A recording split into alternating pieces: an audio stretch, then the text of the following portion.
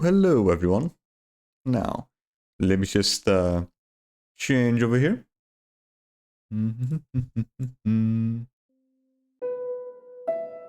Here we go. That should do it. Hello everyone.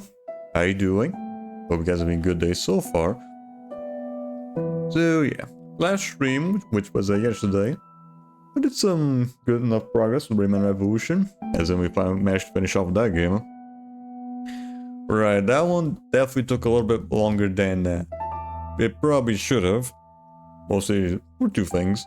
One, that little test that we did with having the game in German, which was still fun seeing.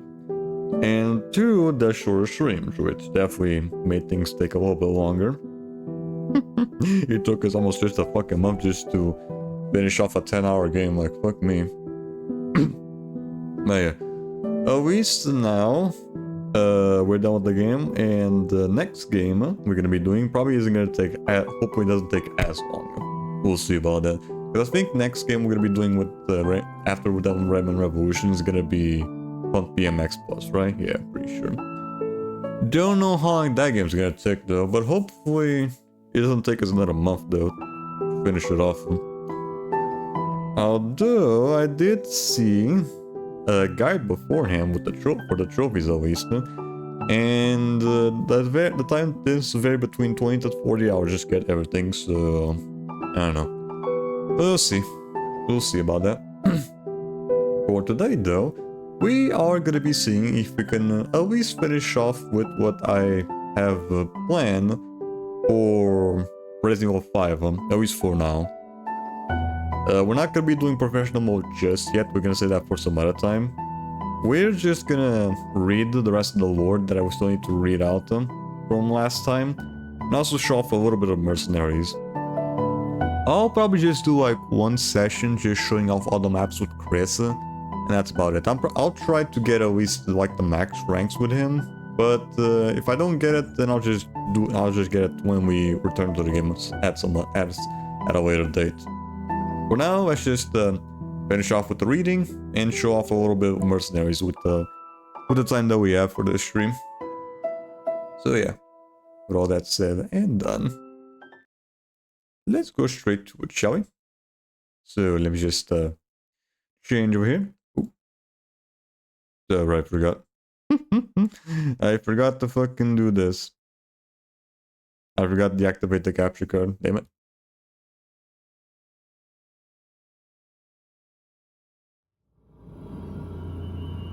Yep, you.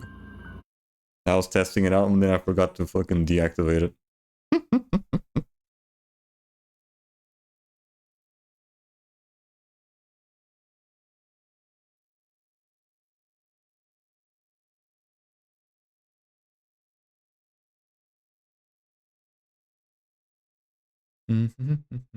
At least we got most of the majority of the trophies down. The rest are just doing the campaigns on professional mode and hunting down all the other stuff. Or at least the DLC campaigns. Well, we're gonna say that for some other time as well. Because we have to do like full campaigns for that shit. For now, let's just continue on with the reading and Resident Evil. and do a little bit of Mercenaries. Because Mercenaries is actually gonna be a lot of fun. Don't know how hard it's gonna be to get to the required ranks though. Guess we'll just have to find out later. Alright, where were we? Listed within this file is a general background information overview of BSAA agent Chris Redfield, as pieced together from various sources.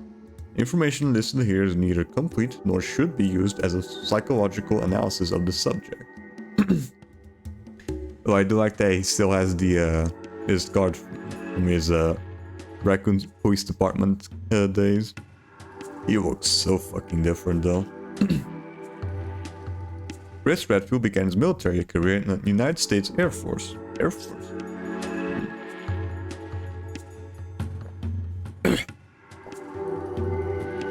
Possessing a service record with both commendations and disciplinary actions, commanding officers have described Chris as uncompromising, possessing unwavering dedication, and having a high level of adaptability.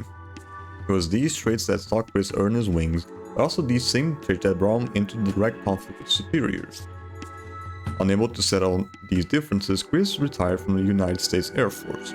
After retirement, Chris was scouted through by Raccoon City Special Forces STARS because of his superior firearm and hand-to-hand combat skills, along with his qualifications as both fixed-wing aircraft and helicopter pilot. Oh yeah. Too bad he didn't suffer the same fate as most helicopter pilots in this fucking game, or in this series. Joining the STARS team, Chris was designated as Point Man, PM, or Alpha Team.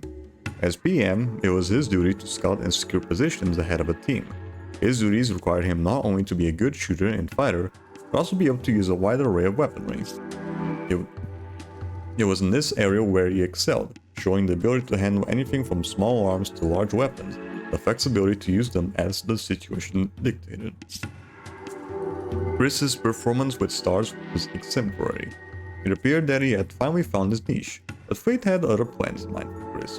Unbeknownst to him, the next chapter in his story was about to unfold on that fateful night in July 1998. The STARS Bravo team, responding to reports of disappearances in the surrounding areas of Raccoon City, abruptly went radio silent. The Alpha team was sent in to investigate. Shortly after their helicopter touchdown, they were attacked by wild, ravenous canines known as the BOW Cerberus, and were forced to take refuge in a nearby mansion. The mansion was in reality the Arclay research facility for the pharmaceutical giant Umbrella. It was at this facility that they developed bioweapons and conducted uncounted illegal experiments. Here Chris and his partner Joe Valentine were forced to combat numerous BOWs as part of an active tactical research plan devised by Albert Wesker. Okay, so it was all just a test, right? Wesker was the commanding officer of STARS, therefore Chris and Joe's superior. Though all his actions were done at the behest of the Umbrella Corporation, Wesker used his ranks in STARS to manipulate Chris and Joe. Wesker unleashed several BOWs into the mansion in order to gather data for his own needs. Or ends, that is. This strategy in the Arclay Mountains became known as the Mansion Incident. It ended with Chris and Joe destroying the creature known as Tyrant, the death of Wesker, the destruction of the laboratory. Having survived the incident at the mansion, Chris attempted to notify the authorities regarding Umbrella's activities, but all his warnings were ignored due to Umbrella's powerful sway. Having exhausted this option, he attempted to notify the US government of the situation. This too, however, proved fruitless. He knew that taking on such a large corporate entity alone will not be easy. It might, in fact, prove fatal. But in the end, he was left with no other choice. Hi there, Digby. Hoping it. My upscale should be here tomorrow, so hyped. Ooh, okay. Hope it works just fine, though. With the upscaler, you're probably gonna have to turn on developer settings so that I don't know if it's gonna be the same for you, but with mine, the image would be too green right from the get-go. So you have to like turn, if it ends up on a like a weird color, you have to like turn on developer settings and fix that up. I'm pretty sure you should be able to find a Reddit thread about that was created by me. Yeah, pretty sure. Let's see if I can find it myself. Let's see. OBSGB C green tint.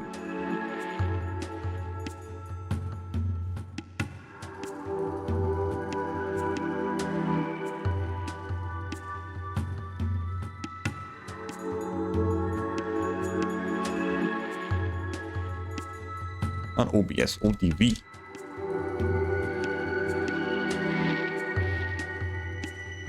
I can't find mine.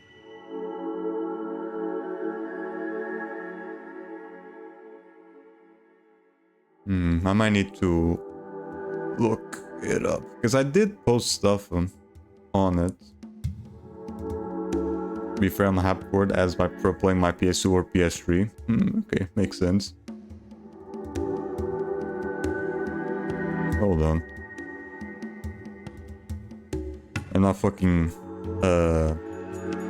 I'm not logged in on my PC. Let's see on mobile. Hopefully it should show up. I don't know if the thing's still on Reddit because this was like a few years ago.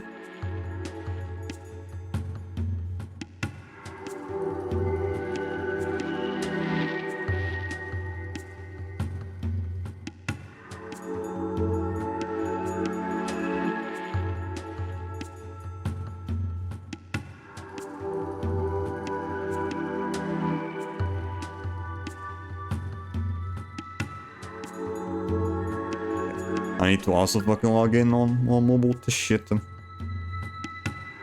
That's why I'm getting a lot of fucking notifications.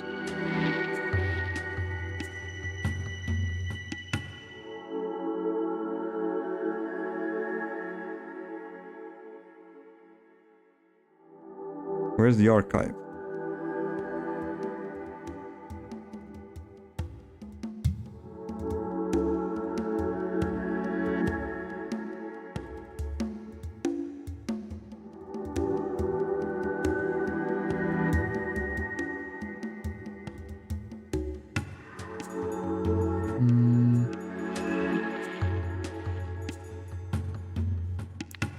Shit. Why is it not showing up?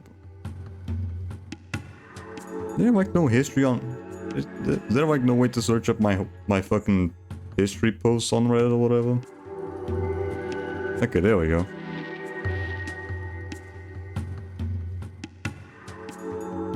There we go, found it. Let's see if I can show it up. Let's see if I can find it on okay, GBS control green int Reddit.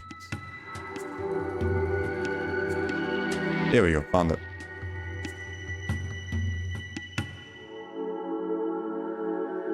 Okay, I finally found the one that I created years ago. I'm surprised it's still up. Okay, here we go. Recently got the GBS control for the PS2 with component cables. The image has a slight green tint to it. I heard it's something to do with ADC, but it doesn't seem to do much. Any help would be appreciated. Alright, you can... I don't know if you can tell immediately from here, but the image does have a little bit of a green tint to it. I think it's also just the image also slightly darker. But you can fix that up on OBS by adding like brightness setting with brightness settings. Okay. Yeah, there we go. You have to do this. Try setting oversampling to 1 with ADC, or 4 times oversampling with the option disabled. Second option should be. Well, how do I say oversampling? Is it in development mode, in extended settings, or mobile or PC?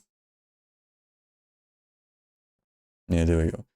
I found that you have to activate developer mode. Then an extra settings page should show up and the oversampling settings should be there. Yeah, you have to turn on developer mode and then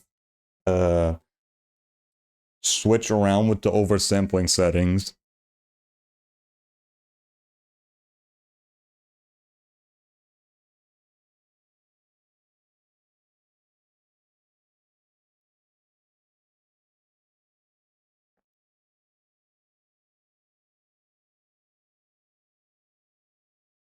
Yeah. Yeah, you have to do this shit. Because otherwise it makes the image look way too wobbly or just have like a green tint to it.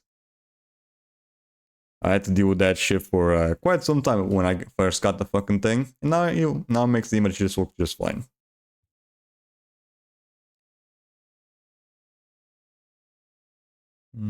Alright. Where were we? The PS3 is honestly my least favorite PlayStation. Really? I actually play more on my PS3 lately.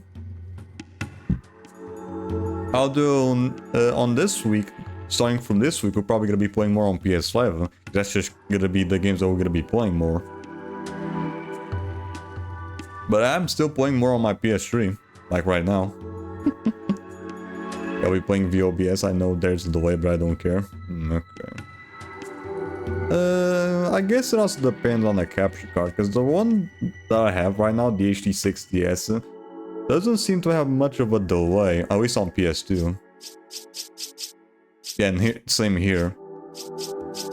At least with my capture card right now, it doesn't seem to have much of a delay.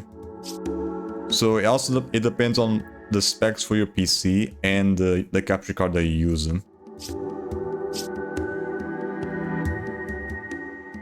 Have you unplugged your PS4? No, I still have it here. It's right next to my PS3. I just don't use it. I just don't use it as much. But I'm still gonna be using it though, because I still need to finish off with The Last of Us and Crash 4. It's about time on PS4. Crash 4, I still need to get, hopefully trying to get the developer times though. I don't know if I'm even gonna be able to get one though. We'll see about that. I'm also thinking of just doing like for example PS4 game that I haven't done yet. I'll do it first on PS5 and then later I'll do it on PS4. Like for example with this game Resident Evil 5, I also have it on PS4. But if I ever do it on stream, the PS4 version, I'll probably do it first on PS5 though. And then some other time I'll do it on PS4. I'm pretty sure it's pretty much gonna be the exact same thing, maybe. Okay, here we go. Where were we? Thus, Chris continued his investigation on his own. Without informing his family of his intentions, he soon departed for Europe.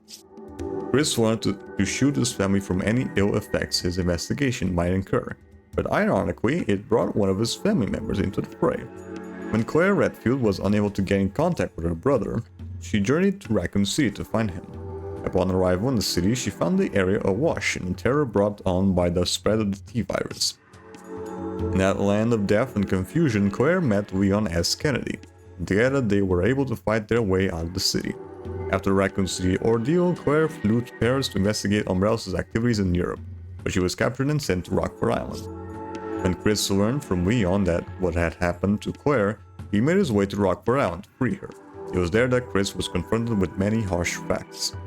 Umbrella had a research facility in Antarctica. Lexi asked if was still alive. There was a new virus called T. Veronica. Most surprisingly of all, Albert Wesker was still alive.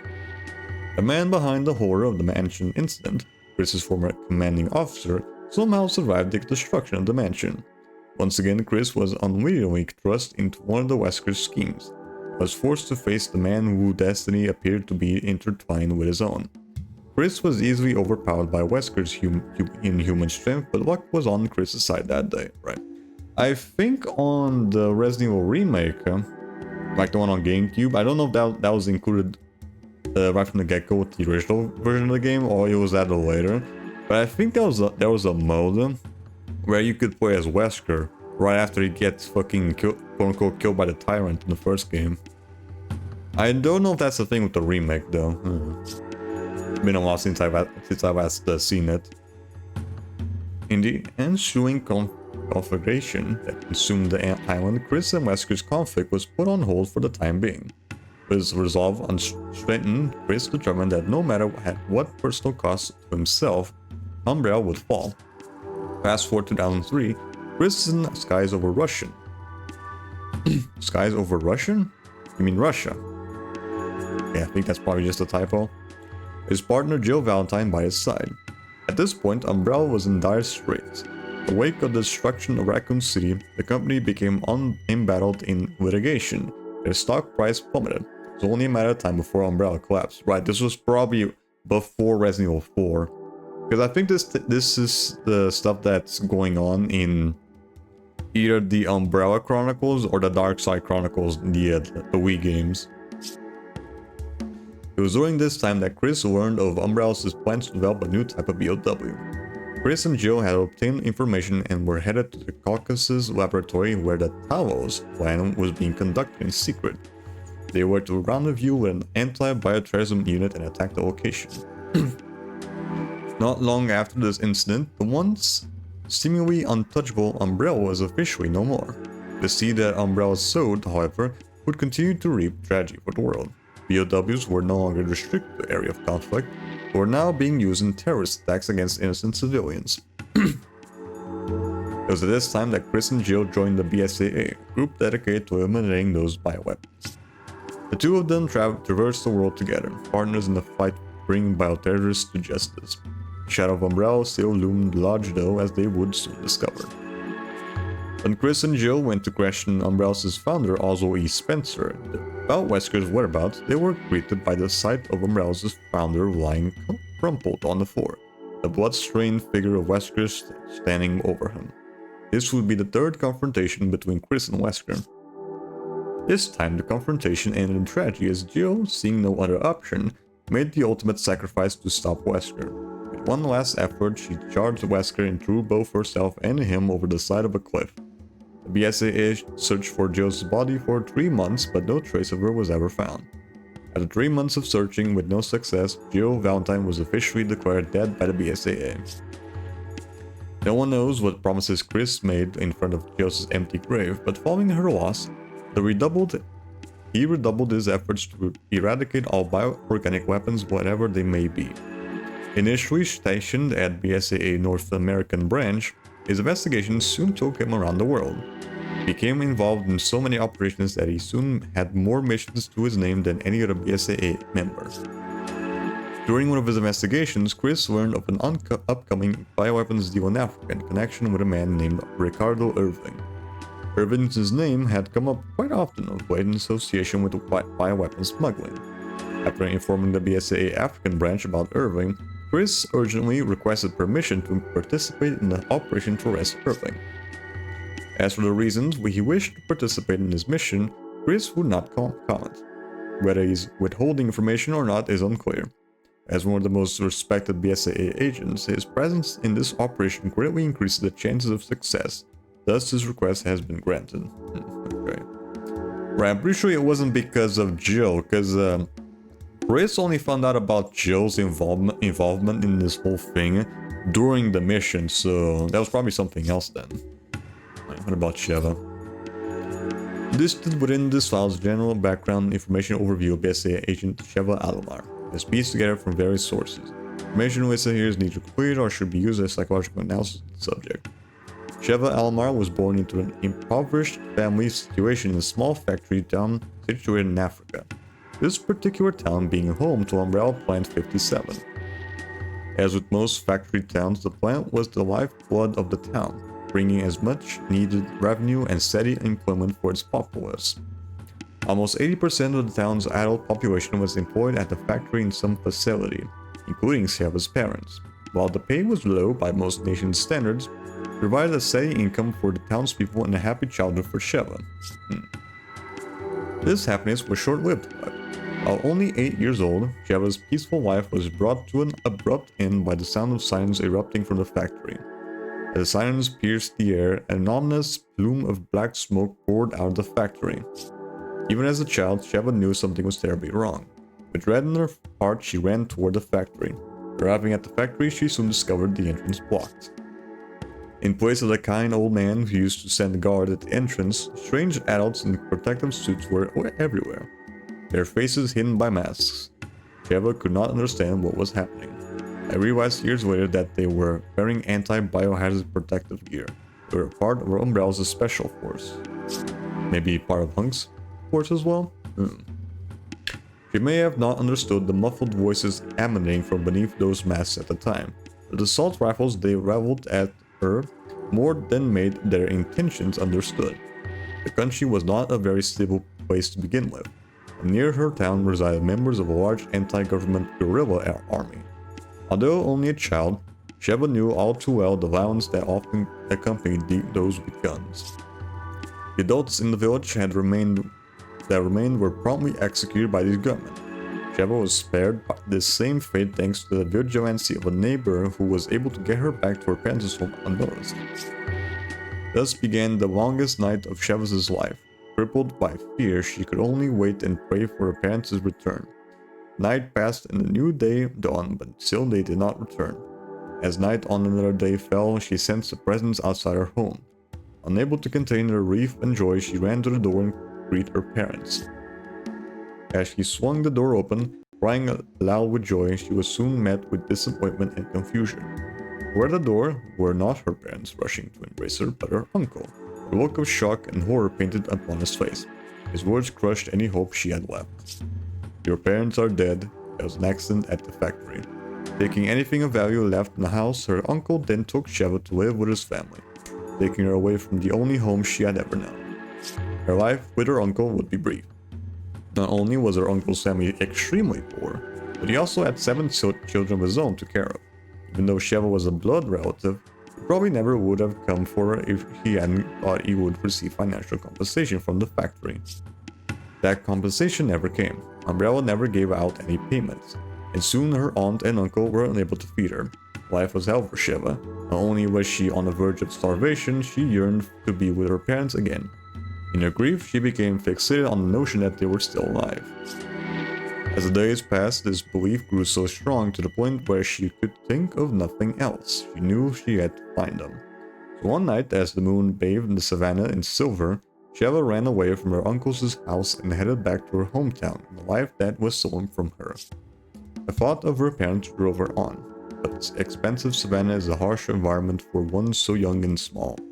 During her second night, she began to feel the effects of malnutrition. Unable to find food, Sheva soon collapsed. A night in the savannah is not a quiet affair. Sounds of animals plodding along, beasts howling at the moon, insects chirping, buzzing about, the dry wind soughing through the grass. Sheva considered them all with wonder.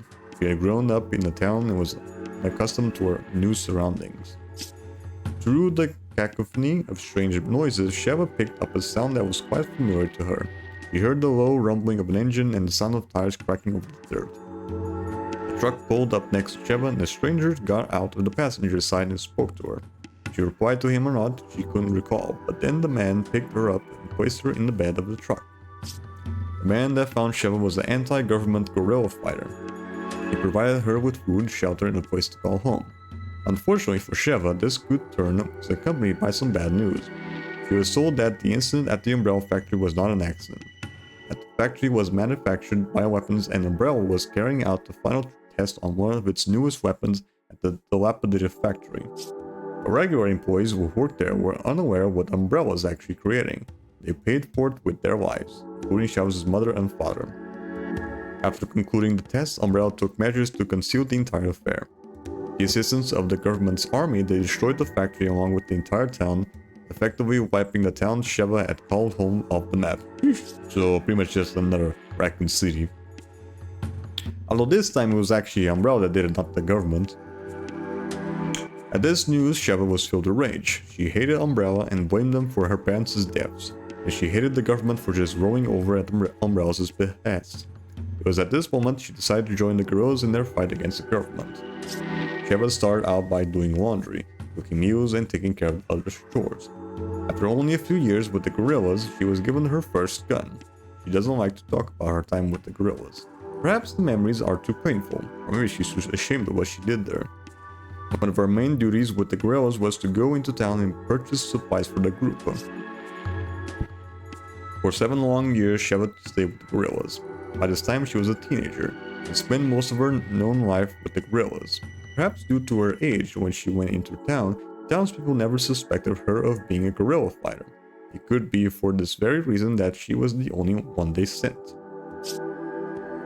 It was on one of these occasions while she was in town that a man approached her.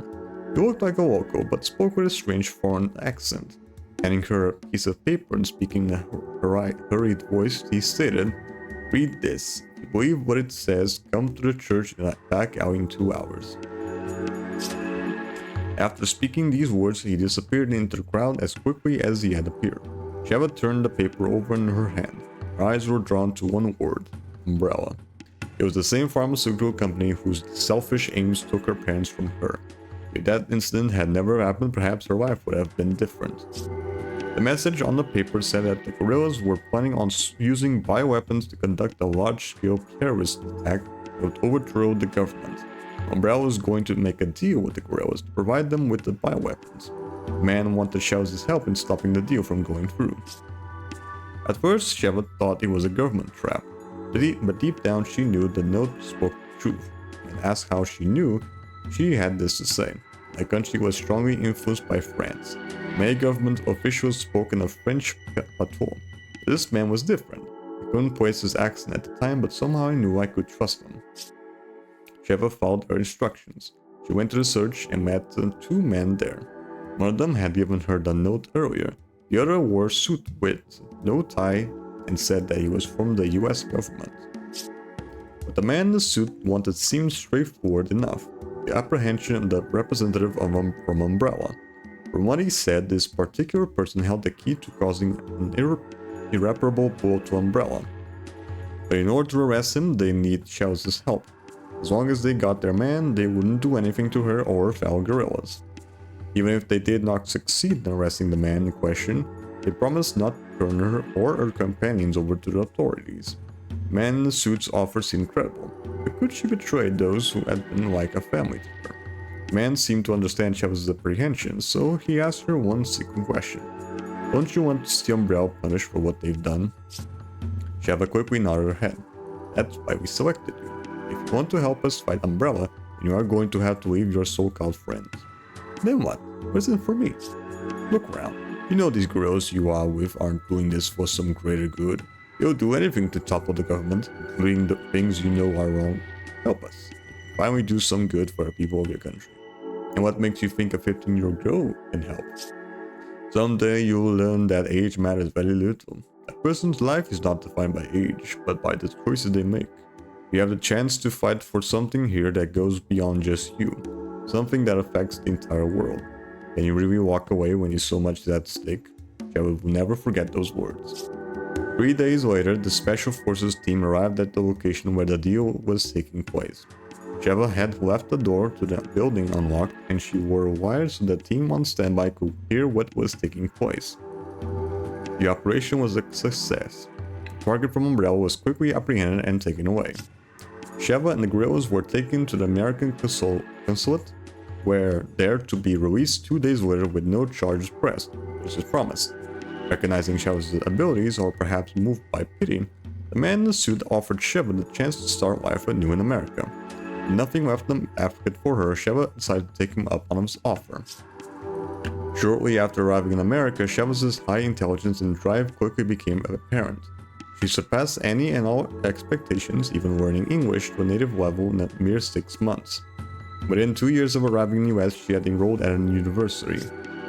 After graduating with high honors from a university, her legal guardian, the man in the suit, suggested that she join the newly formed BSAA to help others as she had been helped.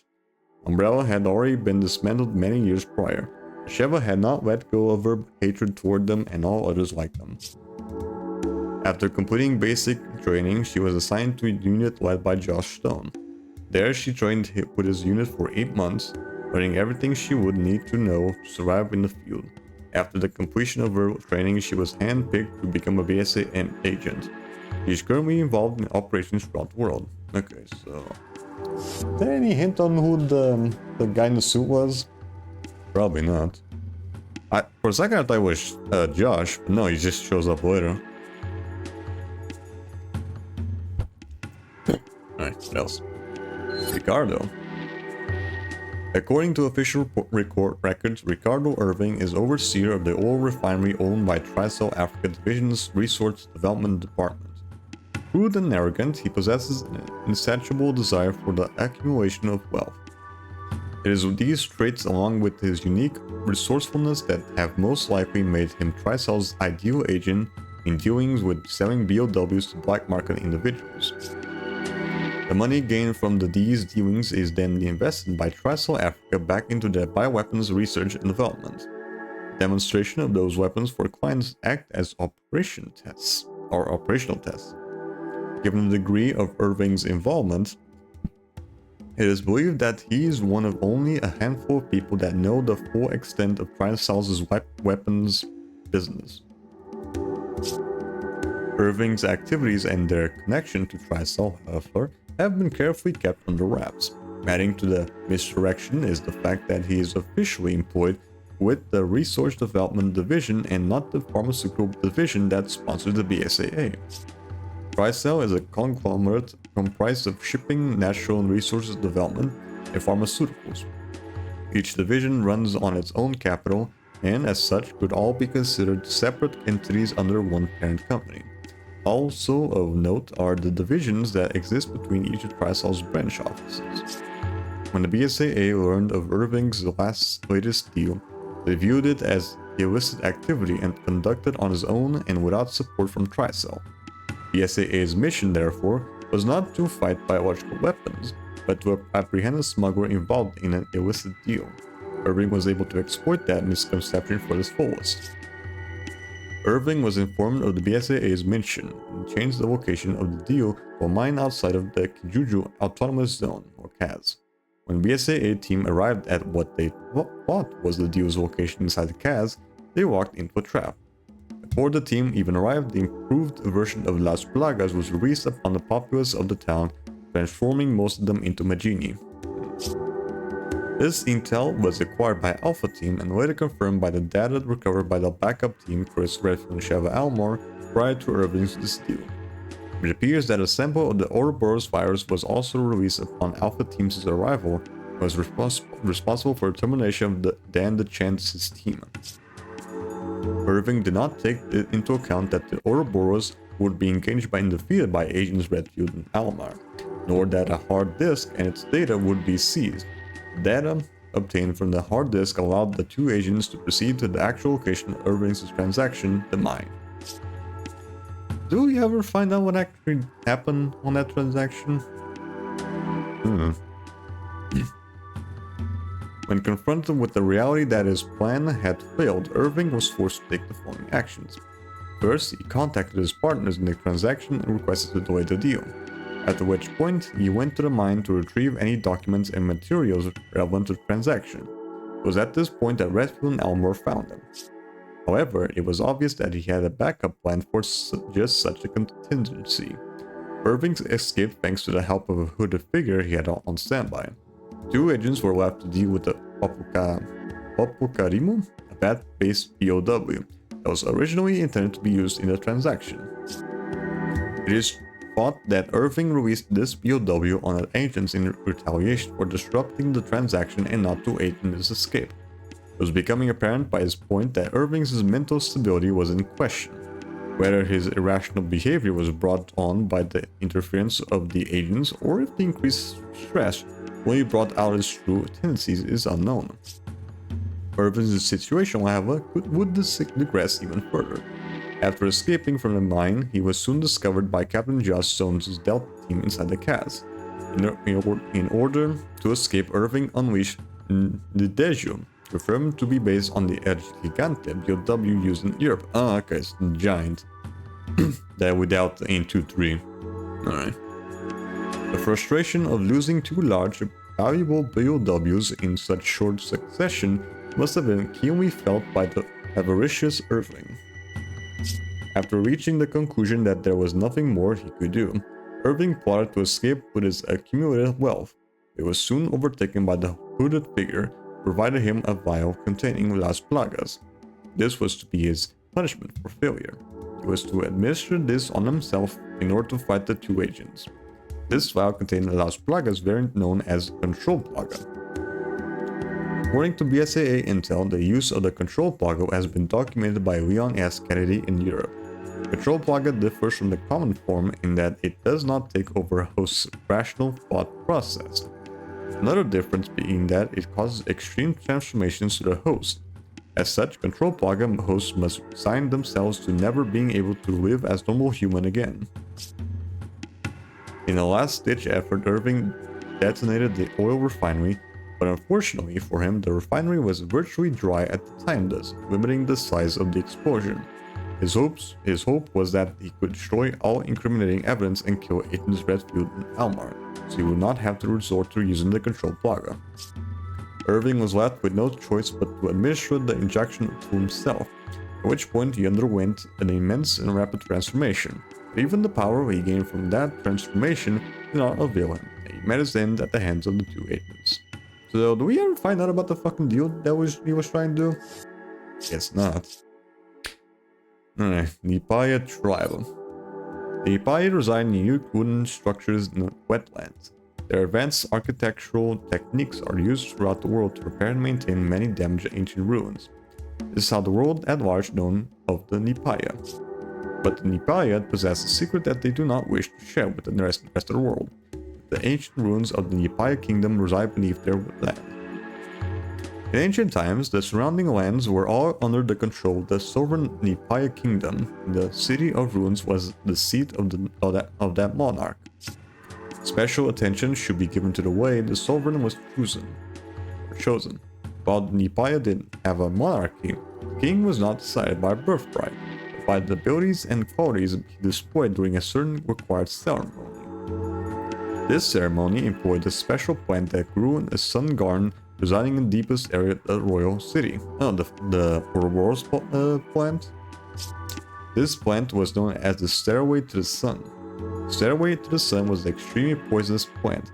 Its effects were fatal if consumed, though some individuals possessed a natural resistance to the poison. The Nipaya people believed that a man who could prevail against the poison was destined to become king. Vestiges of this ceremony are still carried out once a year by the Nipaya for the continual peace of their ancestors' spirits. Even with a natural resistance, finding an individual that could survive ingestion of the powerful poison was a rarity. It is said by the Nipaya people that once such man reigned as king for hundreds of years. Whether this legend has any validity to it cannot be ascertained at present. What is known is that this once flourishing kingdom fell into decline and was eventually abandoned by the Nipaya people. Hey, hold on, I need to turn off the Wi-Fi on my phone. Otherwise I keep getting fucking notifications.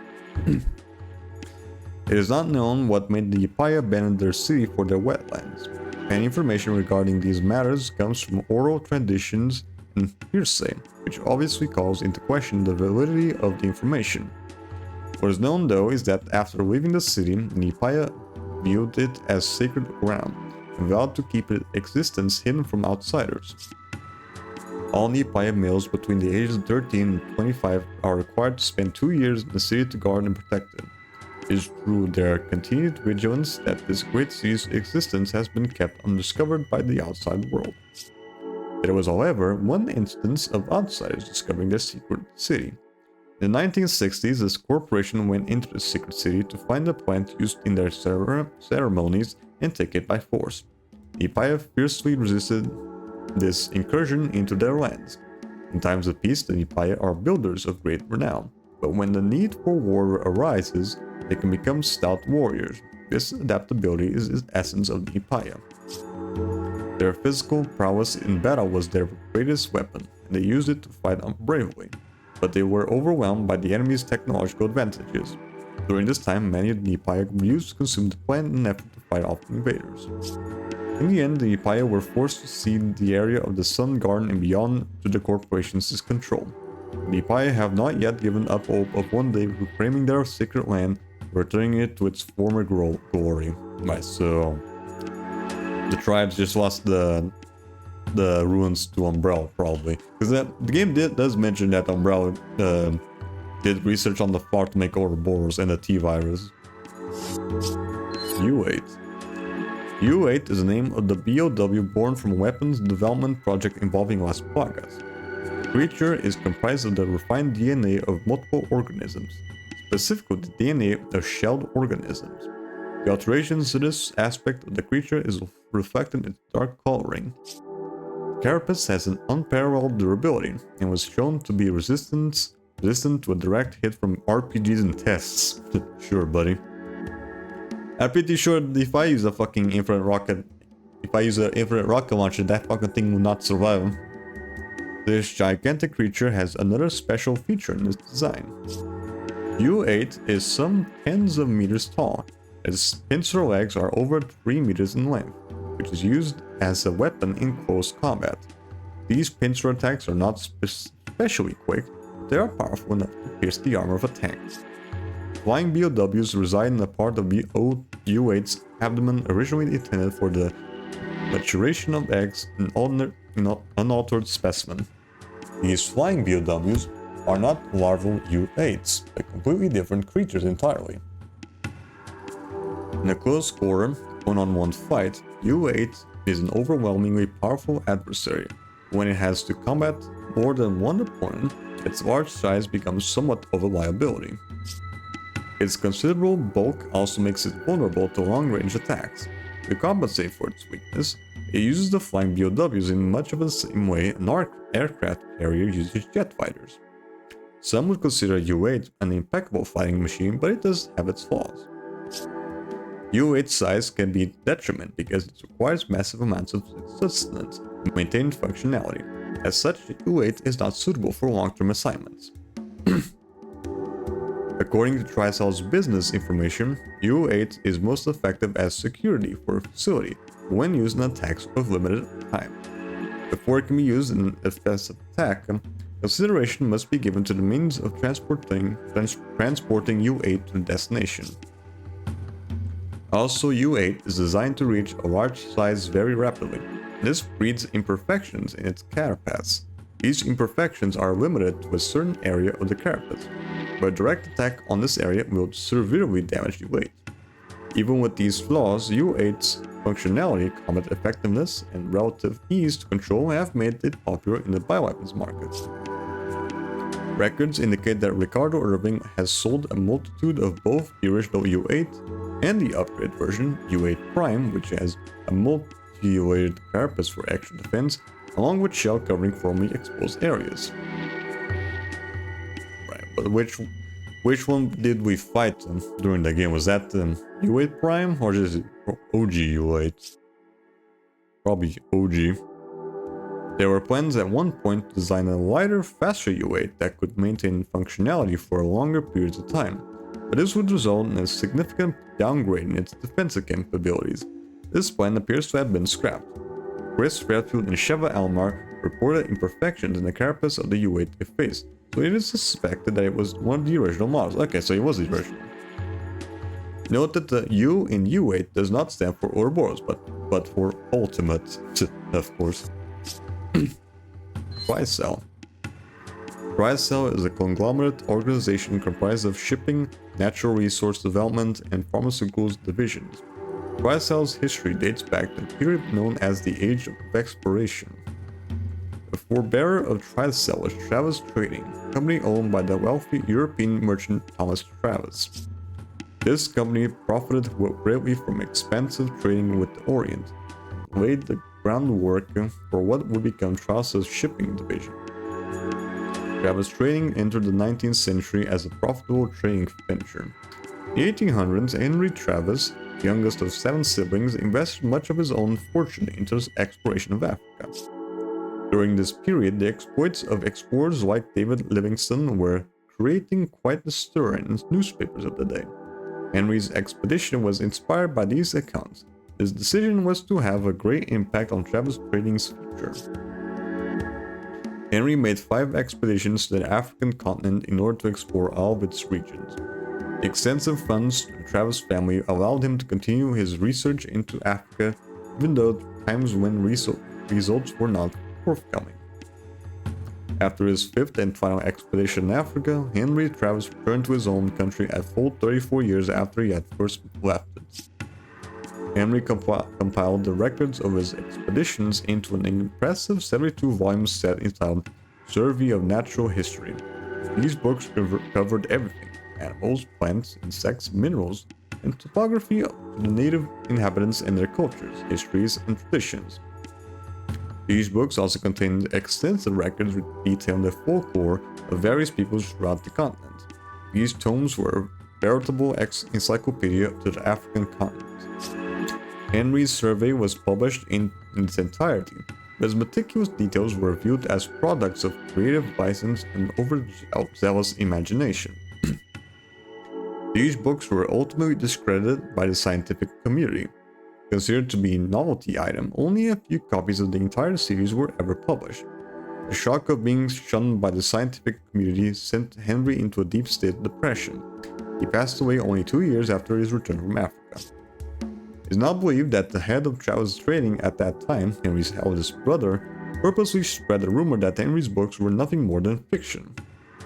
The thought being that he did this because he wanted Travis Trading to be the only company that could exploit the information contained within these books. Right? So he just made his own brother fucking depressed and killed him. Fucked up family, but whatever. Nothing different from what I expect from like Resident Evil. Of particular interest was the topographical information contained in volumes 17 through 24. By the end of the 19th century, Travis Trading had begun to exploit the mineral resources of Africa. All over the continent, the company was mining for precious metals, discovering and developing oil and natural gas fields. Meanwhile, the company's profits continued to spar. These operations formed the basis of Travis's Natural Resources Development Division. Travis Trading built a firm foothold in Africa, and beginning in the mid-20th century, they had begun to actively collect samples of plants, animals, and insects. Henry's books were instrumental in guiding these endeavors. The collected specimens were used in pharmaceutical research, and before long that research brought commercial success. The subsequent founding of Travis's Pharmaceutical Division. Travis Trading was the basis for the shipping division. Natural Resources Development Division was born from the information contained in Henry's journals.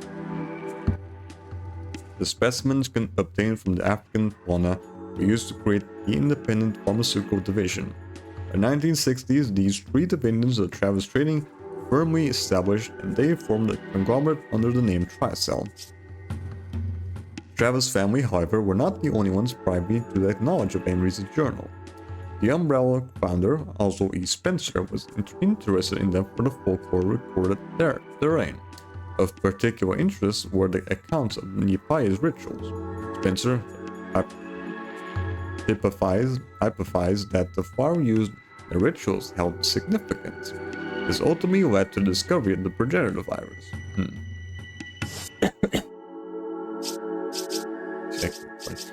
Thank God, there's only like 3 more. What else? Jill. Listed within the phones. When a crisis situation arises, few soldiers excel to the level of Jill Valentine. She is proficient in the use of various firearms, is a master of lockpicking, is skilled in the disposal of explosives. Really? Jill's talents make her an integral component of any fighting force. Like Chris Redfield, Jill was a member of the STARS Alpha team. She was also involved She was also involved in the tragedy at the Arclay Research Facility, also known as the Mansion Incident. During the incident, Jill and Chris operated independently, but together discovered the truth behind the facility. They learned that Barry Burton was not really a traitor, but was being controlled by Albert Wesker, captain of the Alpha Team. In addition to Wesker's machinations, they also learned the source of the zombie outbreak was due to the release of the T-virus. The Umbrella was more than just an ordinary pharmaceutical company. But Jill learned that the Arclay Research Facility would have profound repercussions on the rest of her life. Following their return from the mansion, Chris and Jill attempted to inform the authorities of Umbrella's activities. For all their good intentions, they were met with no movement towards any official investigation into the company. Fed up with the lack of response, the two took it upon themselves to investigate Umbrella. They concentrated their efforts on Umbrella's main base of operations in Europe. As a STARS member entrusted with protecting Raccoon City, Jill chose to remain in the city for the time being and investigate the Umbrella research facility there before rendezvousing with Chris in Europe. This decision led to her involvement in the Raccoon City incident. During the investigation, rodents infected with T-virus from the Arclay research facility began to spread the virus into the city. The virus quickly spread, infecting a majority of the residents. Umbrella, the perpetrators behind this incident, reacted swiftly. Umbrella sent in the Umbrella Biohazard Countermeasure Service, or BSAA, to handle the situation. They also dispatched the bioweapon Nemesis T-Type to take out any surviving STAR members, the Umbrella who now considered a threat. Jill attempted to escape from Raccoon City, all the while being hunted by the Nemesis T-Type. During this time, she encountered a member of the UBCS team, Carlos Oliveira. Carlos claimed his team was on a rescue mission to save any survivors in Raccoon City. Having no reason to doubt that mission's purpose, he proposed to help Jill escape. Jill, on the other hand, had her doubts. However, the situation had reached critical proportions and Jill did not have the luxury of time. The US government was planning on containing the spread of the virus by launching a special missile strike on a city called Operation Bacillus Terminate. And Jill became infected with the T-virus as a result of Nemesis T-Type, despaired of ever being able to get out alive. Fortunately for her, Carlos was there to help. Carlos obtained a cure to the T-virus infection and gave it to Jill. After recovery, she worked with Carlos and they successfully escaped from Raccoon City. In 2003, after Operation Talos, Jill and Chris became two of the original 11 founding members of the BSAA, and joined them in their fight against bioweapons and bioterrorism around the world. Chris and Jill stopped bioweapons in Asia, destroyed bioweapon labs in South America, arrested smugglers in Europe, and patrolled the world in an attempt to stamp out all bioweapons. Throughout their activities, while they may have suspected the long fingers of Umbrella as being involved, they never had any conclusive proof. Those long fingers, however, would turn out to be connected to the hands of Umbrella's founder, Oswald E. Spencer. The pair received intel on Spencer's whereabouts and rushed out to arrest him, only to find their former captain and hated enemy, Albert Wesker. Seeing Spencer's crumpled corpse on the ground, two changed their plans to arrest Wesker instead. In a 2-on-1 fight, Chris and Jill should have had the advantage. Wesker's strength and agility were well beyond that of any normal human. For all their training, Jill and Chris were no match for Wesker. As Wesker was about to end Chris's life, Jill made the ultimate sacrifice. Lunging at Wesker, threw both herself and him out of the window, over the side of the cliff. Chris knew nothing as he watched his partner fall toward death, supposedly. BSAA launched a full-scale search operation, but neither Jill's body nor any of the personal effects were ever recovered. On November 23, 2006, Jill Valentine was officially declared dead. Her name was added to the list of BSAA members who died in the line of duty. But Jill's story did not end there. The fall did not kill Jill nor Wesker. Though badly hurt and unconscious, Jill was saved by Wesker. After giving her the medical treatment she required, he placed her in a cryogenic sleep. Once the Ouroboros plan was finalized, Wesker intended to use her as a first test subject. This was Wesker's way of exacting his revenge. Fortunately for Jill, luck was on her side. The apparatus monitoring her vital signs detected some abnormalities. Something was happening inside Jill's body. and Wesker's curiosity was piqued. Further investigation showed that a mutated form of the T-virus was still inside her body. It was a remnant from her infection in Raccoon City. The cure she was given was supposed to have eradicated all traces of her virus in the body, but instead it caused the virus to go into a dormant state. For an extended period in the cryogenic sleep somehow reactivated the virus. Shortly after being reactivated, the T-virus completely disappeared from her body, but it left something else in its place. Wesker found that Jill's body now contained powerful antibodies to the virus. All those years, the T-virus was inside her body, forced it to develop a defense system that was nothing short of miraculous. This discovery would help further Wesker's ambitions. The development of the Ouroboros virus, the centerpiece of the Ouroboros plan, had proven to be quite difficult. The Ouroboros virus developed from the progenitor flower proved to be too poisonous for humans to be of much use. Instead of spurring the next step in human evolution, it only evicted death. Wesker theorized that using Jill's antibodies could make the virus less poisonous. He kept Jill alive solely to produce antibodies for his research. Jill had revealed bioweapons and devoted her life to eradicating them, was ironically being used to develop the most terrible bioweapon of all. After much research and experimentation, Wesker finally perfected the Ouroboros virus. Jill's participation in its development meant she was no longer a suitable test subject. Pure and unadulterated antibodies with high resistance to the virus permeated her body. Wesker decided he would find a suitable use for her elsewhere. During the research into the progenitor virus, an ancillary chemical was discovered. The researchers referred to it as simply P30. When administered to test subjects, it would not only give them superhuman strength, but also render them highly susceptible to control.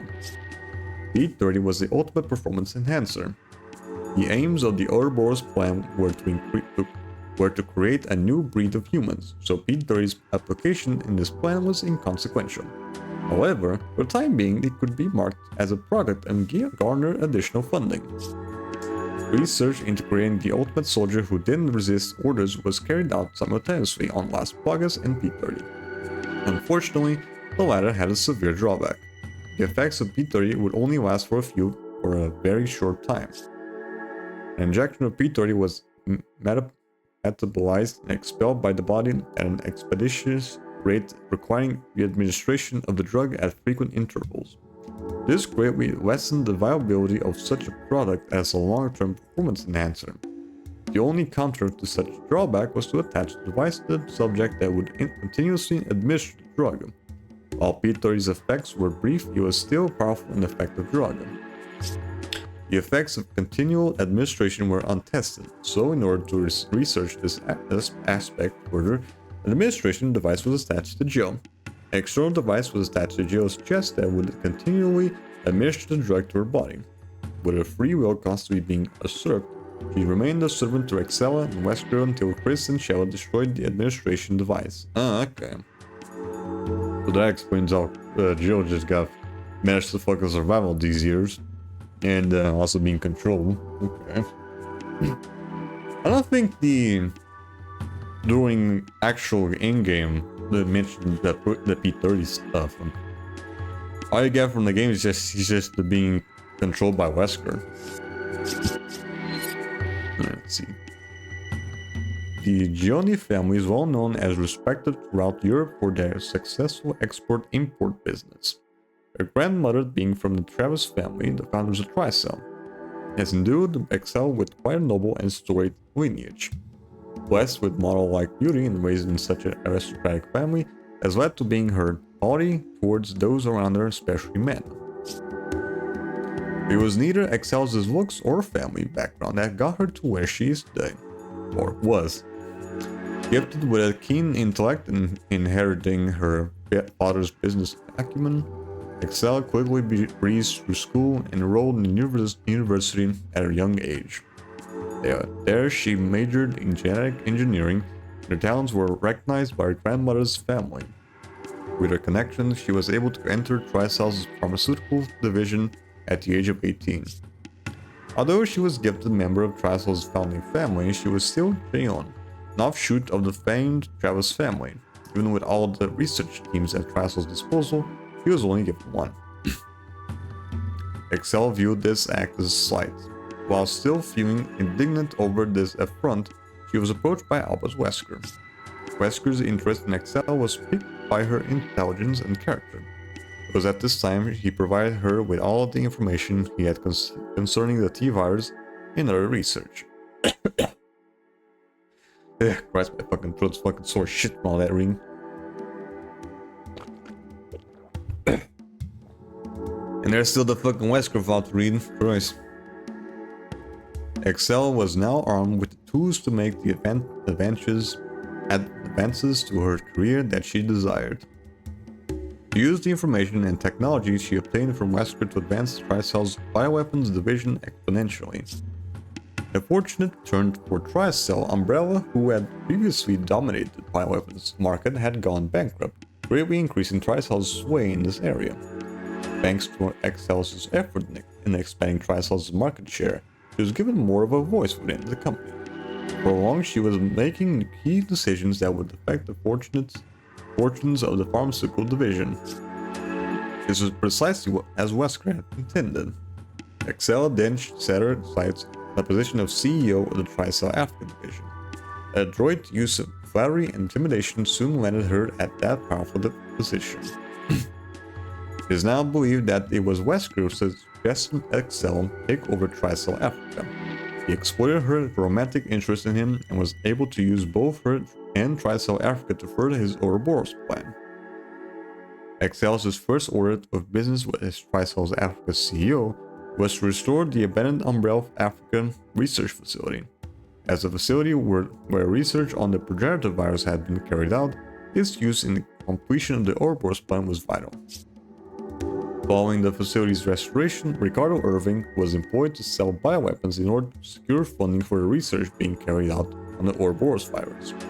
As the Ouroboros plan neared completion, Excel began to fancy herself as the queen of the new world order that would follow the plan's execution. Unfortunately for her, those dreams was dashed when the man that was to be her king injected her with the Ouroboros virus. Right, and then the virus just didn't really like her. No, last one. The mentioned incident, the tragedy at Raccoon City, Rockford Island, Umbrella's Antarctic Research Facility, and the Umbrella Caucasus Research Facility in Russia. The kidnapping of the US President's daughter, one man was involved either directly or indirectly with each and every one of these incidents, Albert Wesker. Motivation behind all the Wesker's actions can be found in this current incident in Africa. Wesker had already obtained samples of various organisms and viruses, including the T-virus, the G-virus, the T. Veronica virus, and Las Plagas. All these were eagerly and enthusiastically received by Umbrella's former rival companies, who compensated with greatly from each. With wealth, power, and glory, Wesker appeared to have everything a person could ever want. Wesker, however, was not interested in material gains. An all too familiar sense of trepidation continued to dawn on him, the source of this uneasiness being Umbrella's founder, Oswald E. Spencer. During his time at Umbrella, Wesker could never ascertain what Spencer's true intentions were. Spencer's extensive funding of BOW research was unheard of in the field. The whole reason for producing bioweapons was that it could be done relatively inexpensively when combined with a normal weapons delivery system. Spencer's extreme investment in BOWs seemed unnecessary. Why would Spencer need such BOWs in the first place? To find the answer to that question, Wesker joined Umbrella's information department. Even after that downfall of Umbrella, these doubts continued to haunt Wesker. To find the answers he needed, Wesker began to search out Spencer. The only problem was that even before Umbrella's dissolution, Spencer had removed himself from Umbrella's day-to-day operations. Wesker had to use every resource at his disposal, all his time, money, and connections. Eventually, he ascertained Spencer's long-hidden whereabouts. On the first night of the autumn, as thunder and lightning raged in the skies above, Wesker arrived at the ancient castle in Europe where Spencer resided. Wesker expected the old man to be surprised by his presence, but instead the withered old eyes of Spencer lit up with dark delight as he spoke. "You're back." words barely audible amidst his cough-racked laugh. If Wesker had his doubts about Spencer before, he didn't know what to make of him now. He only knew that at the moment that this seemingly feeble old man had been in control of everything that had transpired at Umbrella. Even Wesker's own actions through the years had been controlled and manipulated by this decrepit old man. The sudden realization Wesker now knew the source of his anxiety for all these years. Fearing to read Wesker's thoughts, Spencer laid out everything to him. The development of organic weapons was only a means of achieving his true goal, the forced evolution of mankind via viruses. It would be the end of the current form of humanity, the birth of a new superior human race. This new race, he would build his utopia with himself as a god on Earth. In order to realize this dream, he required three things. 1. Progenitor virus. Without this key component, his dreams would be no more than abstract ideas. Once he discovered the progenitor virus, he had the foundation on which all of his subsequent plans would be built. 2. The Umbrella Corporation. Manufacture of bioweapons and was the perfect method of conducting his research on progenitor virus. Any profits gained through Umbrella's research were secondary to his true goal. The third thing Spencer needed in his grand vision was Wesker himself. Spencer knew what was required for his utopia. He also knew he would need a new human race, but what would that new breed of humans be like? Progenitor virus would spur natural selection upon the population. That was the fundamental premise behind Spencer's plan. But if the new breed of humans brought about by this selection process were unwilling to share in his vision, then there would be complications. This fourth stage of evolution would give the surviving humans increased strength and intelligence. It would not affect a person's knowledge, logic, or general character. If any indolent or unsavory individual survived to be a part of this new race, it would be a blight on Spencer's utopia. Spencer was not about to have his vision stained, so he enacted a plan to ensure that would not happen. This plan was called the Wesker Plan, which was named after the chief researcher at the time. According to this plan, hundreds of children born of parents of superior intellect from all nationalities would be collected. If their knowledge, logic, and self-will could not be altered by genetic manipulation, then Spencer himself would instill his values into these children by whatever means he deemed necessary. These children were all given the surname Wesker. After completion of their indoctrination/manipulation, they were placed into select controlled environments in various locations around the world, ever under Umbrella's watchful eye. Children themselves were to be kept unaware they were being monitored. With Umbrella's concealed aid, they all received the best education available in the fields they pursued. After a few years, one child who showed particular promise was sent to Umbrella's training facility in Raccoon City. This Wesker child's name was Albert. Spencer was quite pleased by all of Albert's actions. If the other Wesker children were like him, Spencer would have nothing but quality individuals for his new race of humanity. Spencer then enacted the second phase of his plan. All the Wesker children would be administered an experimental virus. This virus was administered to screen out the more gifted out of the Wesker children. Some took the virus on the recommendation of a friend, others were given to the virus as part of their medical treatment. Still others had it forcibly administered to them. Albert Wesker was no different. His partner William Birkin gave him the experimental virus and he administered it to himself. This screening process turned out to be a little too selective. Most of the Wesker children died, leaving only a few survivors. Albert Wesker was one of these survivors and he disappeared shortly after. Spencer was unconcerned by this development. There was a fail-safe device attached to every Wesker, Spencer's existence. This was a discomfort Albert had felt throughout his life. All Wesker children were programmed to seek Spencer out, which manifested itself as a growing anxiety within each of the subjects. Just as Spencer had predicted, Albert soon came to him. Unfortunately, Spencer had made one miscalculation. His failsafe only worked for as long as it remained a mystery. As soon as the mystery was revealed, Wesker no longer had a need to restrain himself. All that was impeding Wesker was the feeble old man on death's doorstep. The right to be a god. That right is now mine. With these words, Wesker broke from the shackles that Spencer had laid on him.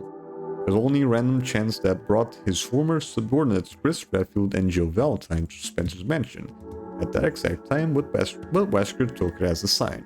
So with this, the weak would always resist the will of the chosen. With renewed purpose, Wesker reflected on his own evolution and the evolution of the human race. After the incident at the Spencer estate, he went underground and used the news of his death to veil his activities.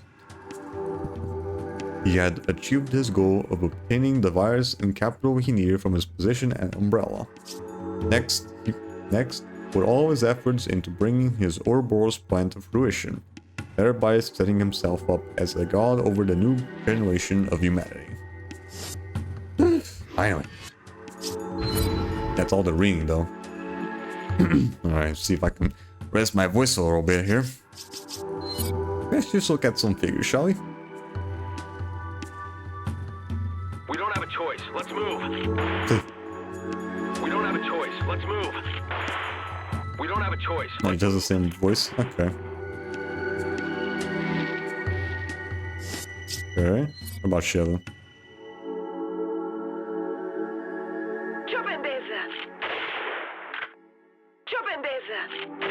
What is she doing? I can't really tell. Cover me while I disable the elevator's lock. Cover me while I disable the elevator's lock. Could they make the audio less compressed though? Take this! Take this! Okay. And what else? Wesker. I only get this much later. Impressive. Impressive. My guess these are probably lines from the Mercenaries mode, because you can play as Wesker in there as well. I believe I've proven I'm worthy. Sure, lady. I believe I've proven I'm worthy. Good old Irving. Over here. When did he say that? Over here.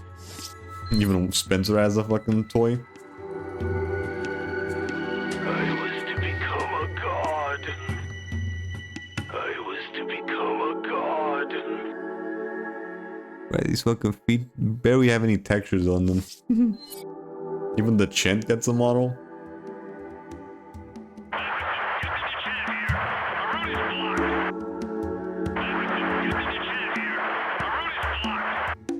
Okay. Dave? Who's Dave? It's gonna get bumpy. Hang on. Oh, the guy from truck. It's gonna Okay. get bumpy. Hang on. Kirk? This is Kirk. Great Sheva. Can you read? Oh yeah, the fucking helicopter pilot. Right, I remember now. This is Kirk. Great Sheva. Can you read me? Raynard. Oh yeah, the guy from the beginning. Good. You're above here. Come. Good. You're The above. guy that got fucking decapitated. Okay, Genie? I do it. I do it. There's probably gonna be a couple of these models because like there's different variations.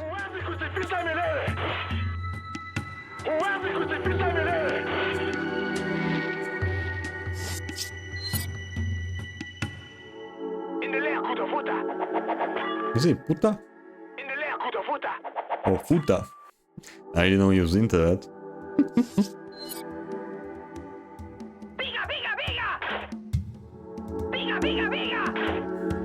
Why does he sound like fucking... Why does he sound like Speedy Gonzalez?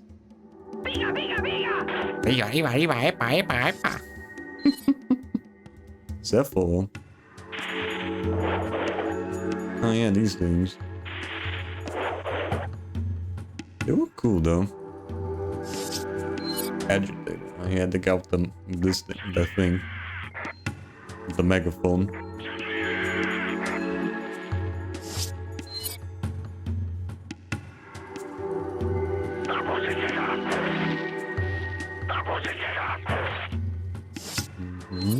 Okay.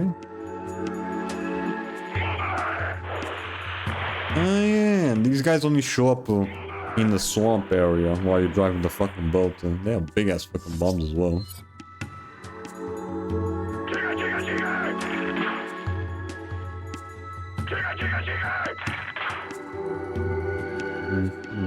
Do we have anything down there? Doesn't look like it. It's all covered. Alright. Giant.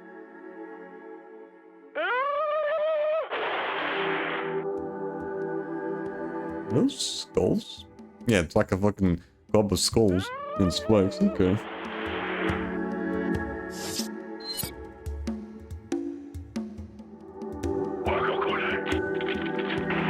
Now these are the guys with the guns.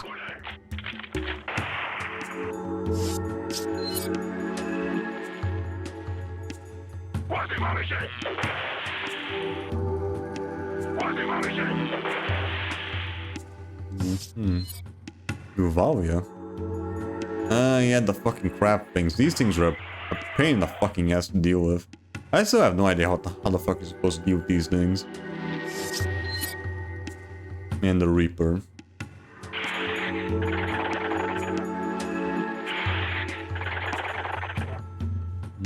They give me a lot of like Fly vibes with that fucking 80s movie. Now the fat fuckers. Executioner. Does have a really cool axe though.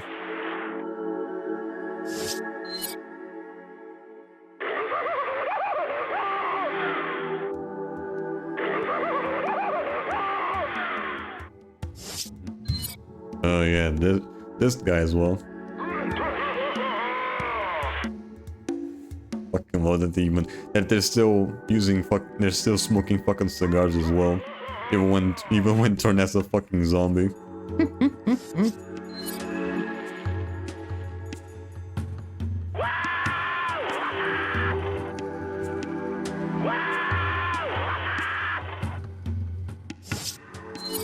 Now we have Ouroboros.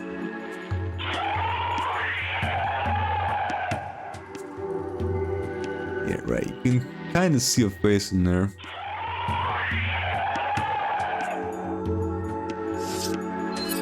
Micro Wesker and betas? I think that's what they're called.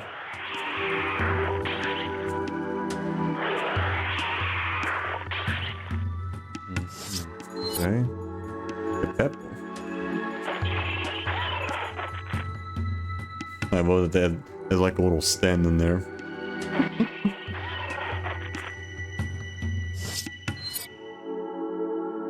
Oh, the little spider things.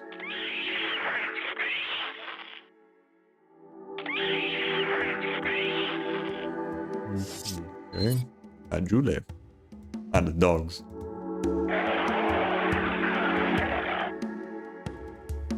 Ugh. Creepy little things, aren't they? Well, that is just crocodile.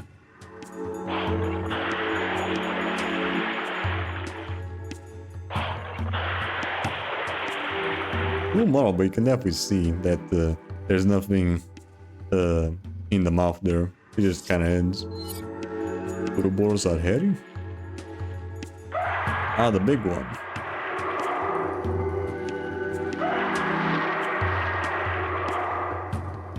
Okay.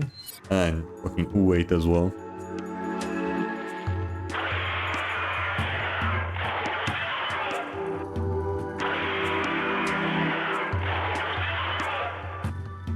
Okay. Popocarimo? Right, the bad thing.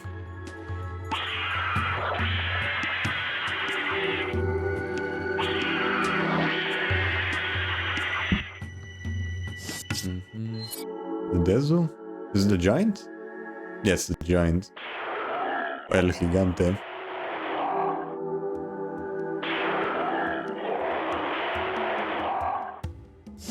Okay. And the full model, okay. You didn't really get the full model. You didn't really get to see the full model while playing the level normally.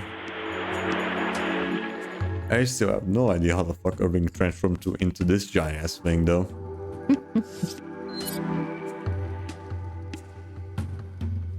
Scope out the area. Scope out the area. Alright. Roger. Right, you get these for getting the BSAA emblems, right? Yeah, because this one you get for the getting 25 of BSAA emblems. This one you get for 30. And the last ones are probably for getting like S ranks Coming. during the main campaign, probably. I'm coming. And full on transformed Wesker as well.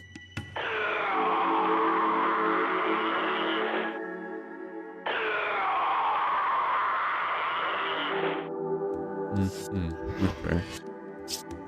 Cutscenes, right? This is just fucking.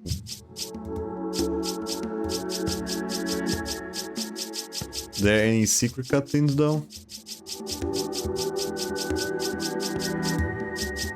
No. Okay. Nothing to see. Alright, that's the library finally. Alright.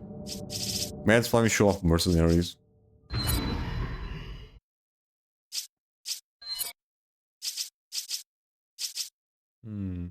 I wonder if someone's actually playing the game though.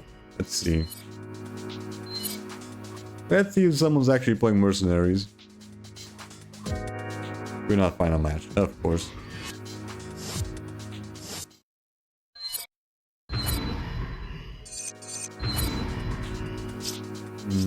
We probably need to unlock the other characters as well.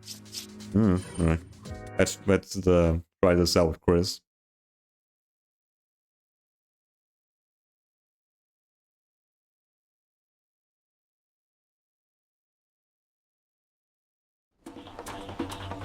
I got us a chopper. Headed your way now. Until I get there, take out as many enemies as you can. If you defeat multiple enemies, I'm way too used to the song that they used during the PS4 version. It's not this one. I think it only plays during the Mercenaries Reunited.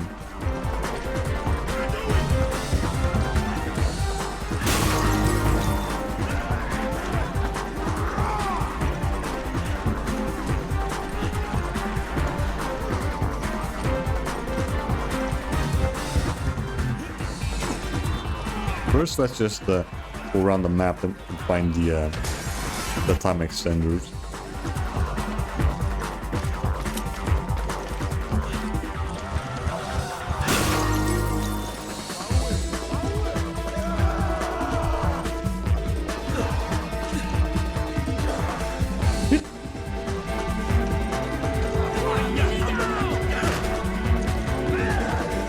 And also see if there's the I think there should have been like a spraying around here.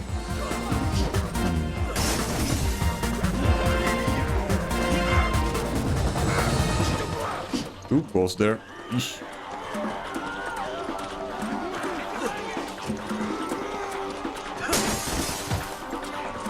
Out of the way. Was there another one up here?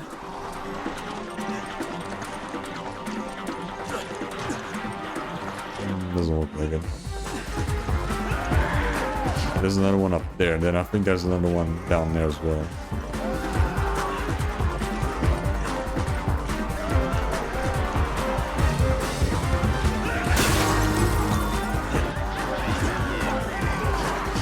Wait. Oh, shit.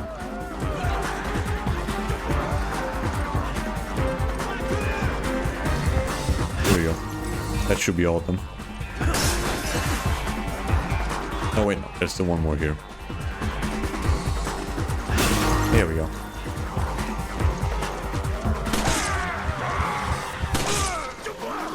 Nope.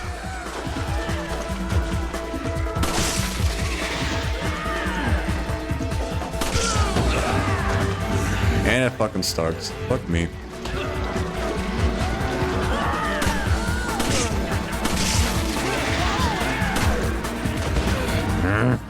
Stop fucking grabbing me. God, you're so fucking annoying with that.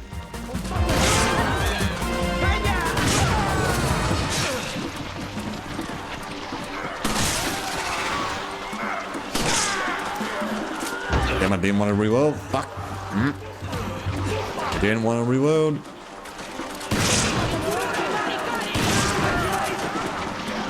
Out of here.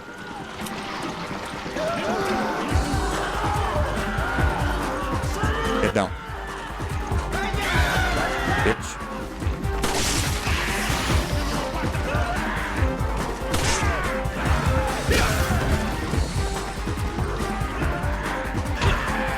Fucking attacks aren't strong enough to fucking do it.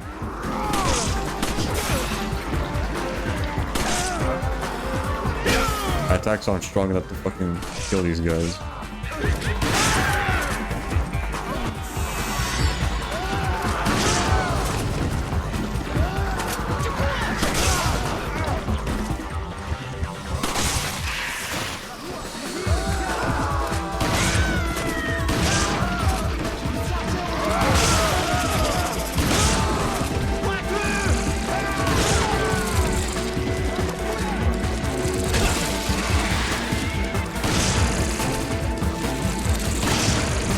Die.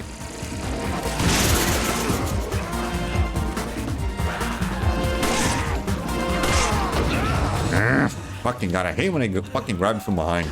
So fucking annoying with that.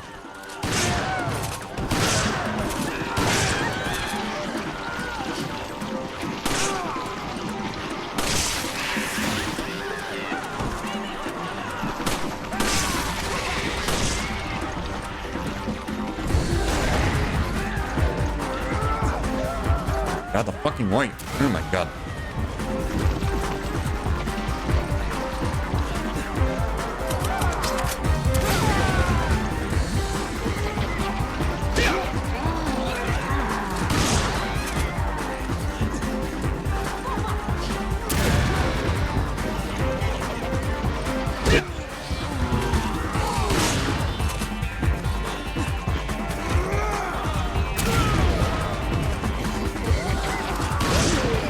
There we go. Got him.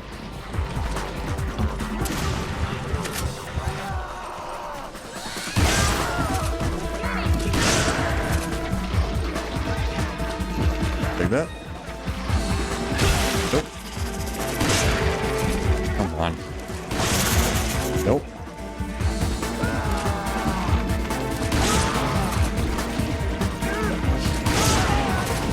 Shotgun's doing really good work here as well.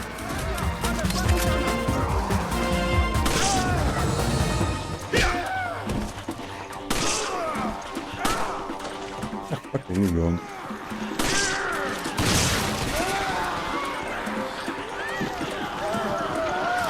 Yeah, I should probably just stick with the shotgun for now. Although I'm probably going to be running out of ammo pretty quickly.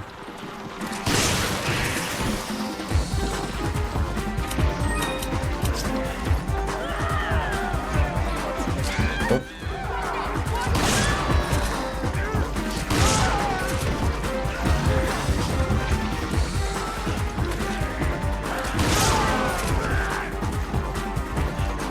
Oh my god. Kidding me.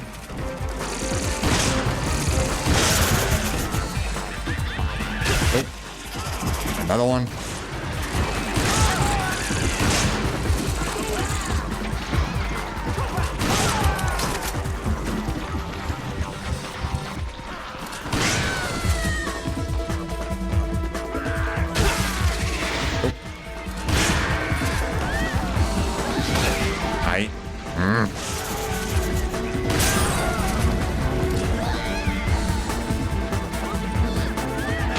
Out of here. Oh shit. I don't have any more fucking grenades on me.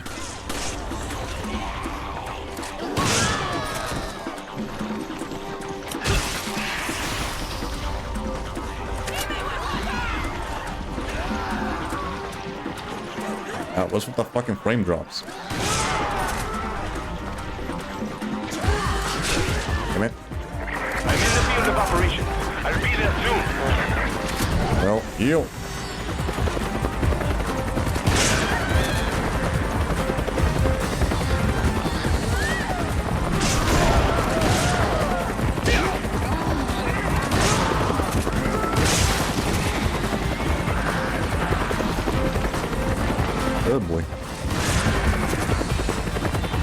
shotgun's doing really good work here. Oh, yes! Very impressive.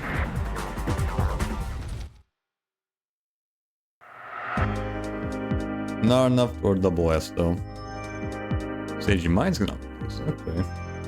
Joe BSAA can now be used. Okay.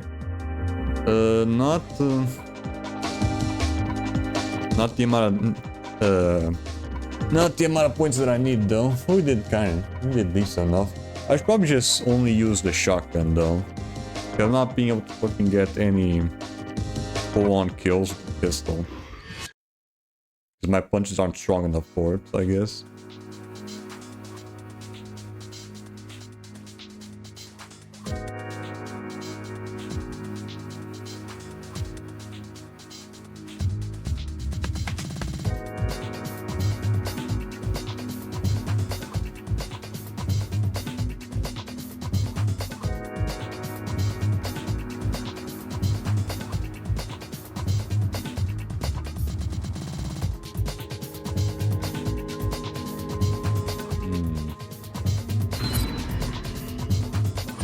Let's try again.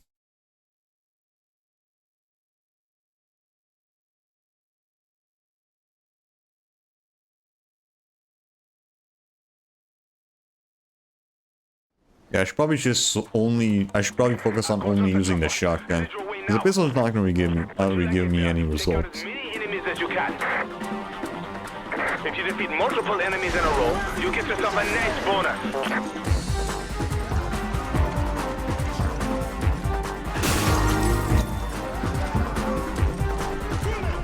Then probably just not waste time with the random detours.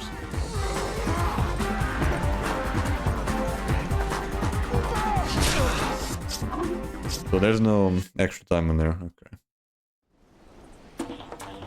I've got us a chopper. Headed your way now. So I could just go straight to the left. Then.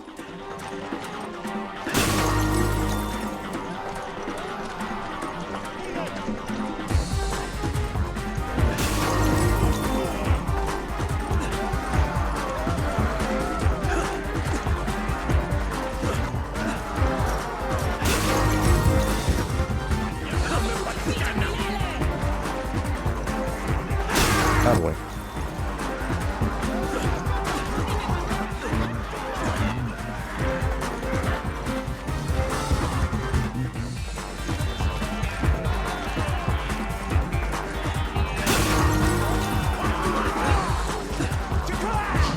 Oof. No idea how I fucking missed that.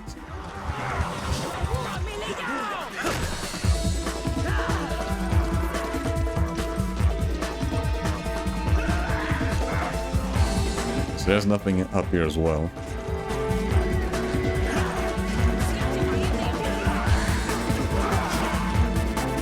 I am too used to the fucking placements in Mercenaries Reunited, probably.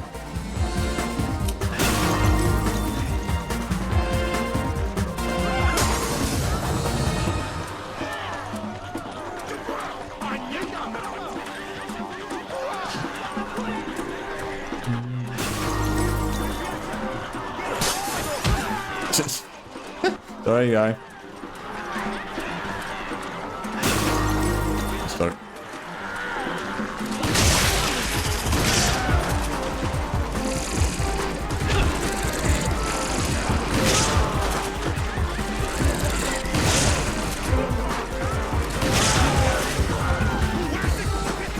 Nope.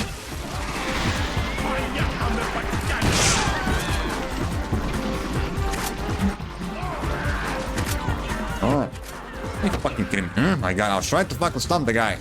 Motherfucker. I was trying to stump the guy, but the fucker just kept picking up the wrong thing. Fuck me.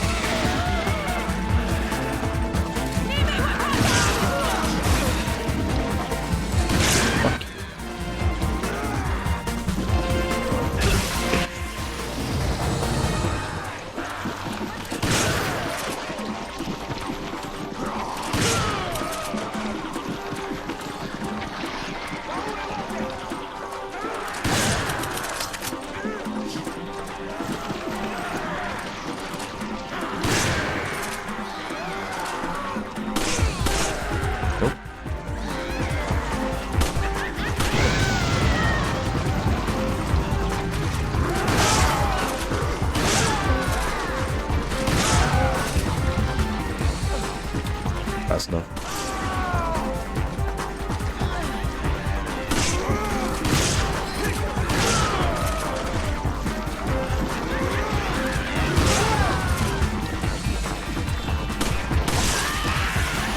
Yep.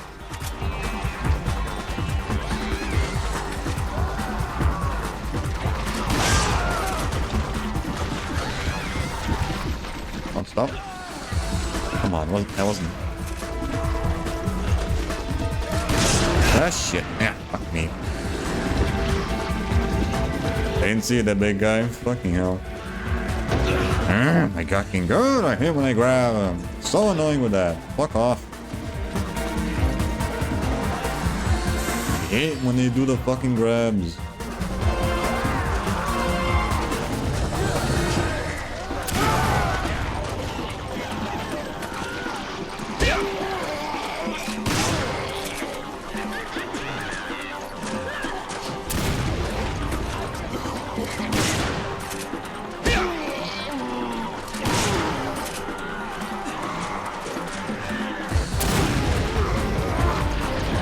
Got him.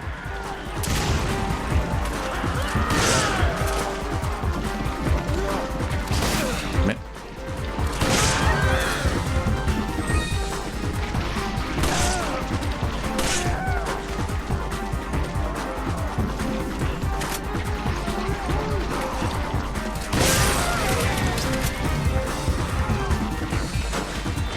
Nope.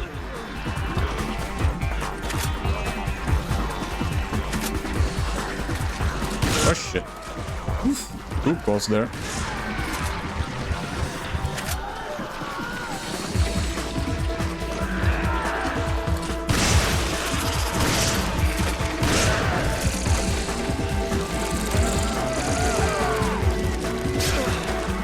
Hey.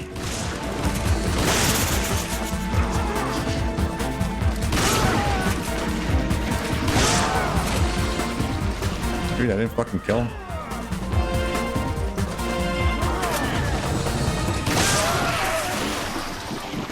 No, you don't, asshole.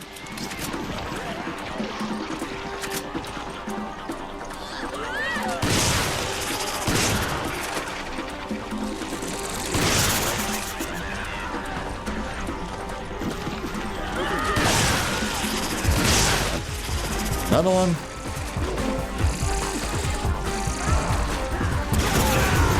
What the fuck? Oh my god. Fucking annoying bitch. Fuck me. I just had to be fucking grabbing a goddamn executioner. Just had to fucking pop off. Fuck me, man. Oh my god. The fucking grabbing. Getting grabbed in this game is so fucking annoying. I got us a chopper. Headed your way now. Because they grab you all. They always grab you in the most inopportune fucking times.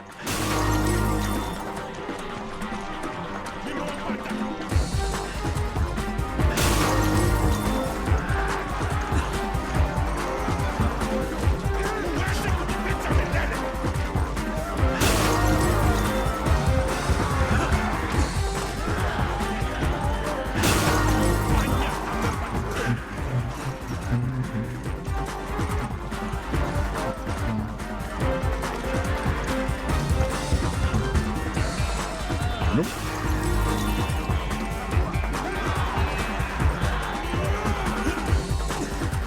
Pretty sure that right side doesn't have anything. I could just push right here.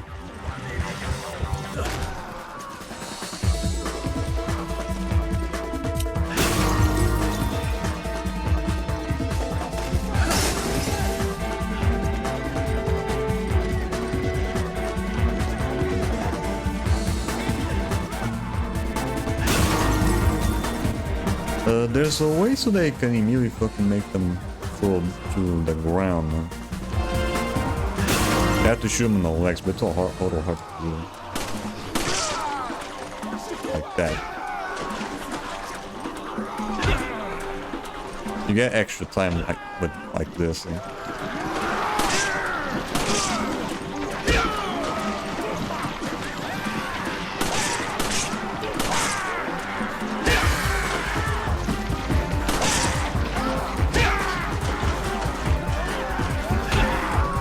Come on. Fucking die.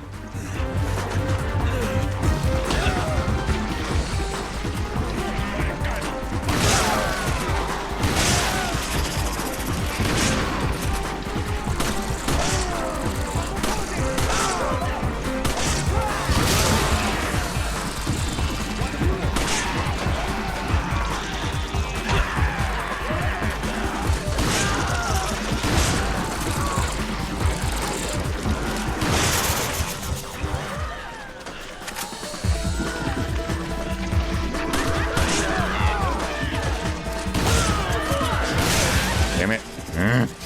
Fucking hell, man. Fuck off.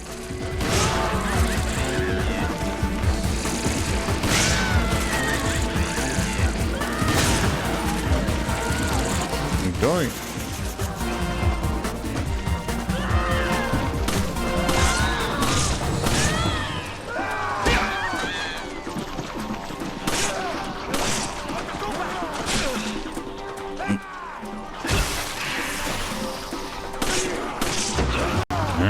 I hate when they grab me. Fuck off with that. My god, so annoying.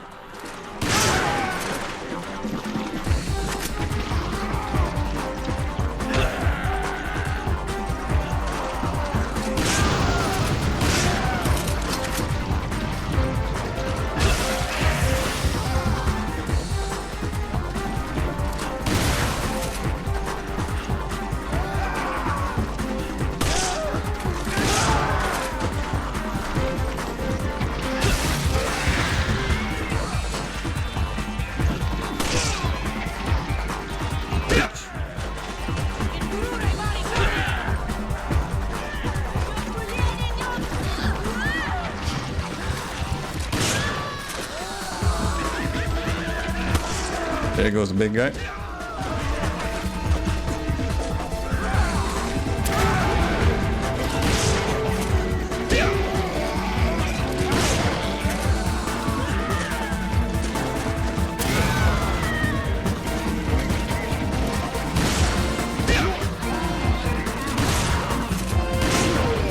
There we go. Down he goes.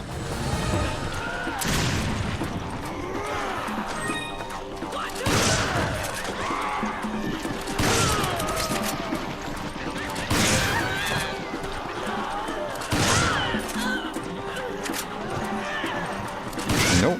No, you don't. No grab for you.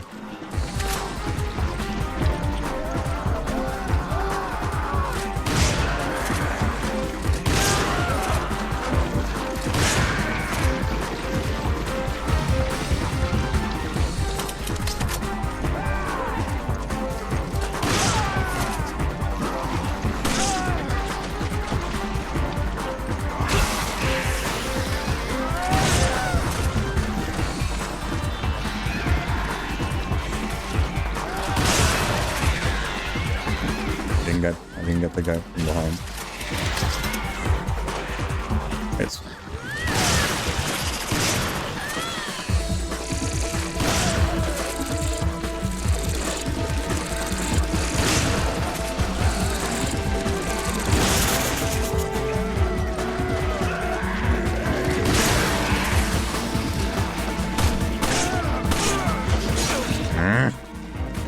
fuck off. God, you're annoying.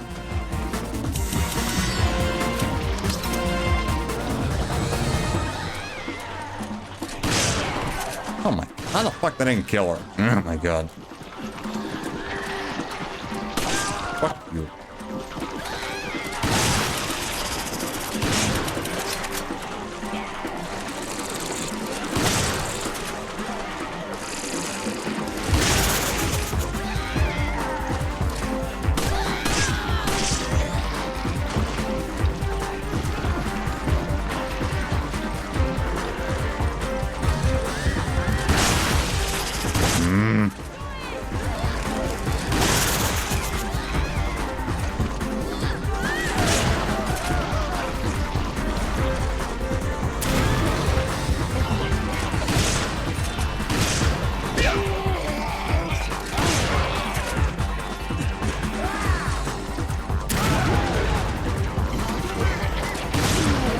There we go, that was this.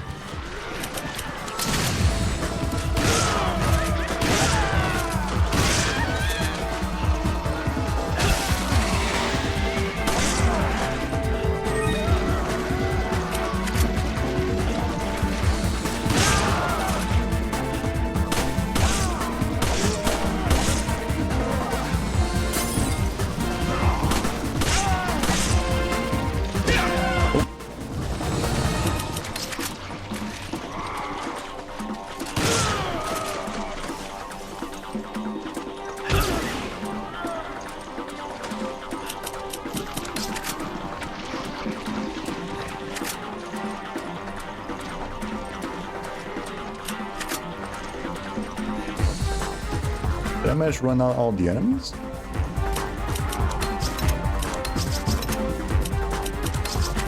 Maybe. Oh, there's still more guys in here. Me.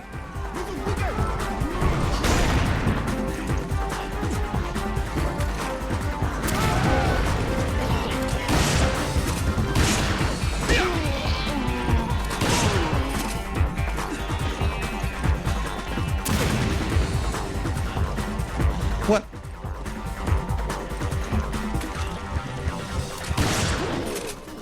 Oh, stay down. Shit.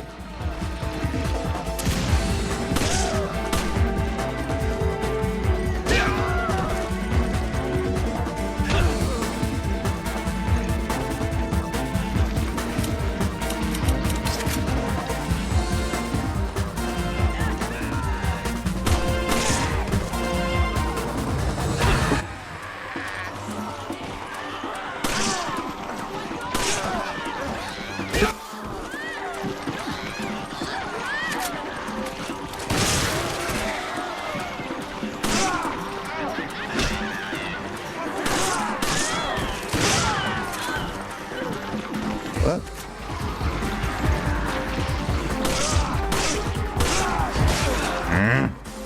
Fucker. That's what popping out of nowhere.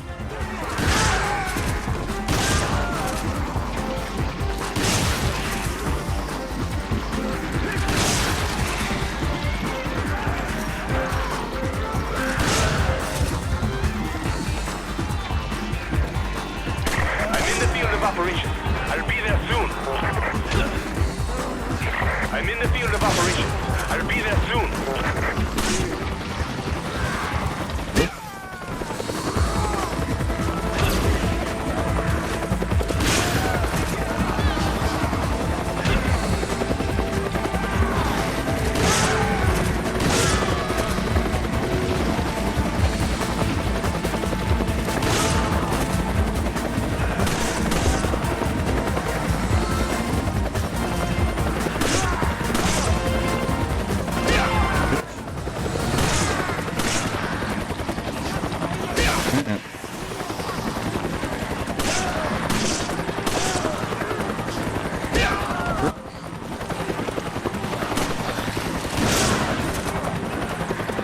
You have to reload.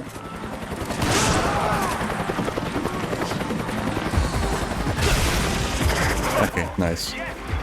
Got the double S. Nice.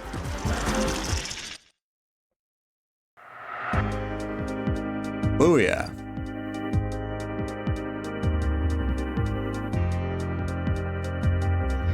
Whew, that was fucking nerve-wracking.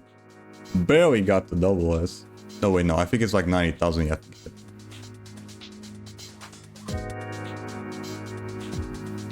Yeah, you have to get 90,000 for it.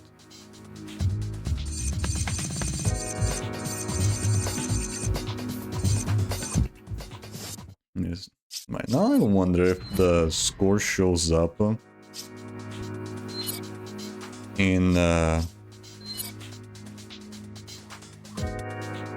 those as well, or it's like a completely different score. No, it's a completely different score then.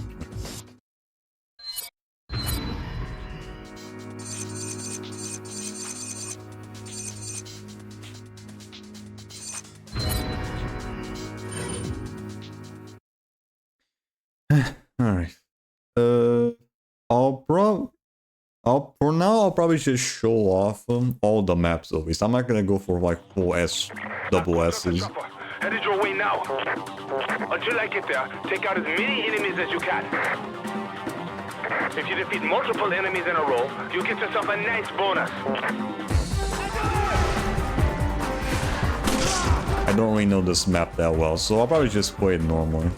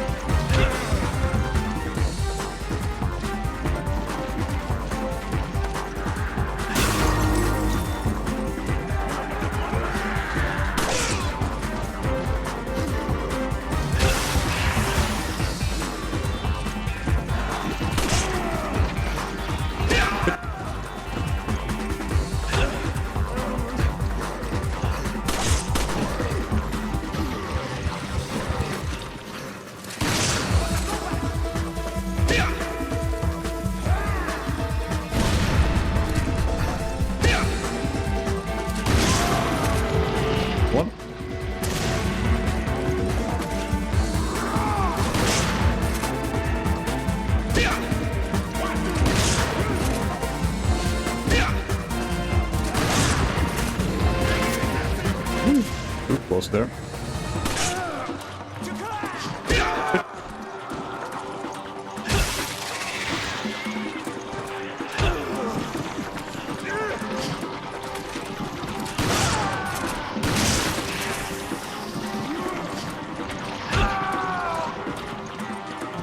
For now, I'll probably just play normally because I don't really know this map that well.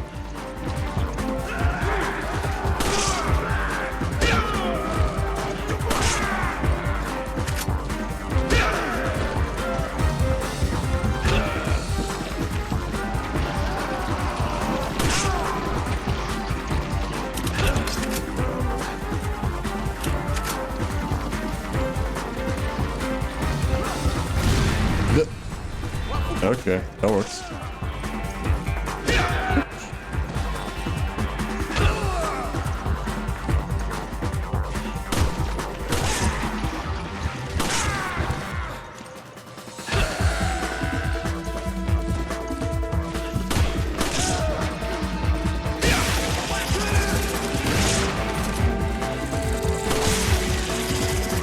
Another one.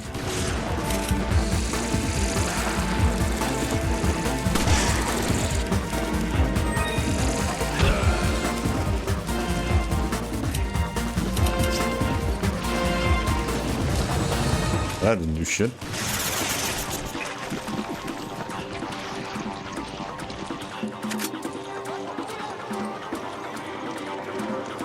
Why does he keep fucking doing that so much? God damn.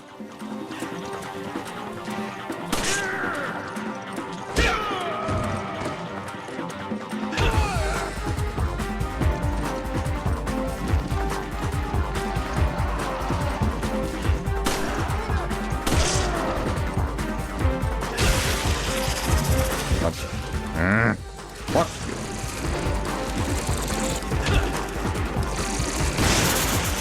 Like, quick.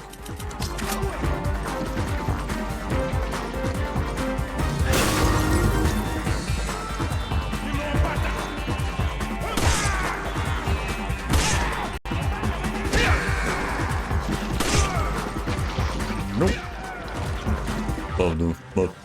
Love doing that. Although I would have preferred going for headshots, but whatever. Because going for the shit, the stuff for the legs doesn't seem to be very consistent.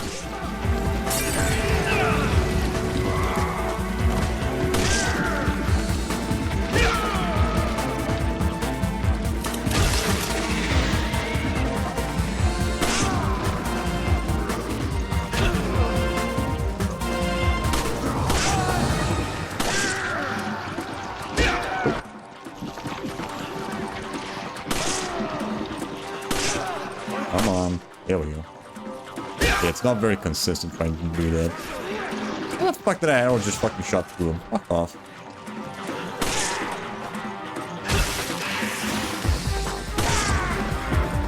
Oh shit. I could just fucking shoot through enemies. Ah shit, there's the bug.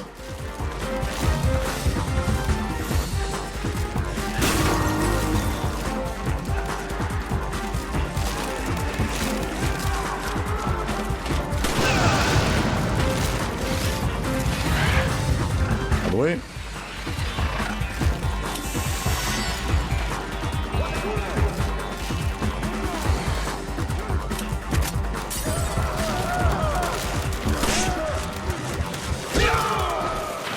Nope.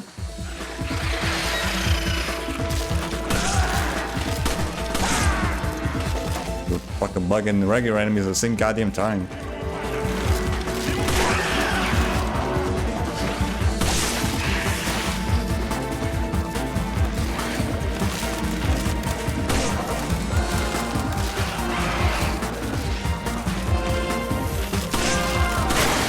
Fuckers keep getting in the way.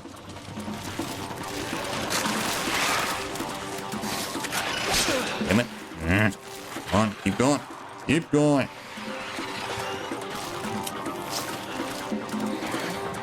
Fuck you. I'm in the field of operations. I'll be there soon. Fucking motherfuckers went through it. Shit.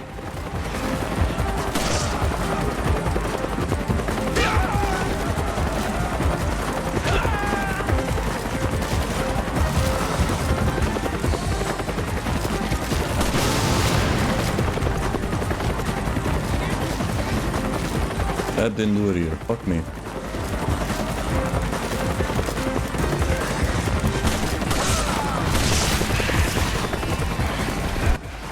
Maybe you should consider a career change. Bro, how the fuck am I supposed to deal with the fucking bug guy?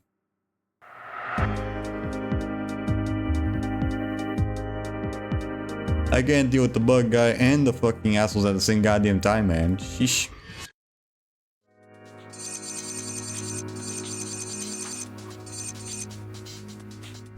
Okay, so I need a certain rank in order to fucking unlock the other maps. Interesting. Let's see.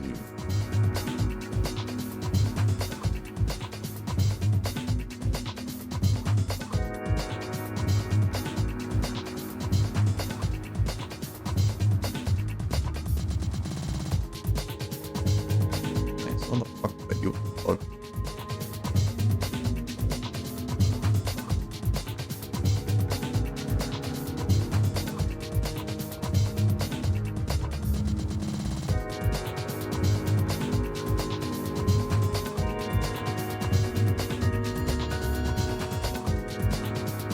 I want an SS, not a fucking 8, dude. But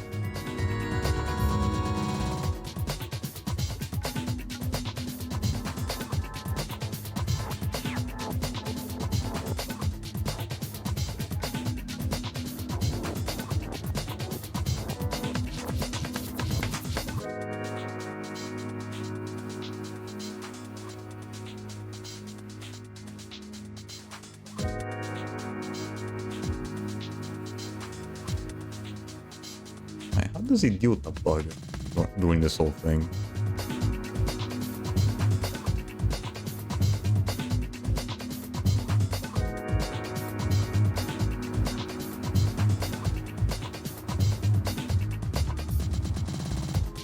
Does the bug not show up?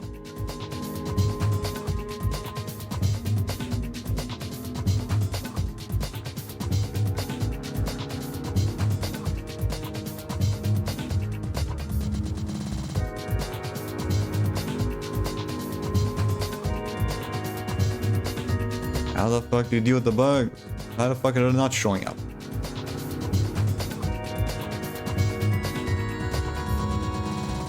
That's why I don't want duos, I want the singles. Or solo.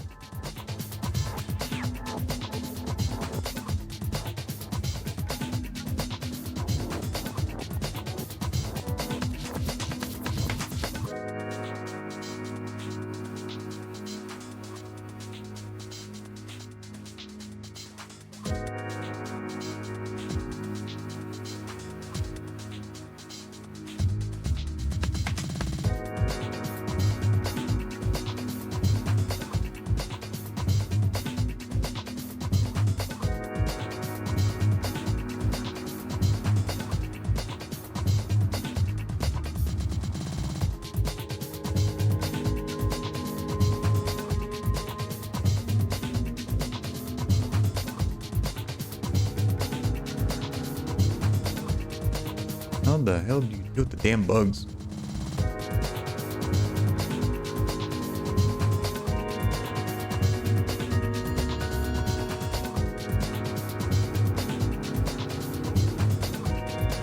That?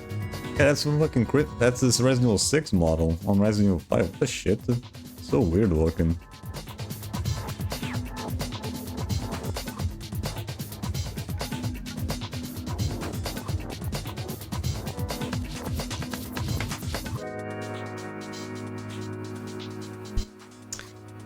Resident Evil, how to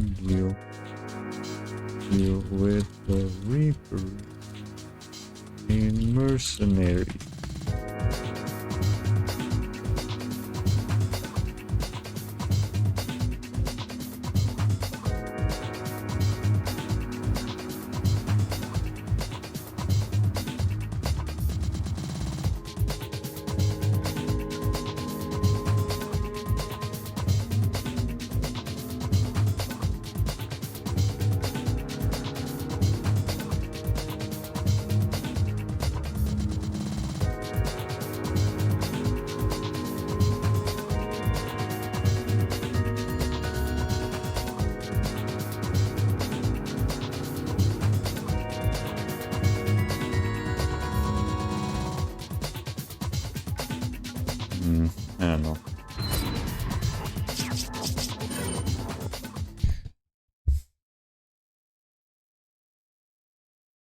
Yeah, I have no idea how the fuck I'm supposed to deal with the bugs.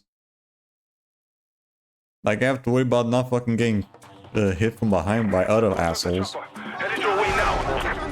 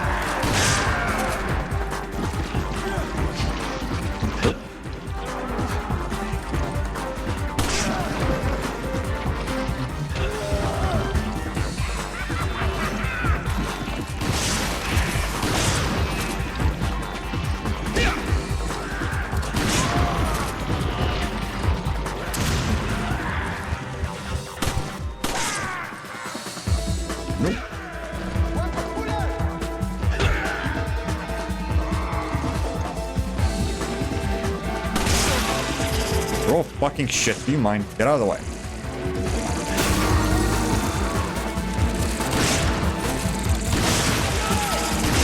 Another one.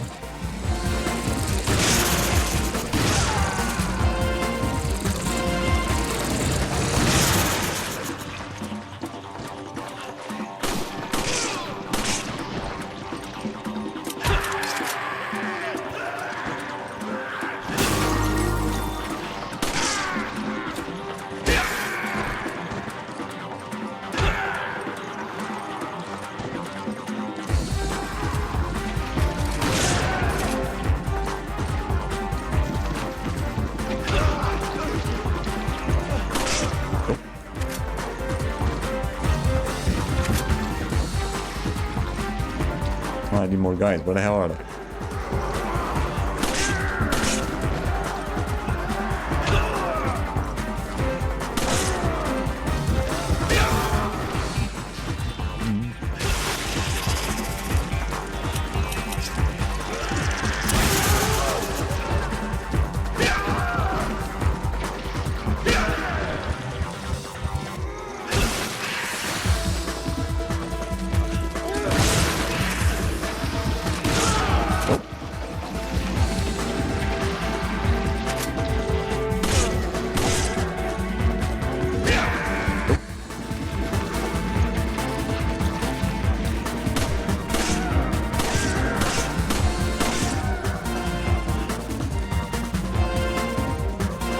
Need more guys. Where the hell are they?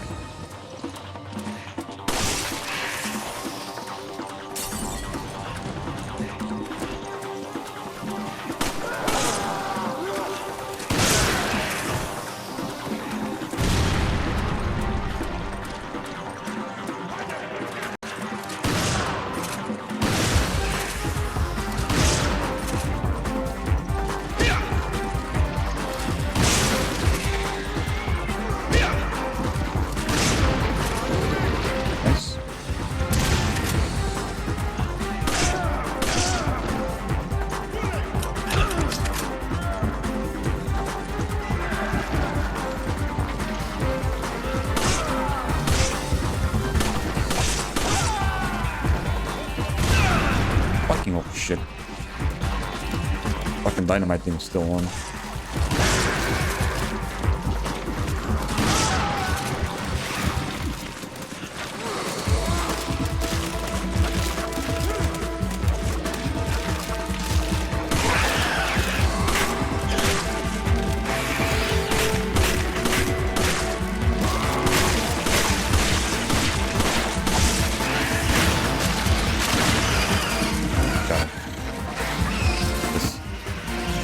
That guy gives out a lot of points as well.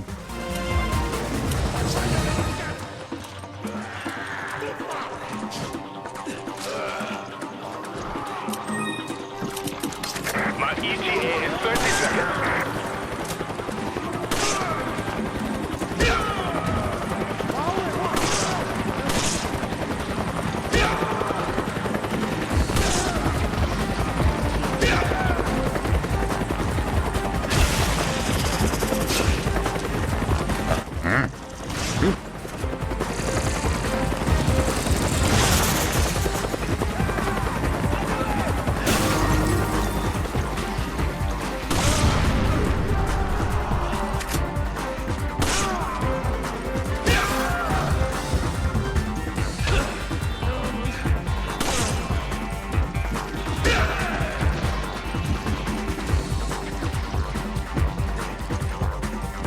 is everyone? I'm in the field of operations.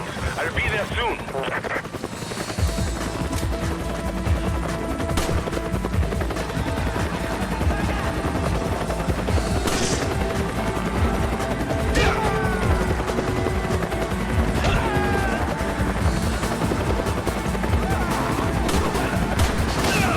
Missed.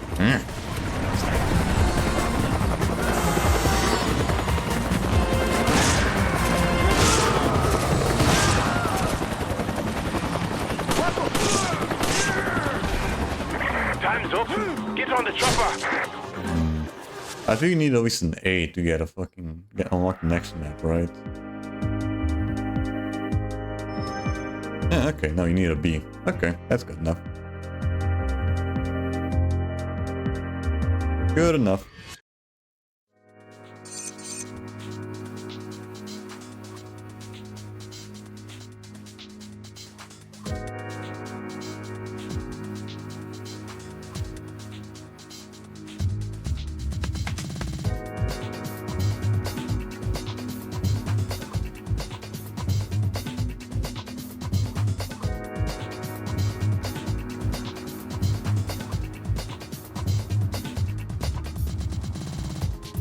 Okay, so B rank unlocks the next map, but A rank unlocks the character. Okay, so we need to get at least an A rank for more characters.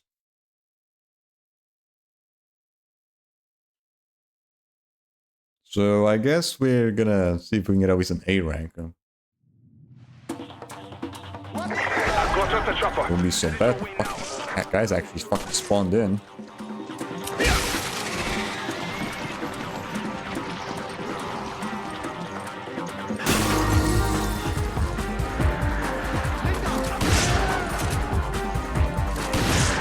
Come on.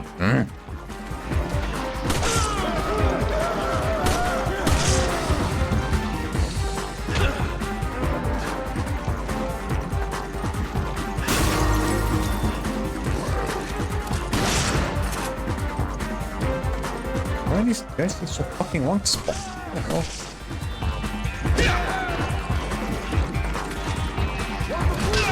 Come on. Fuck off.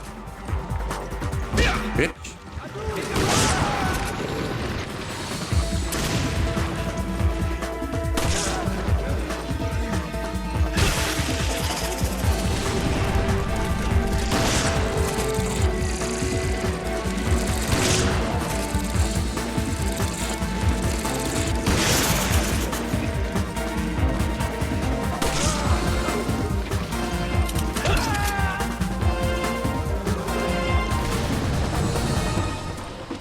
Just upping themselves.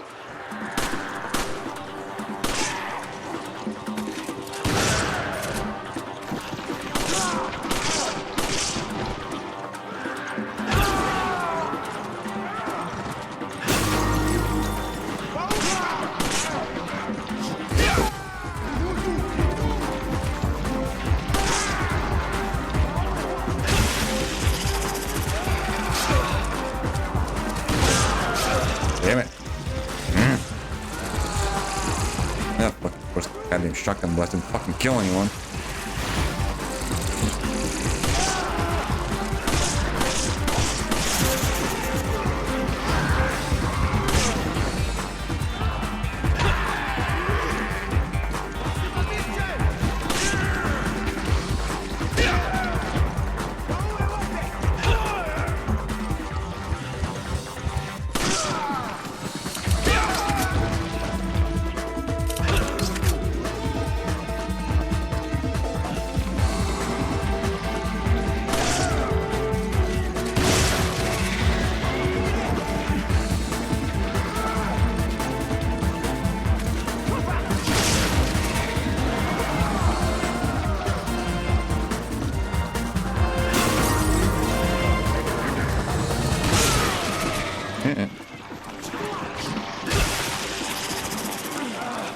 Out of the way. My god. Get out of the way.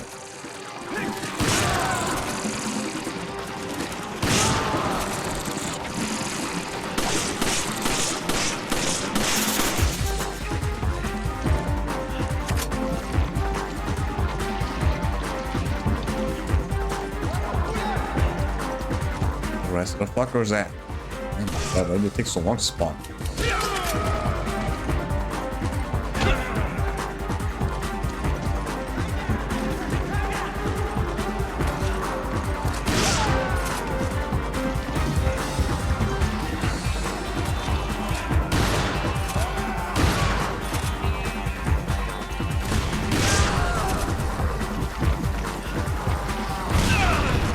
Shit.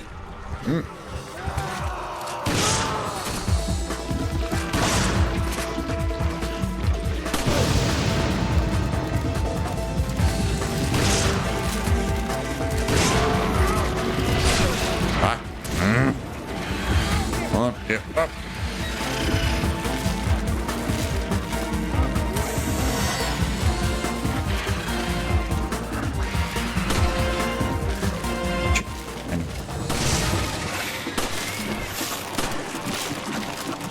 Come on.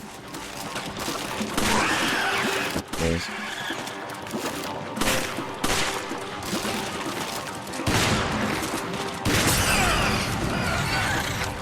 They're with me still.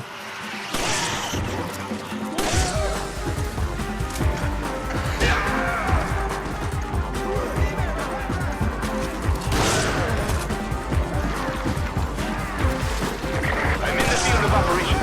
I'll be there soon. My ETA is 30 seconds.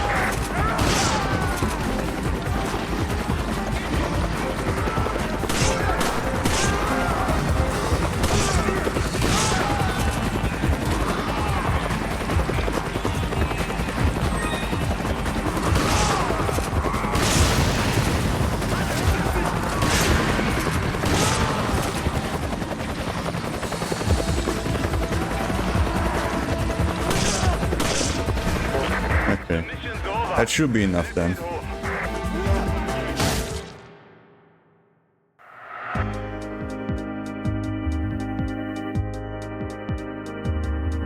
No.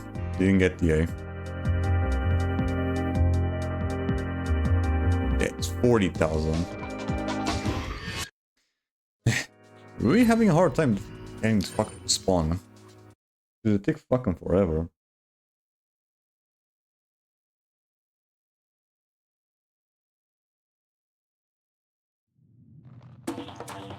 I've got us the chopper. Headed your way now.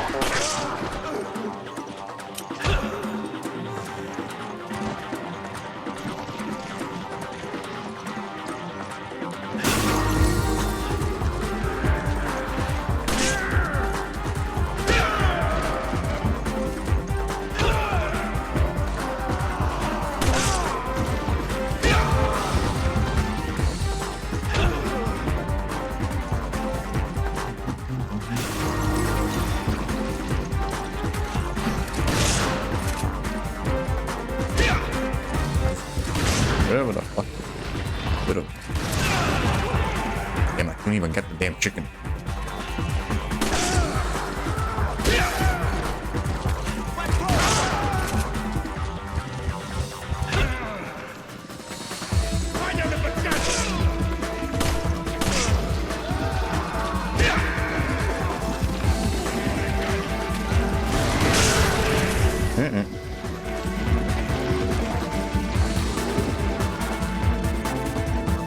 The hell is everyone? Now you fucking show up. Huh?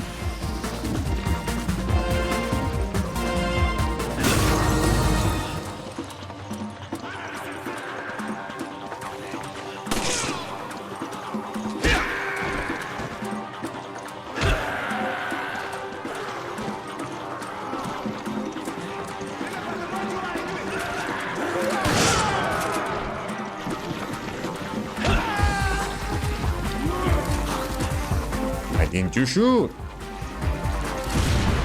Whatever, that works. Fuck me.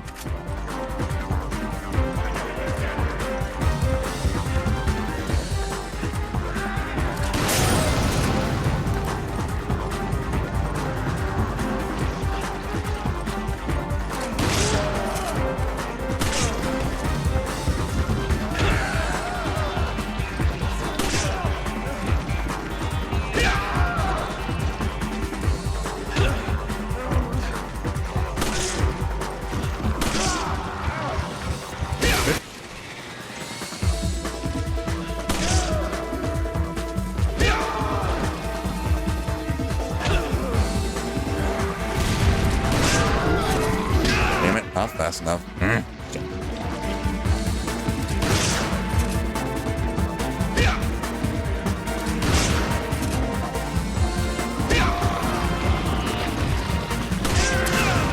Fuck me. Keep forgetting that they fucking blow up on my face.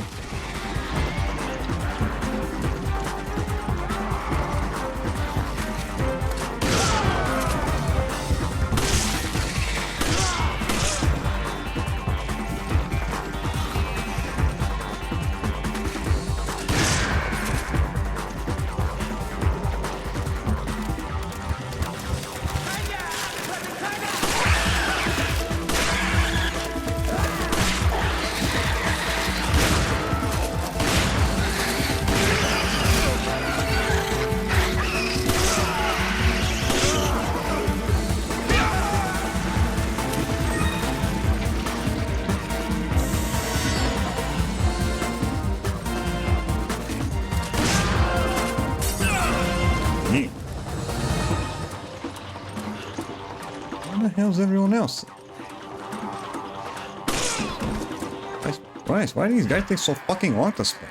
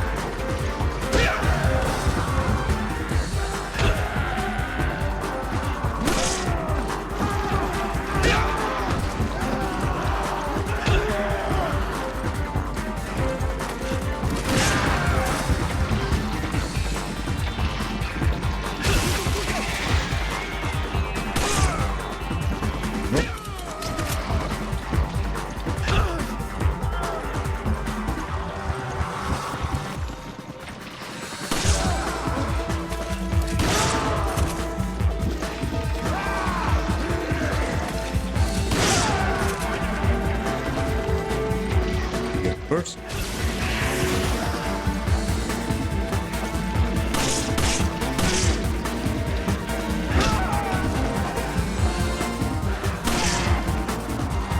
Nope.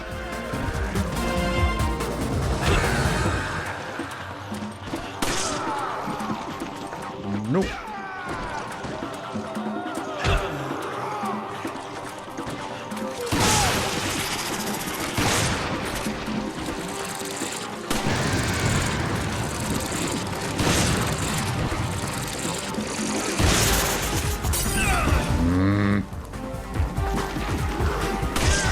Fuck you, asshole. Dick.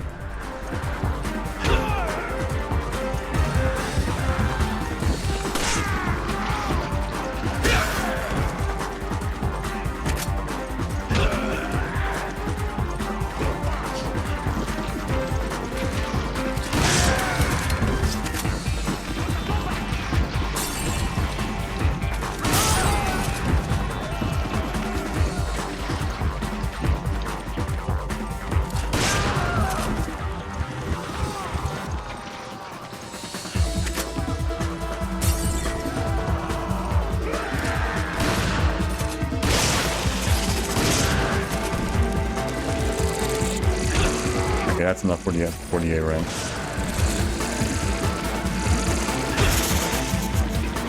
That's enough.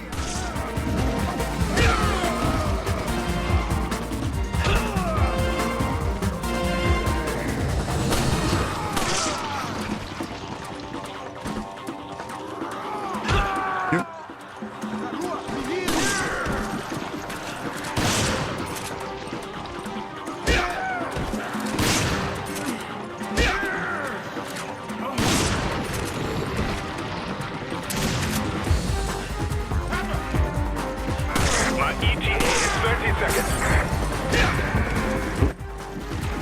I'm in the field of operations. I'll be there soon. My ETA is 30 seconds. There's the fucking chicken.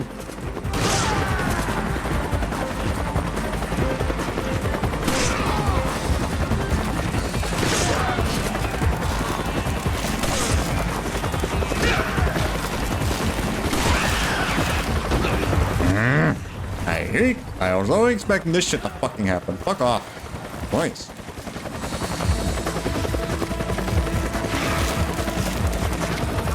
Hate when they just fucking do that. Time's up. Get on the chopper. Whatever. We still got unlock.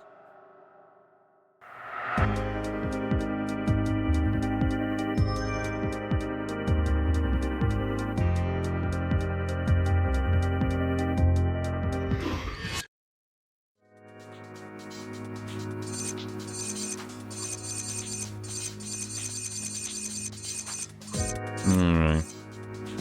Now I see that this might give us some trouble to get the double A's.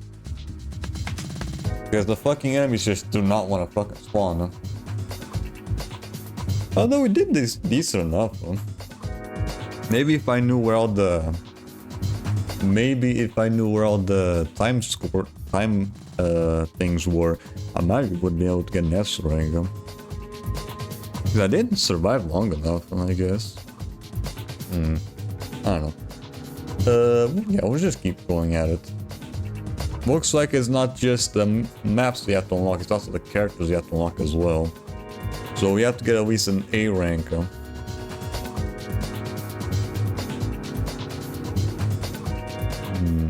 I wonder if with other characters you might have like an easier time with this.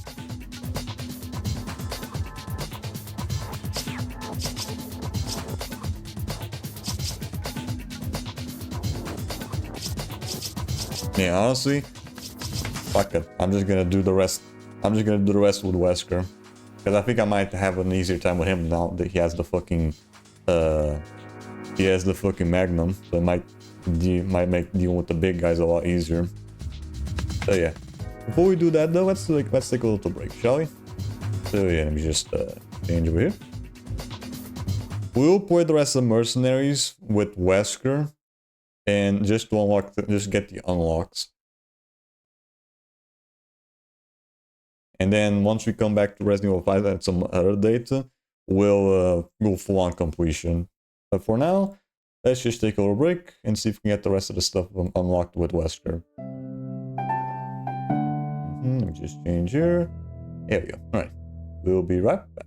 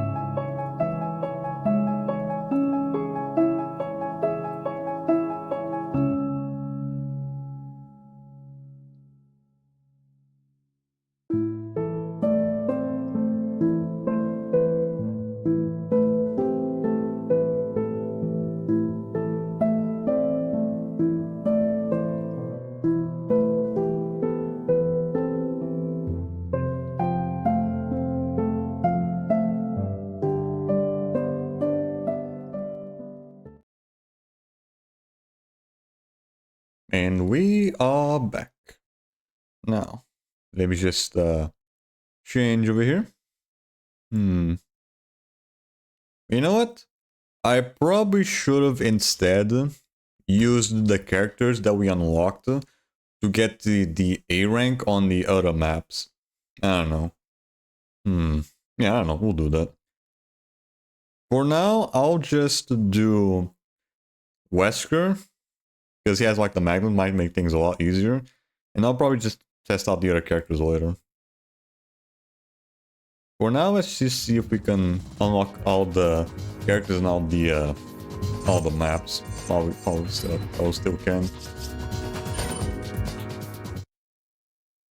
For now, let's go and try out Wesker.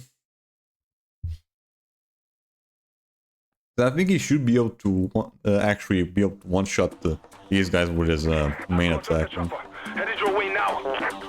Until I get there, take out as many enemies as you can. If you defeat multiple enemies in a row, you get yourself a nice bonus.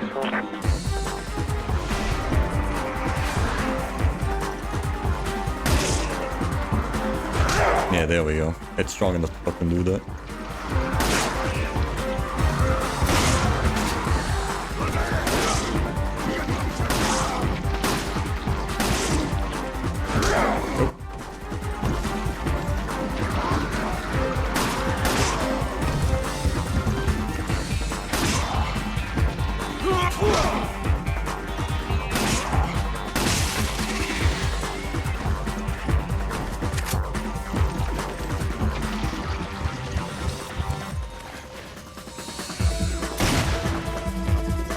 Gotta be kidding me.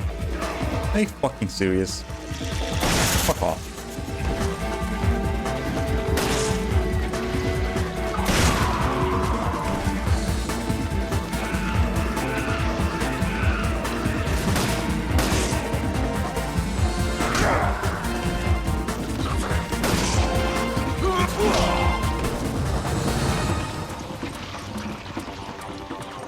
Now, where's the extra time stuff in this map? Ow.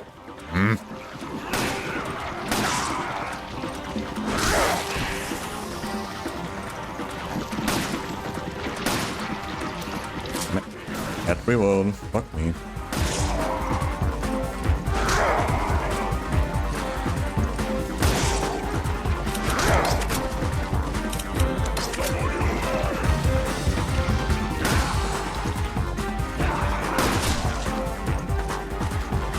Damn, fucking miss. And of course it's the fucking shell guy. Fuck me, dude. God, I'm fucking missing my shot.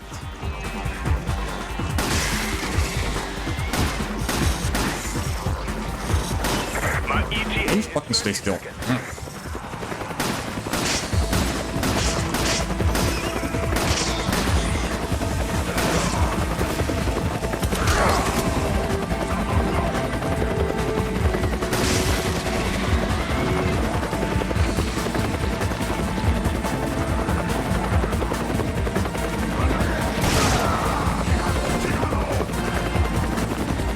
Find where the extra stuff, extra time stuff is. You are done here. Let's go. Okay. This map might give me some shit. Mostly just because I don't know where the fucking extra time stuff is.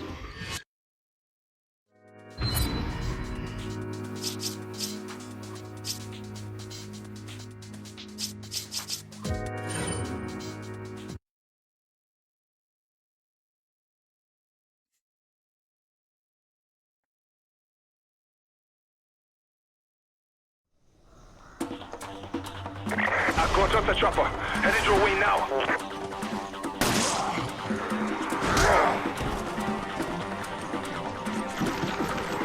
Honestly, let's just spend some time just trying to find all these things.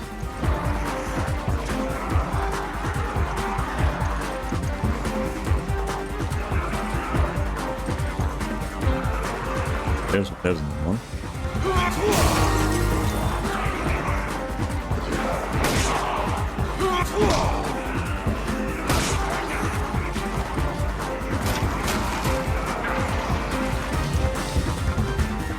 think there's another one over here.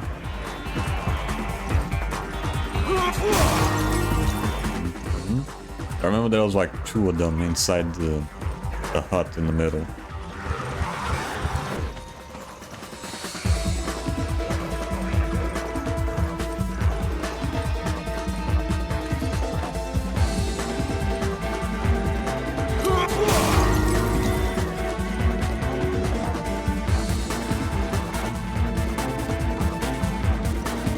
Anything over here?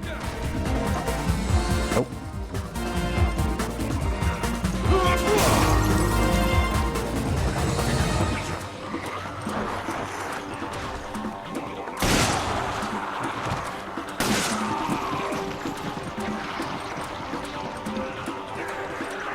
What about the cave here? Anything?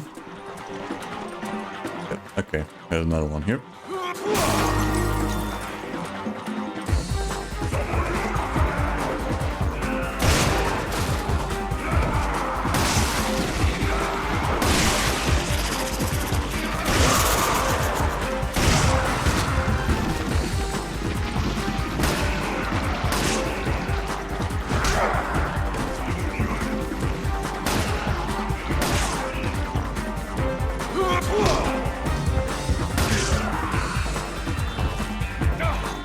Here.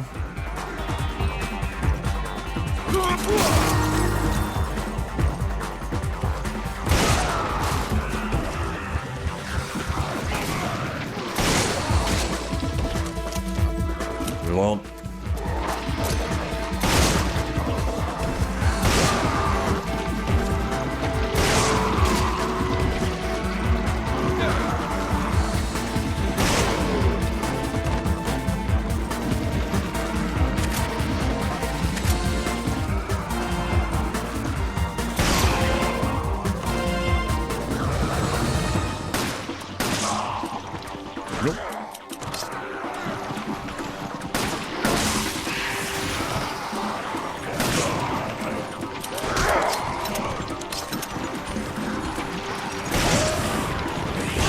Damn it. Okay, thank you.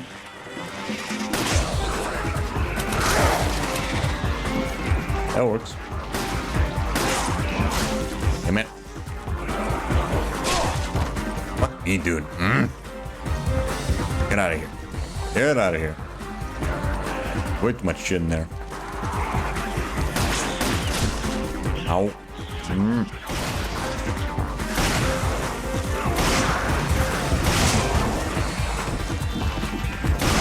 Fuck.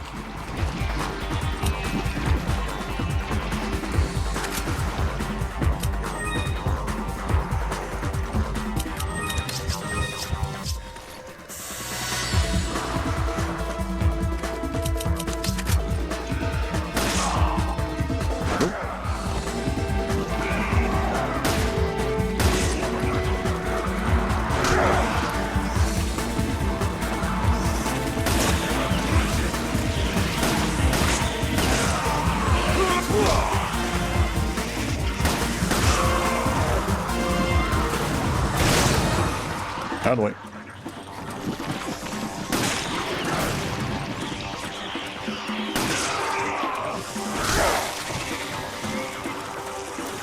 Fuck me, of course I had to reload as well. Oh my god.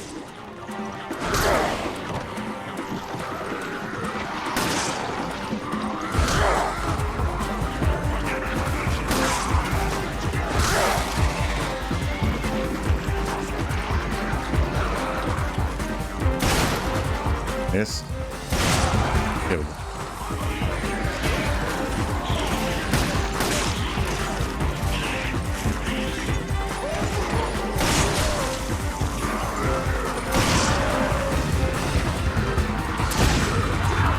God. Stop grabbing! Even these guys fucking grab me from behind? Fucking hell. Go for the melee.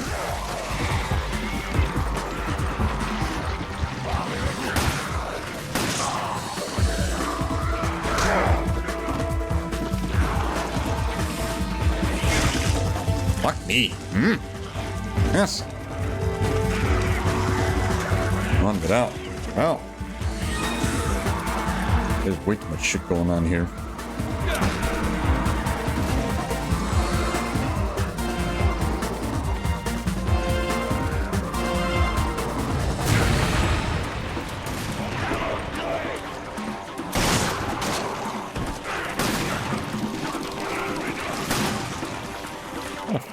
missed that shot. For fuck's sakes.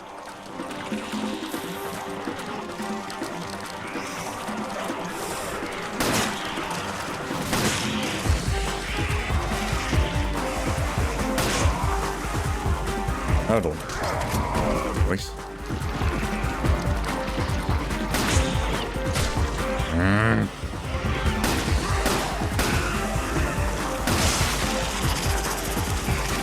Fuck me, I had to reload again. Fuck it off. I just keep forgetting to reload my shit.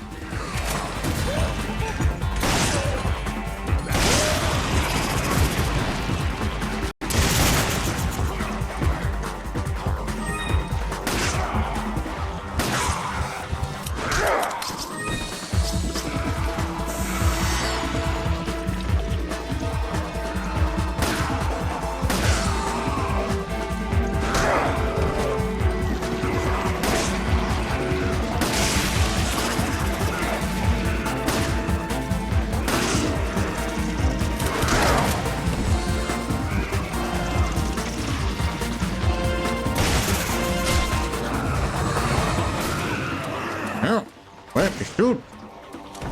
And I had to fucking reload again. My god. Oh my fucking sakes. Die.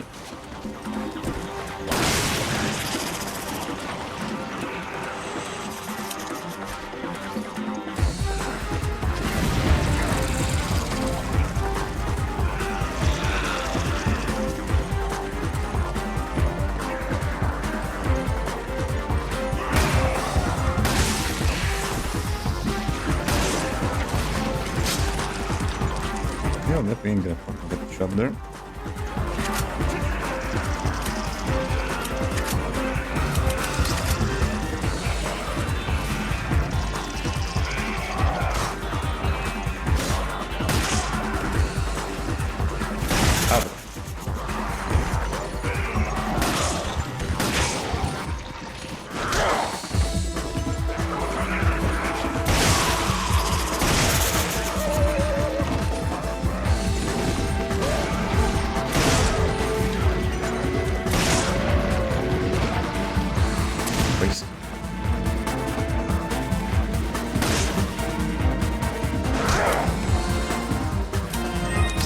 That's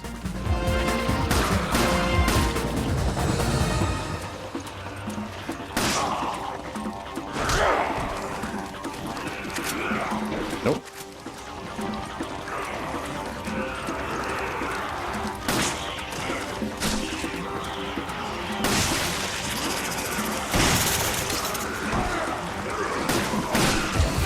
Yeah.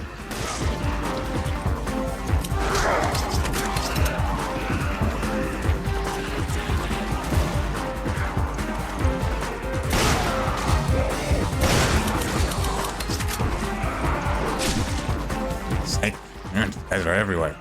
My ETA is 30 seconds.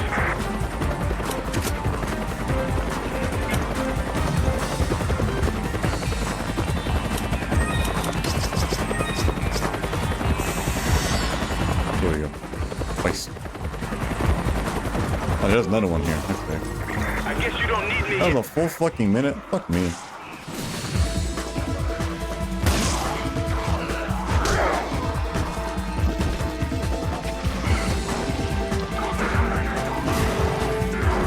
Fucking hell, those guys with the fucking arrows are so goddamn annoying. Fucking hell, dude.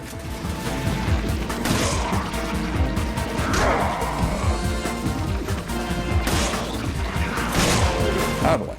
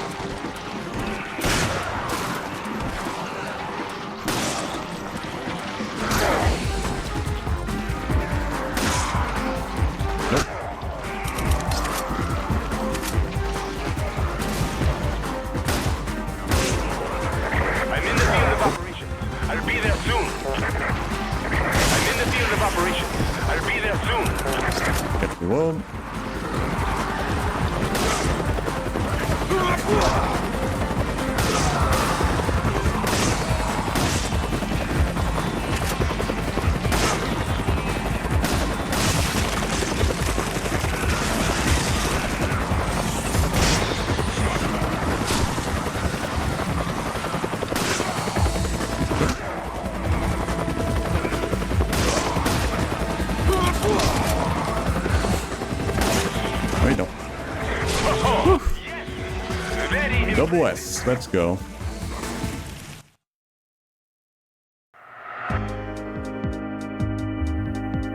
Yeah, I can definitely get an S rank with this guy. The fucking Magnum.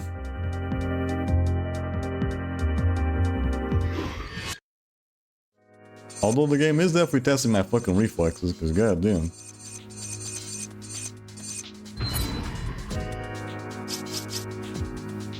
So this guy's also fun to use, because he has like 2 rockets as well.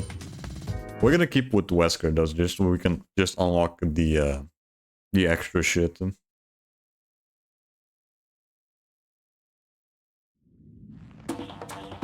I got off the chopper. Headed your way now.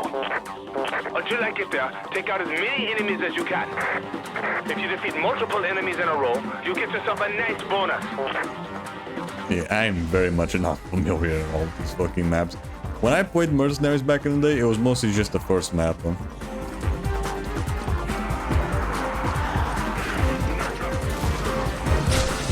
God, do you mind getting out of the way? Fuck off.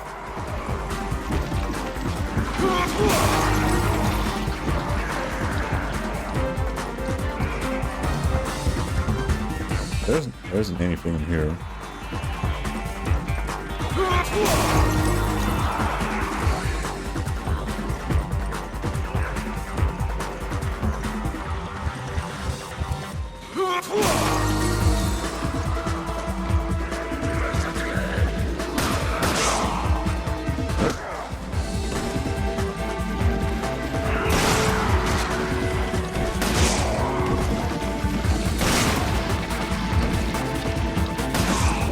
Out of the way.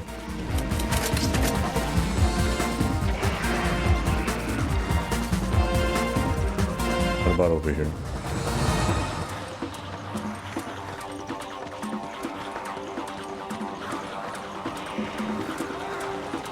Over there.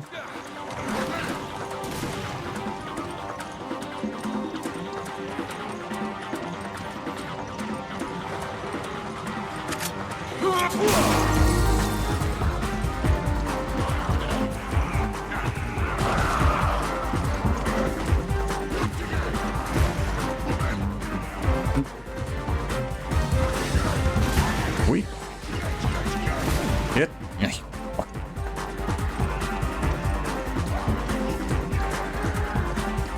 There's one down there. It does take a while to get these things though. But this map is pretty big. Huh?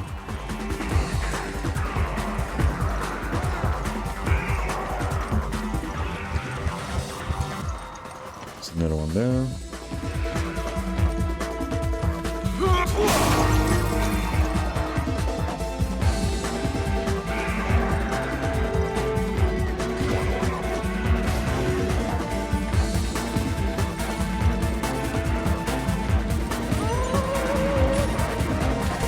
Not bad. Here we go.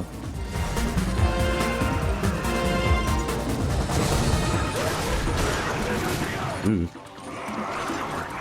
Many fuckers around here. Why do they all have bow and arrows?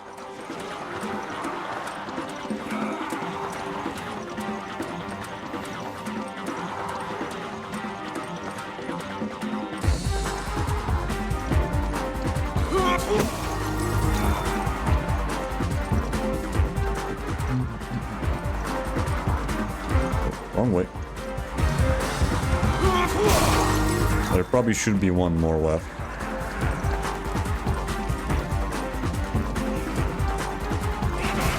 Yes, break.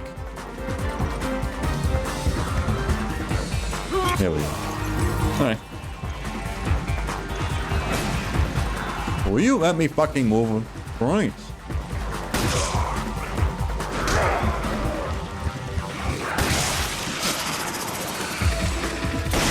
Fuck off.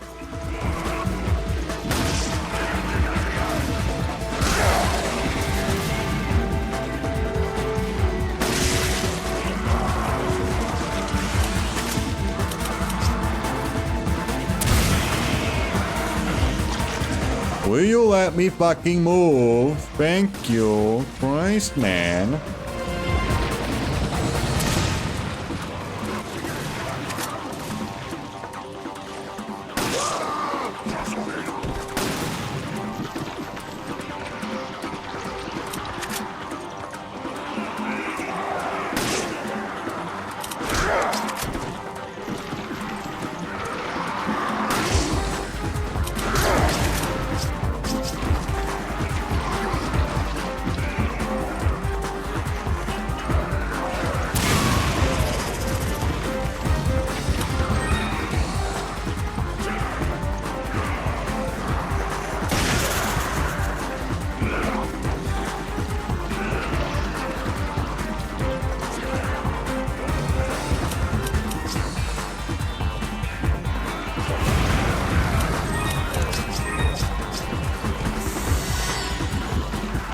That's good.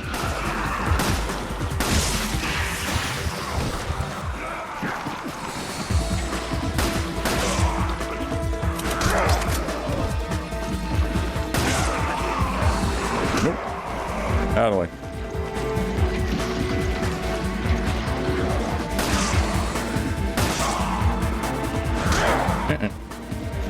Yeah, that's such a good fucking melee move.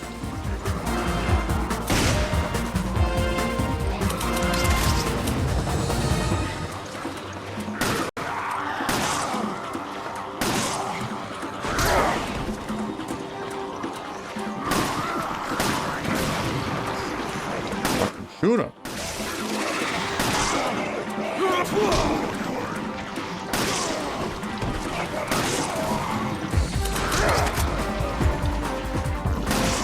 Fucker, so goddamn annoying to deal with. These are what the fucking radio attacks.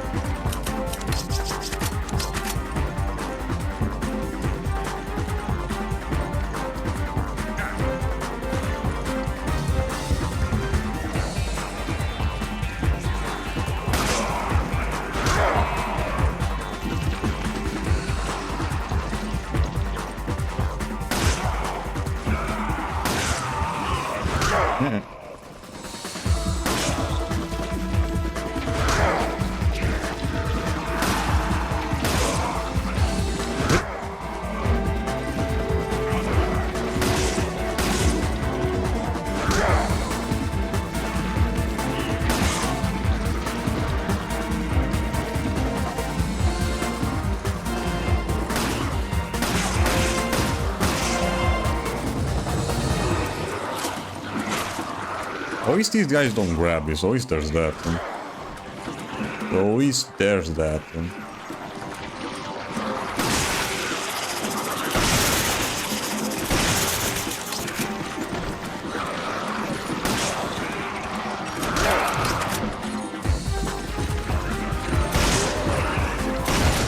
Fucking missed. There we go.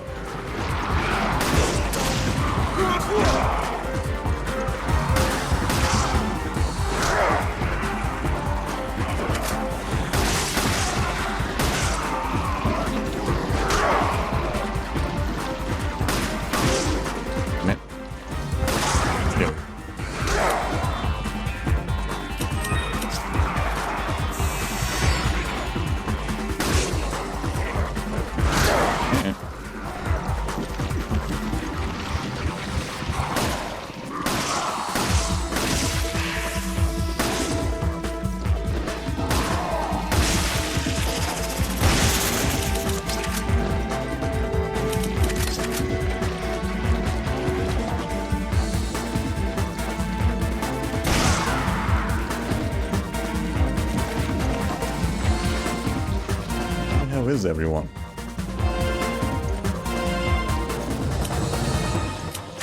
Pretty sure I didn't fucking kill all of them.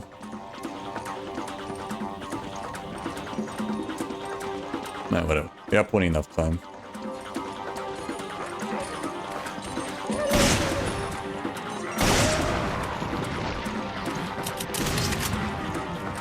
Yeah, plenty enough time.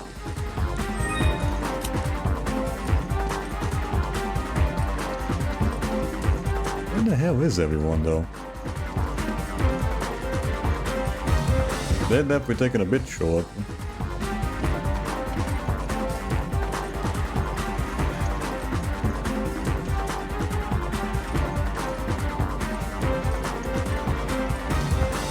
There's no way I killed everyone.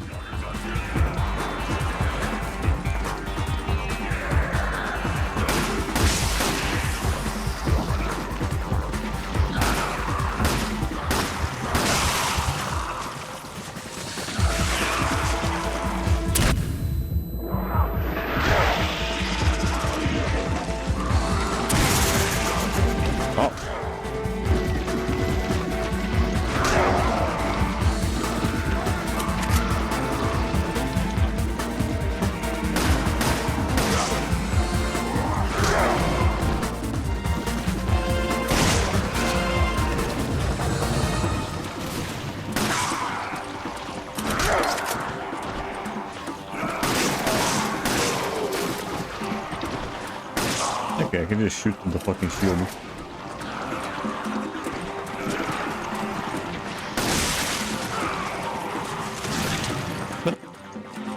Okay, that happened.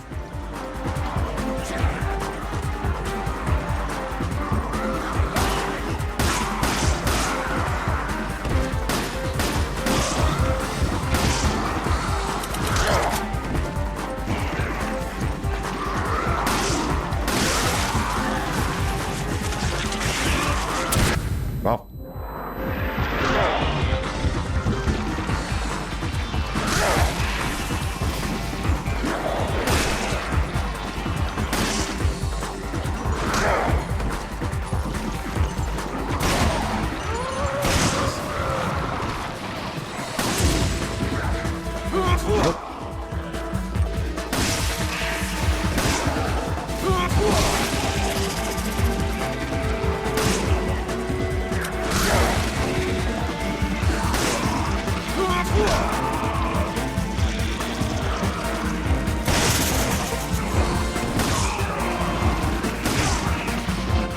I need guys here.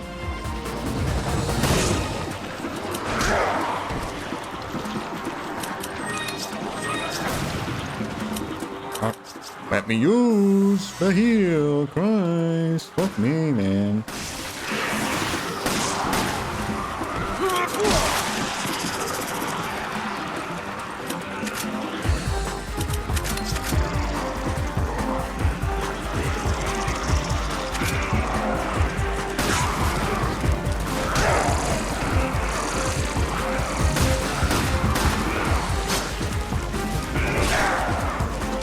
God. Hey, back. Where is...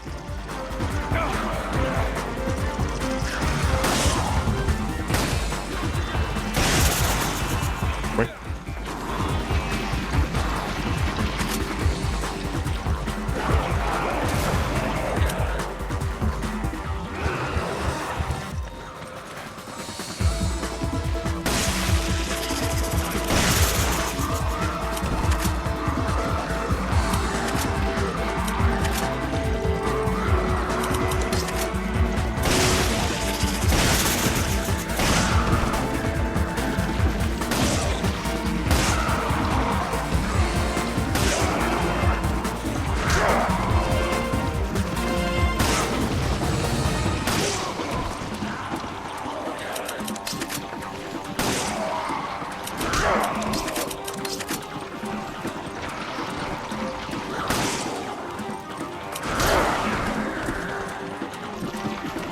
I really like a fucking heal by now.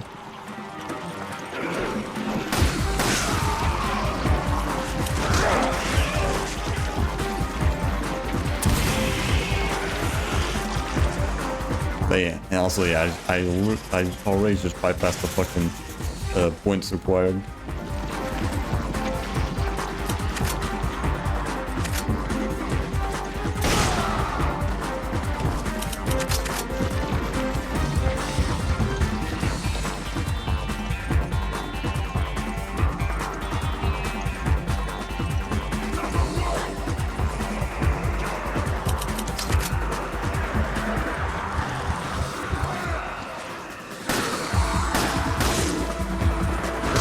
I'm in the field of operations. I'll be there soon. My ETA is 30 seconds.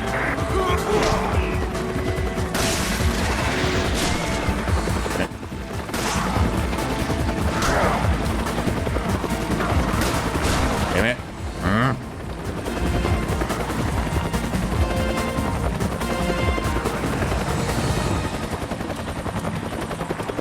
Fuck. I just need to survive. Just need to survive.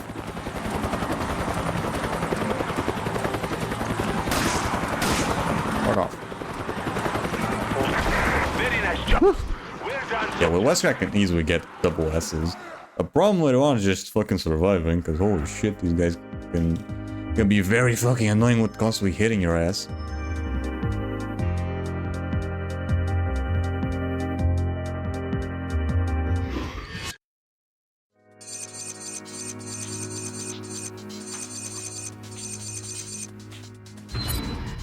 Alright. Yeah. Ooh, okay, that's not a bad combination. Still gonna stick with Wesker, though.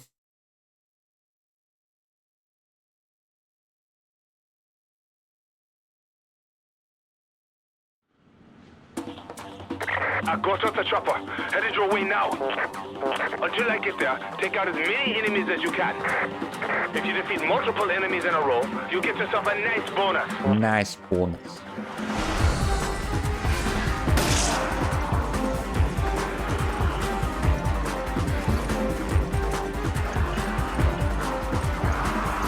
That was a fucking thing back there. Hold on.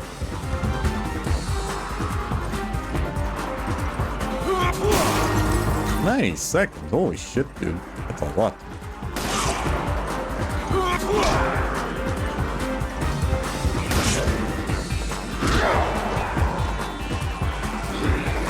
Out of the way.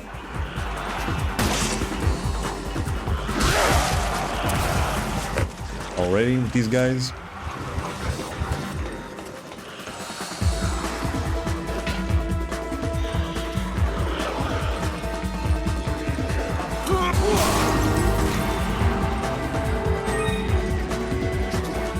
Nope. See if there's anything on this side.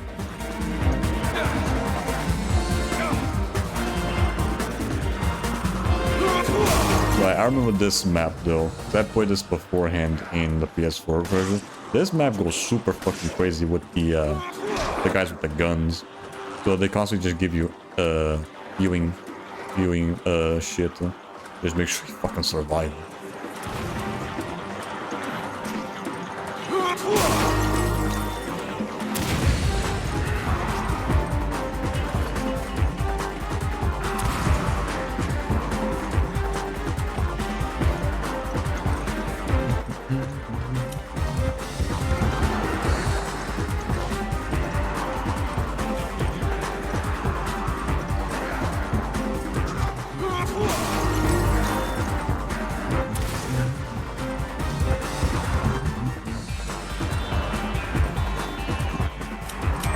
That.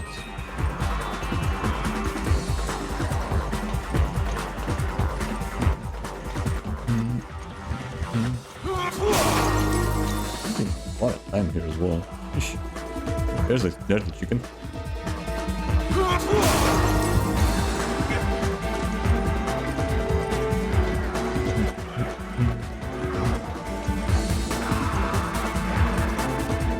Alright, that seems about it.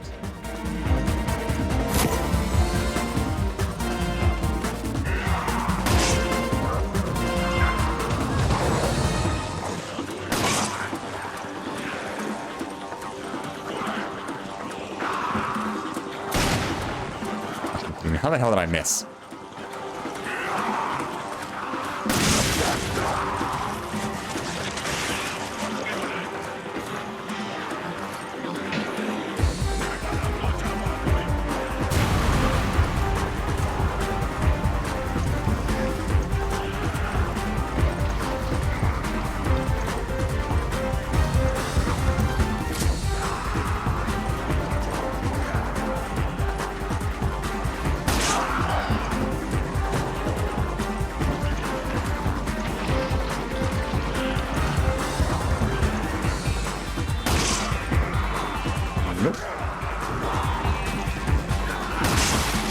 careful with these guys.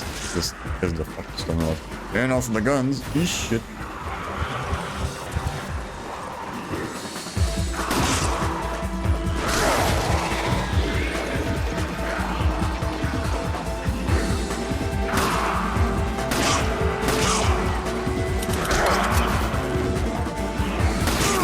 Damn it.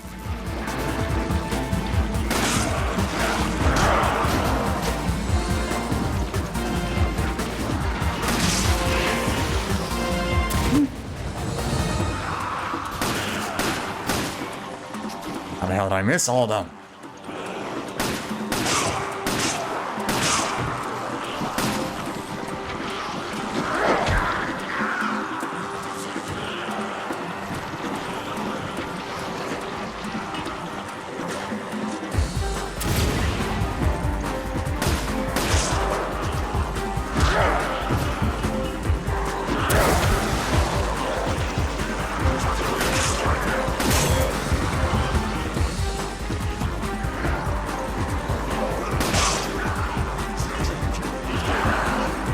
Ooh.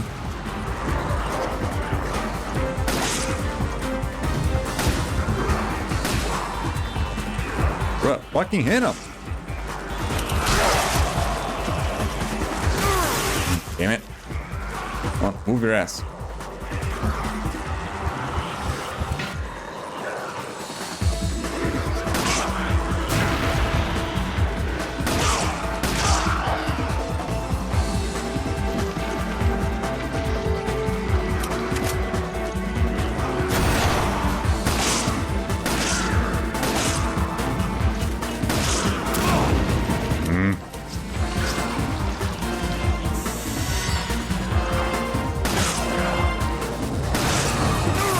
Man.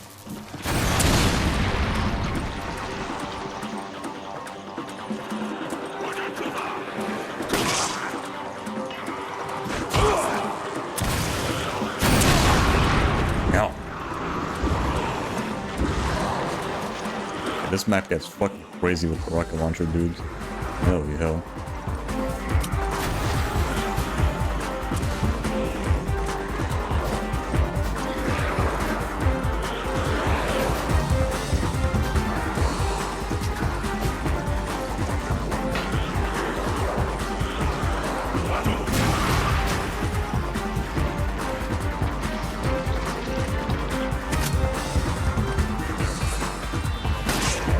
Nope. Bitch. Out of here.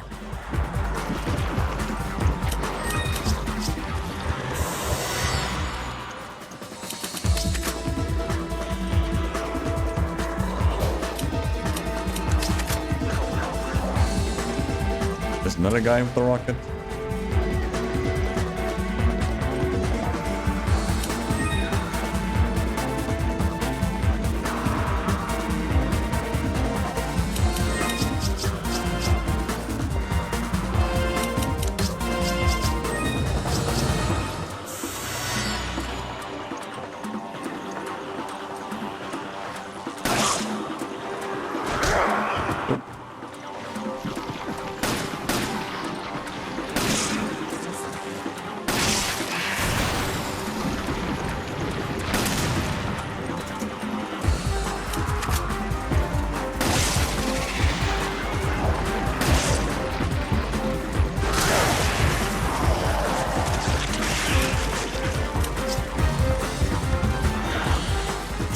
Ah, you gotta be fucking kidding me. The damn thing just fell to the fucking gaps. Ugh.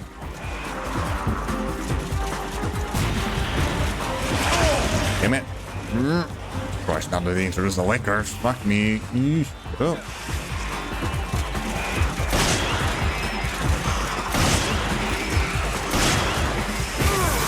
Damn it.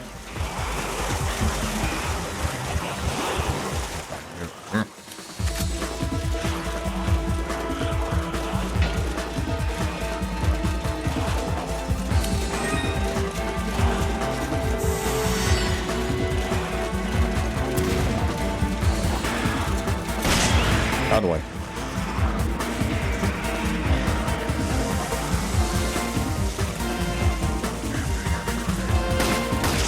Nope. Fucker.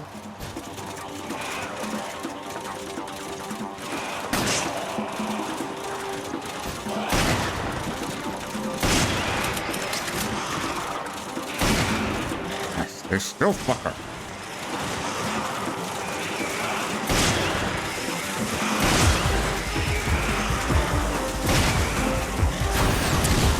Nope. This shit. Nope. No.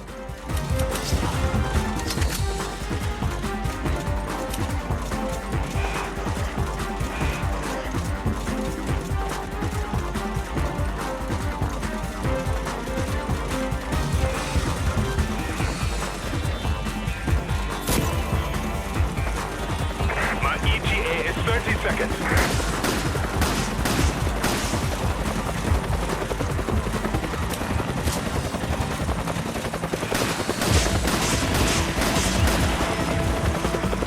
That's enough for the S rank.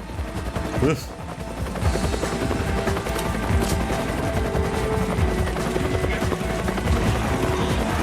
Oh boy.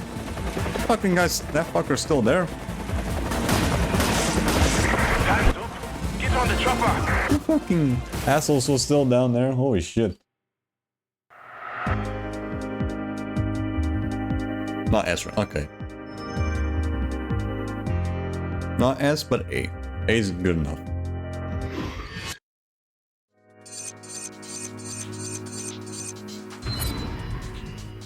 You unlocked. Ooh, this one. Okay.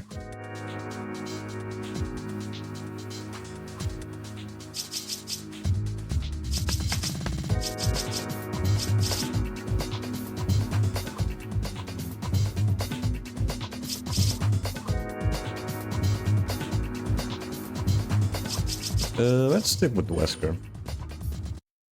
Because his Magnum is way more powerful.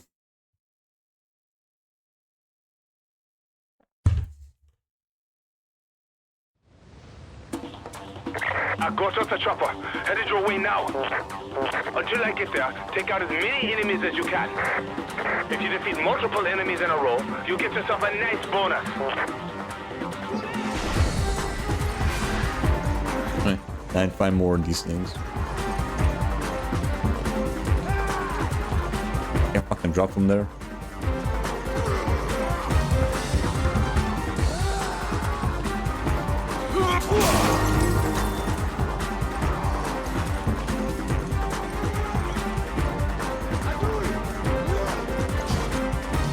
Out of the way.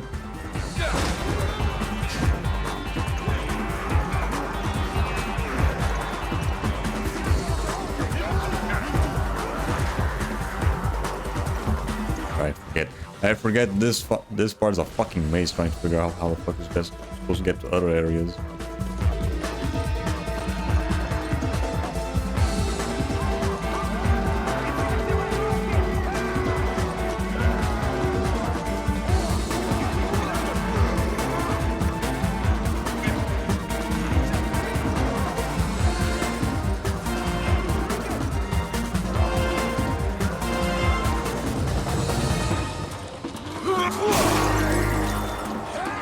Out of the way.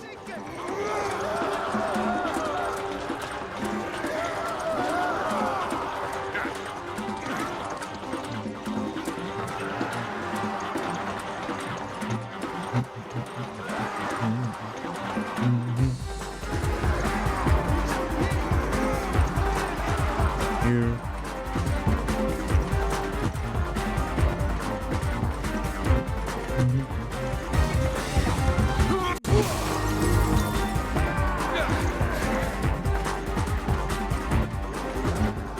There's probably something over here. Yep, there we go. Out of the way.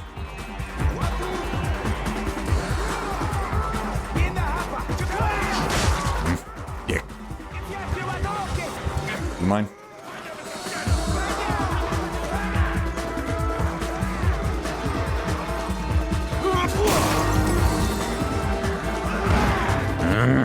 We're back to being fucking grabbed. Fuck off. Out of the way.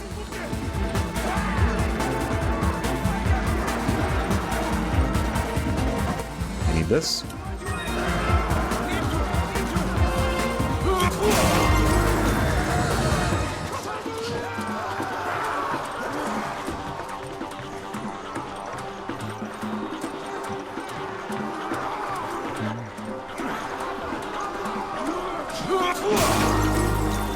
Good.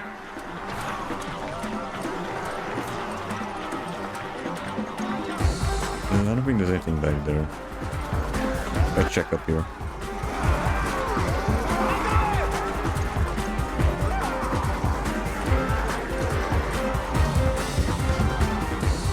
Okay, there's one.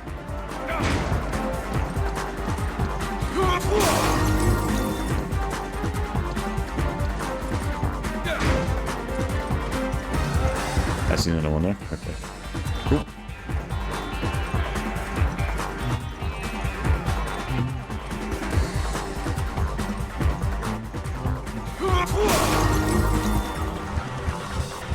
I see another one more in there.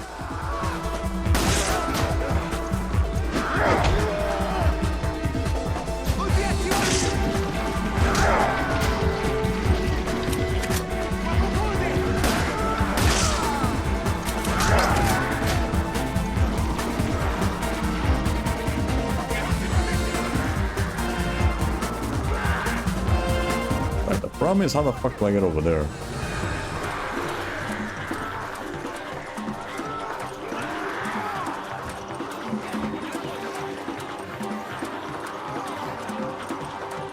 Okay, through here.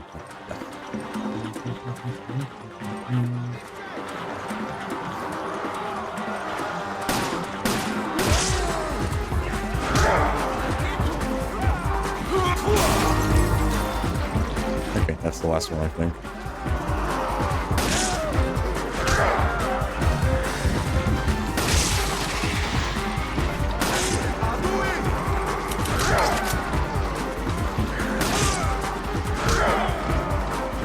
I'm more familiar with you and these guys. Although they are still pretty fucking annoying when they grab you.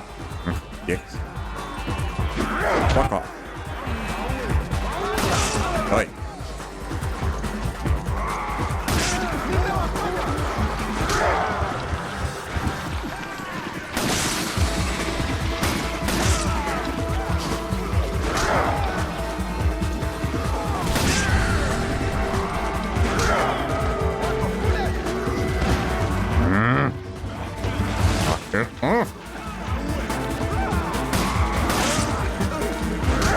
Dicks.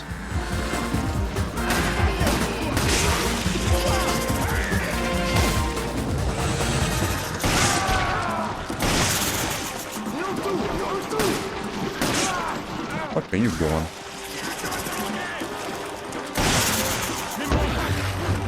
You knock it off. Christ, I hate when they do that. I hate so much when they grab from behind.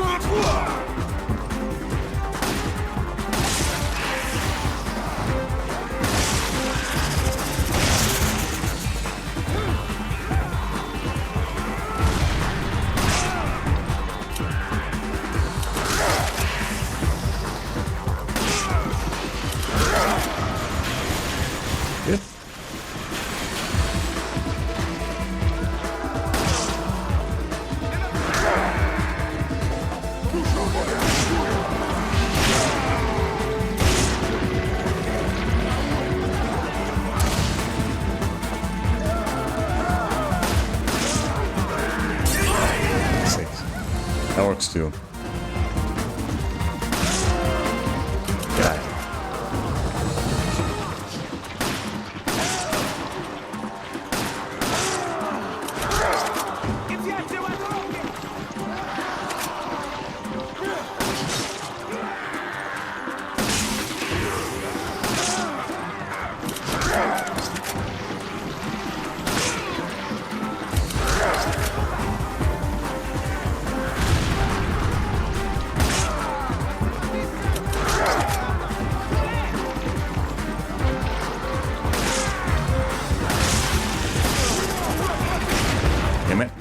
fuck.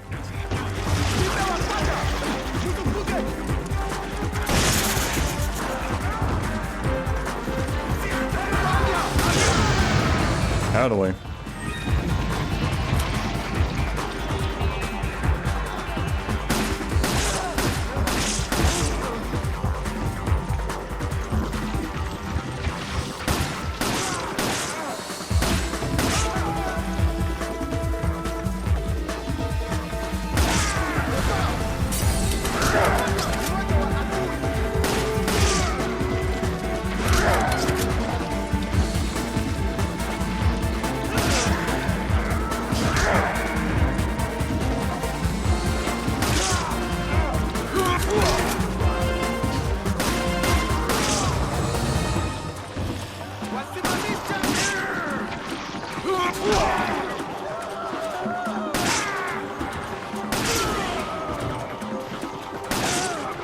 Oh, no, you don't.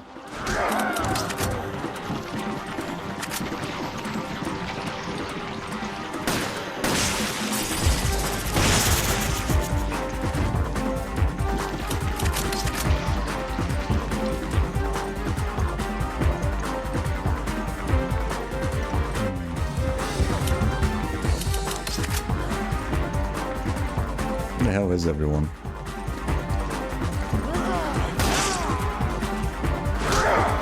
Or, we already got the score acquired.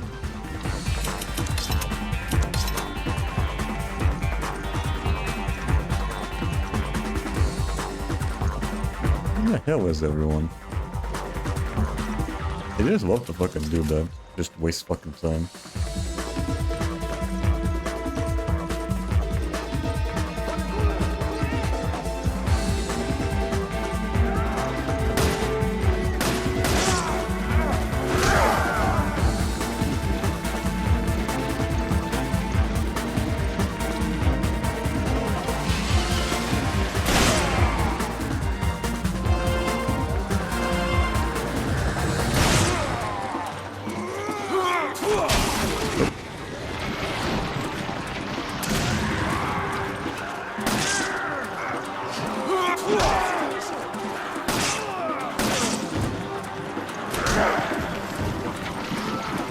Like that.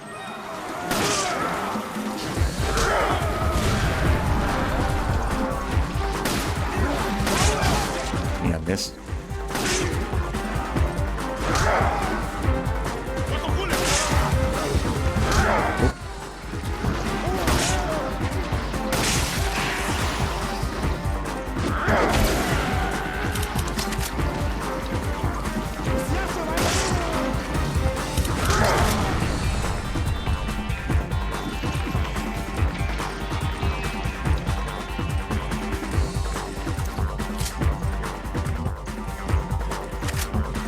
Will you knock it off with not fucking immediately spawning? What the hell's going on?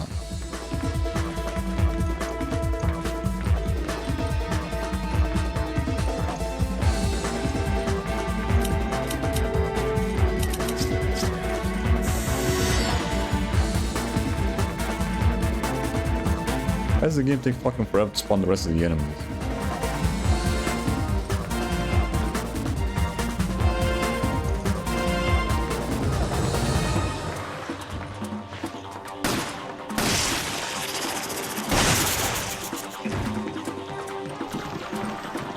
Ooh. Oh, not enough. Come on.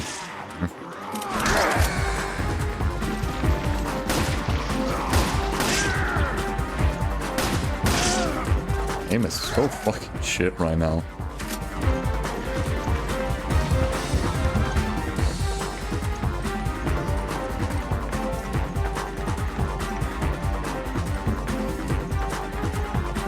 Ooh. Where the hell's everyone? Okay.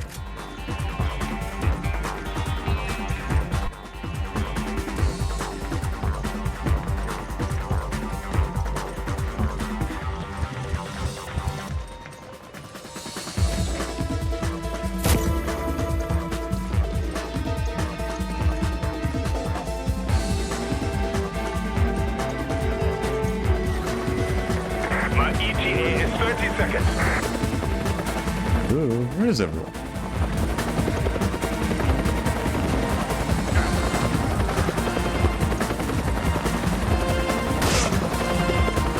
Fucker.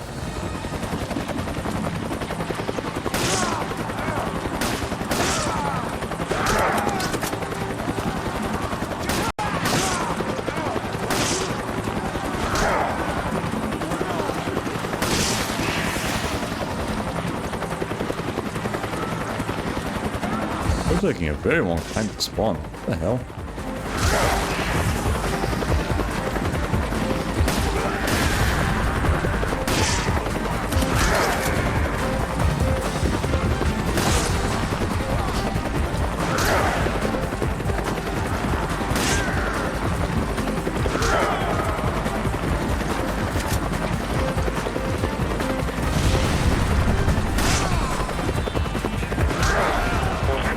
Very nice job. Well done, soldier. Good enough.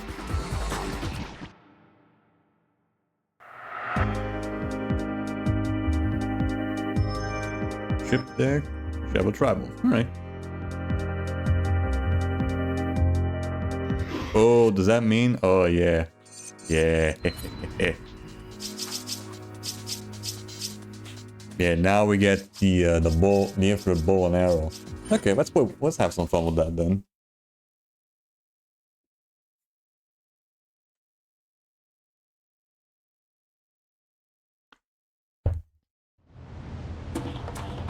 I got off the chopper. Headed your way now. Until I get there, take out as many enemies as you can. If you defeat multiple enemies in a row, you get yourself a nice bonus. Right. The bow is considered to be a one-hand weapon, so I can just immediately have it on and have like be going at full speed.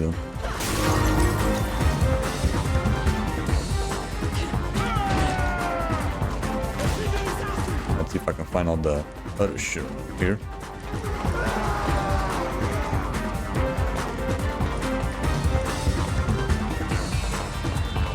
Aha, there you are. I'll be taking that.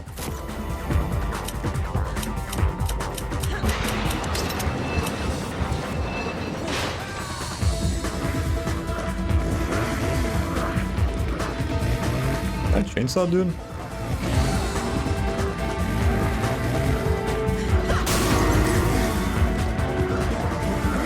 Yep, that's a chainsaw dude, alright.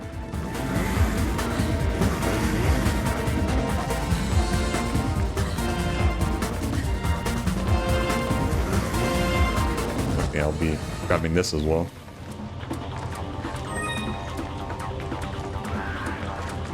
Yeah, okay, so at least this map also gives you other guns to play around with.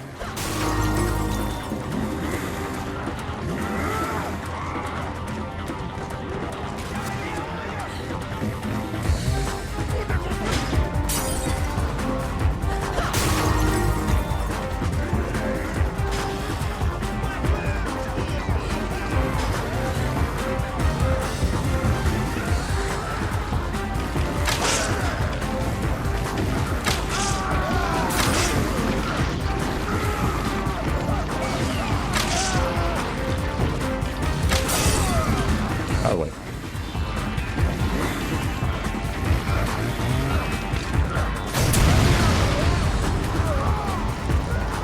Didn't fully kill him yet? Alright, yeah, this guy has like 2 phases to him.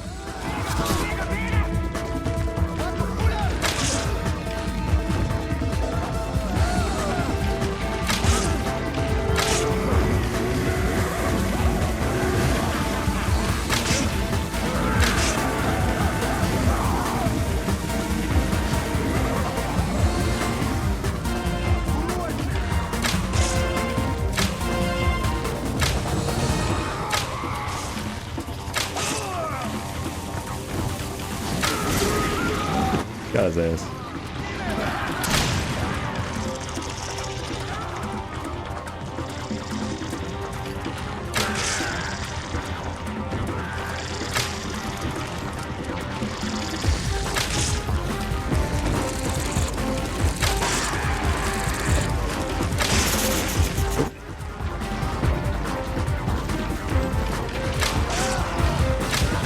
The thing with the Tribal Sheva though is that you can't really get extra time from melee attacks.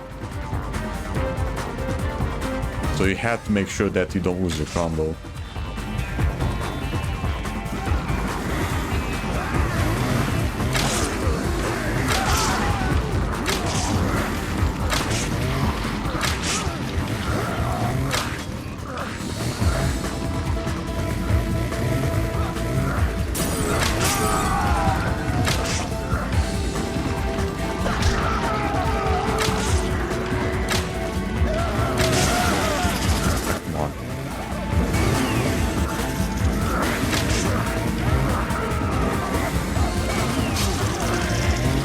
I go.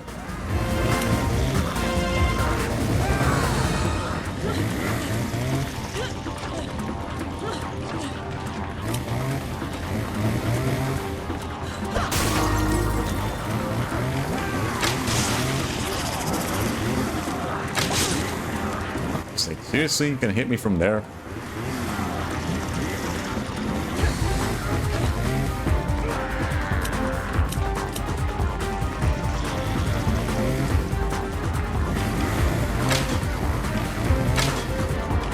Fuck me, seriously?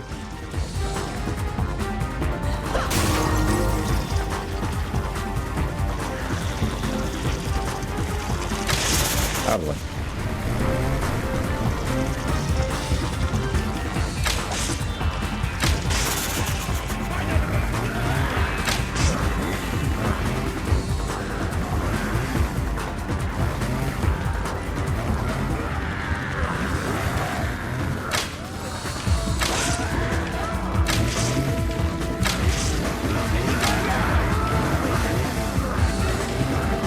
Yep.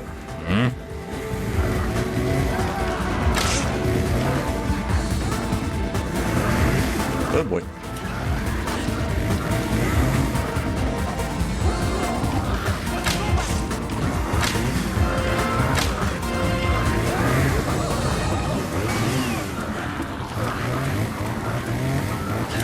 Down.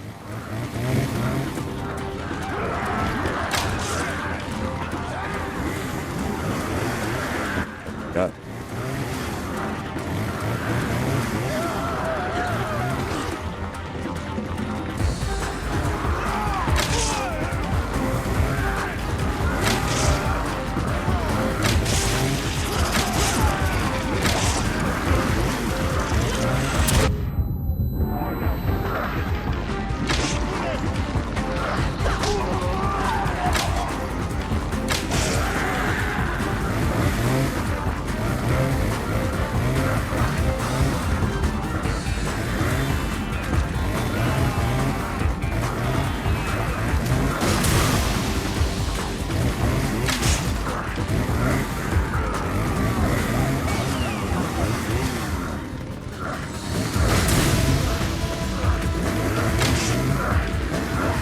Not fucking go down.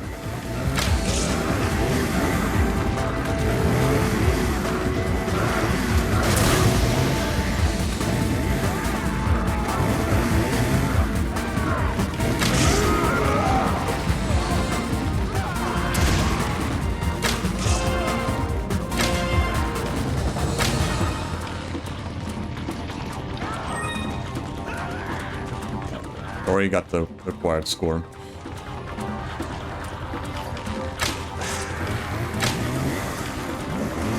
Finally.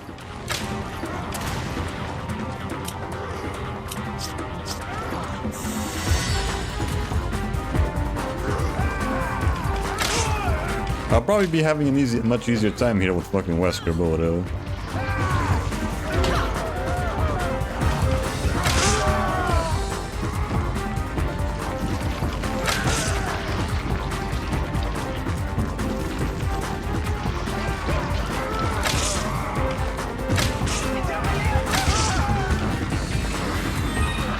That seems like that. Shit.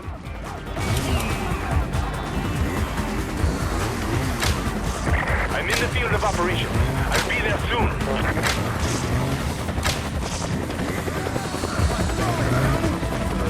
Out of the way. Out Out of the way, fucker. Wait. Quick, just have to fucking show up out of the way.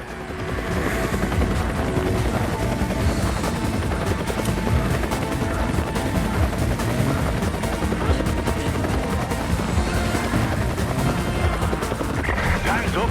Get on the chopper. Alright, good enough.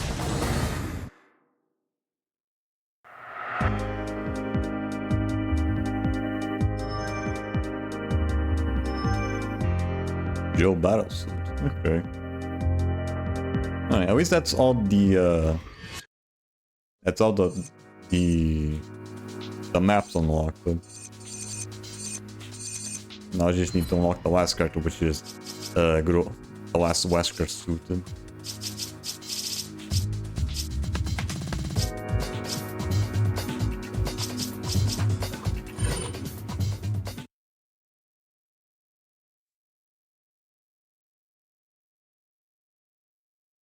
For now, I just unlock all the maps and all the characters in regular Mercenaries. Then I'll worry about getting like double S with all the characters some other time. Until I get there, take out as many enemies as you can.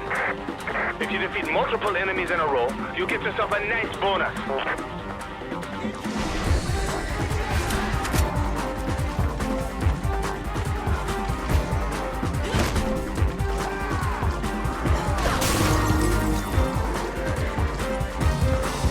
This area is a bit of a fucking maze though. It might be a little hard to find all the extra time things.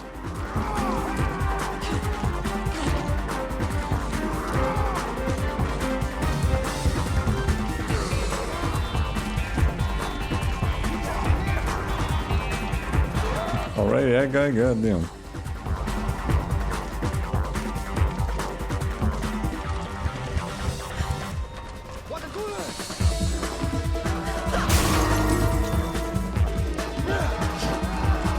That way.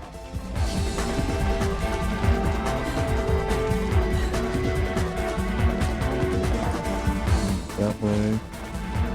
Anything here? No. Shit. I'm taking much longer just trying to find these fucking things. There we go.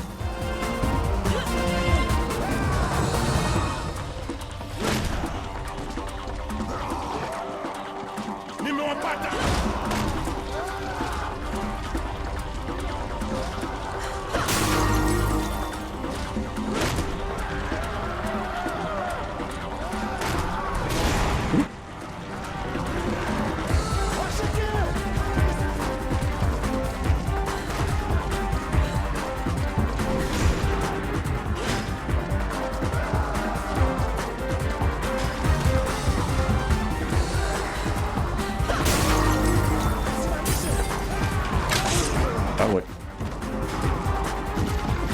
Oh boy. Fuck. Yes, fuck me.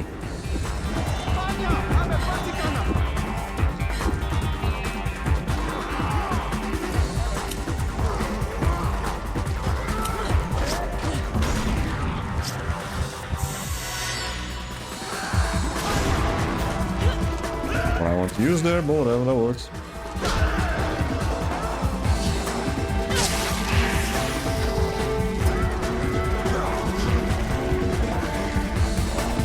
Oh my fucking god. Eesh.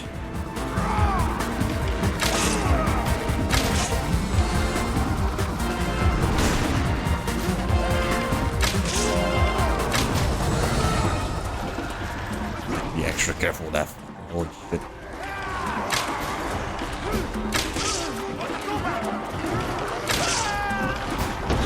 Damn it. No, no. Oh my fucking god, I hate when I'm grabbed from behind. It's so fucking annoying. I fucking hate so much when I'm grabbed from behind.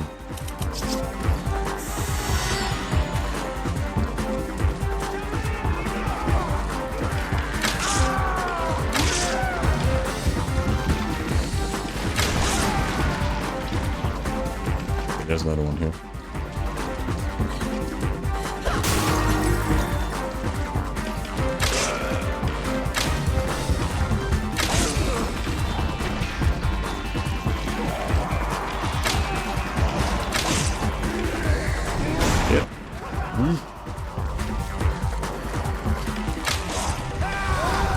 fucking die, dude.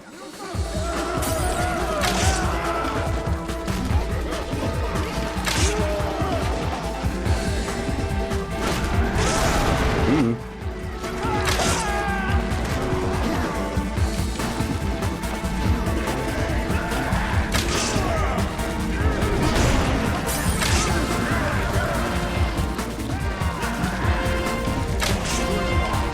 How much fucking health does this guy have?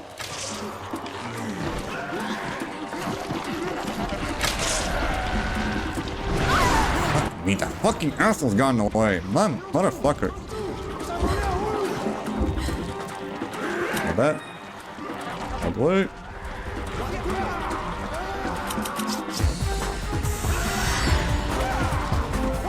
Thank you. Yeah. There's a green herb. Red herb there.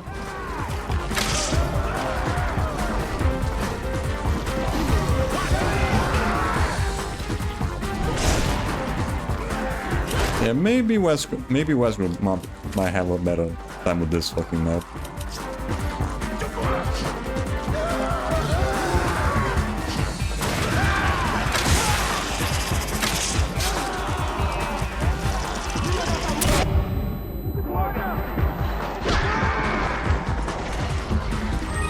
Got that. Down there.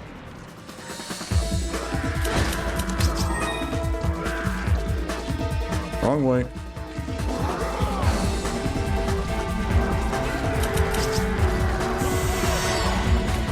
Good. Fuck is that fucking execution not dead yet? What? Fuck's sakes.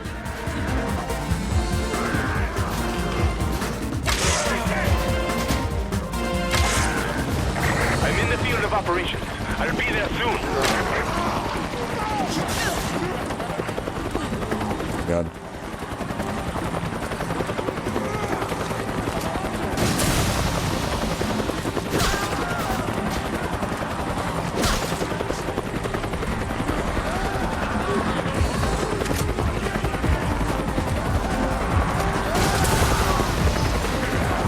Fuck off.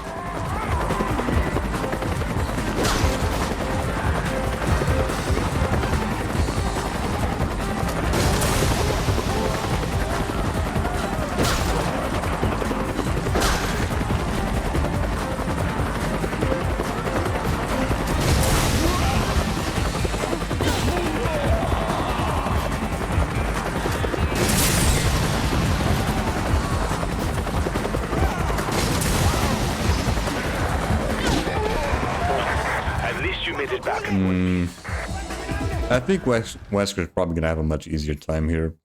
Because that execution just does not want to fucking die.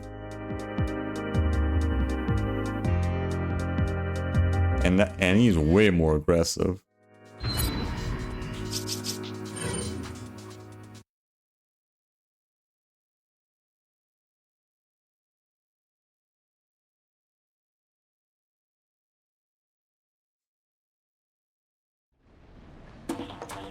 I got us a chopper. Headed your way now.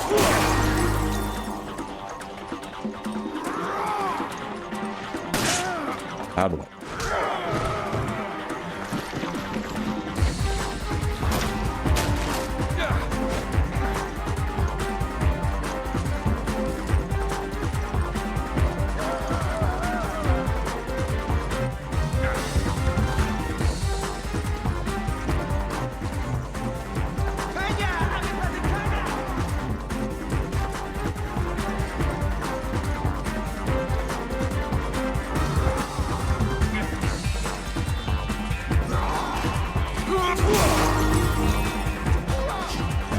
I'm really having a hard time finding these fucking things, because they could really be anywhere.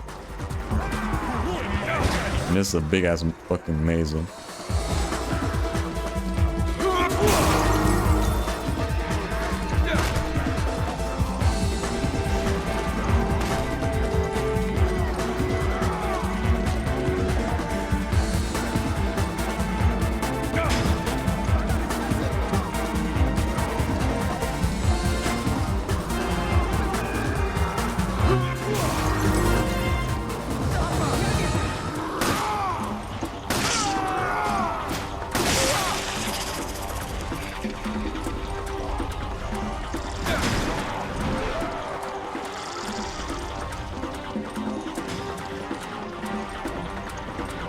just here. Fuck me.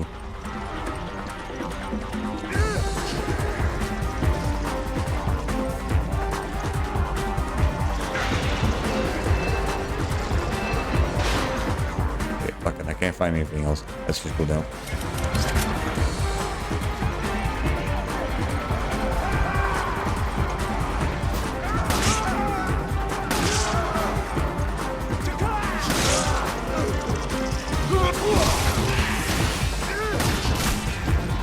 Man.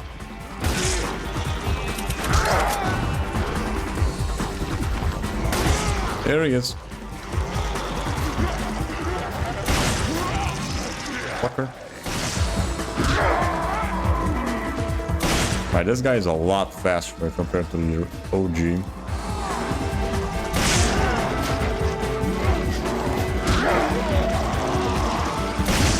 There we go, he's down. Look at the fucking shots.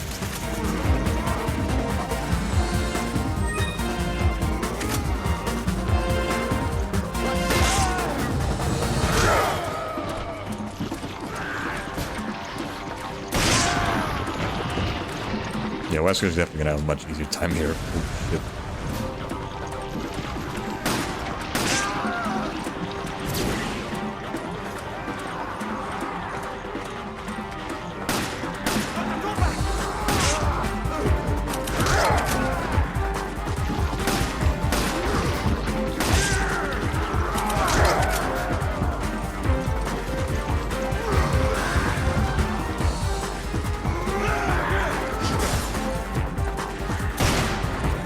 Fucking kidding me.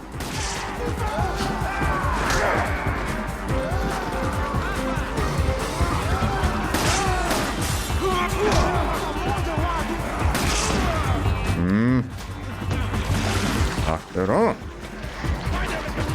Stay still.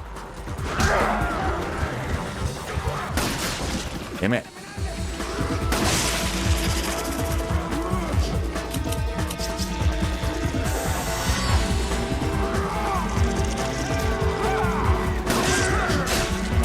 Fuck's sake. This is not going so well. Fucking me. Oh my god. Where did you come from?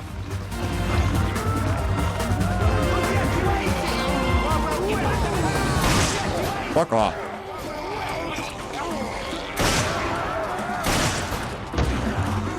No.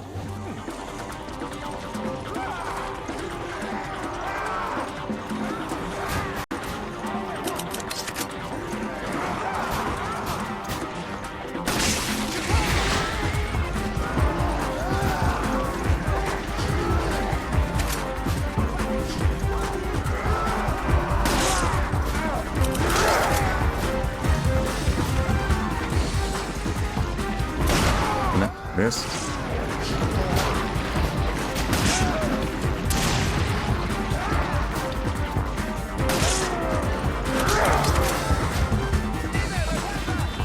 Where the fuck are you going? For fuck's sakes, man, come on! Why am I having so much trouble fucking getting headshots here? For fuck's sakes. Do you mind?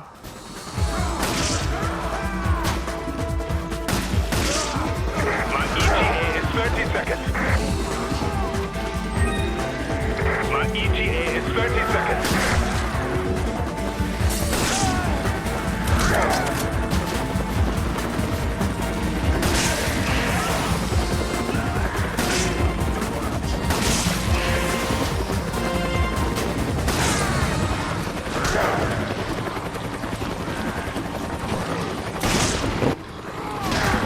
Where the fuck do you come from?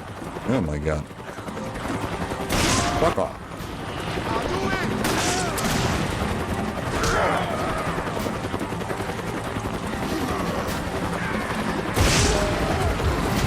Okay, that's enough. Barely. God. Time's up. Get on the chopper. Oh my god, what an absolute clusterfuck. We managed to get to the score requirement though. Sheesh. What an absolute clusterfuck.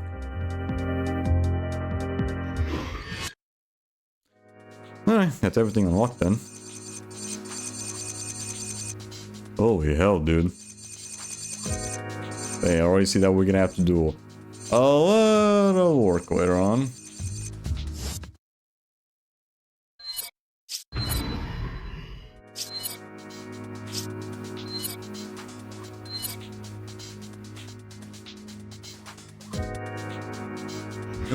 No one's fucking playing.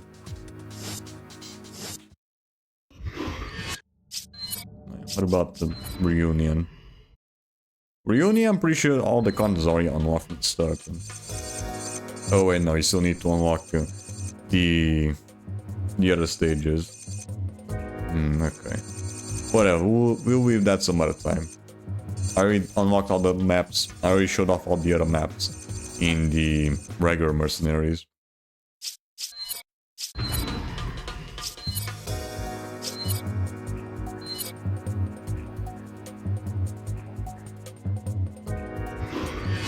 Also regular, I can... Also reunion I can't fucking find. Alright. That'll be it. That'll be it for Resident Evil 5 for now anyway. I might come back... yeah, I will come back to finish off with what's still left to do. Which is the rest of the trophies, professional mode, the S ranks, and of course Mercenaries. And that's not gonna be fun. Oh boy. But yeah, we'll say that some other time. For now, that's pretty much it with Resident Evil 5. Huh? We'll come back this at some other date, but for now that's pretty much gonna be it. I'll unlock the maps on Mercenaries Reunion once we come back. I really just already showed off all the maps with regular Mercenaries. Although getting the double A ranks, or double S ranks that is still probably gonna be a bit of a pain in the ass still. So I don't know, we'll see. But that's pretty much gonna be it for with Resident Evil 5 for now.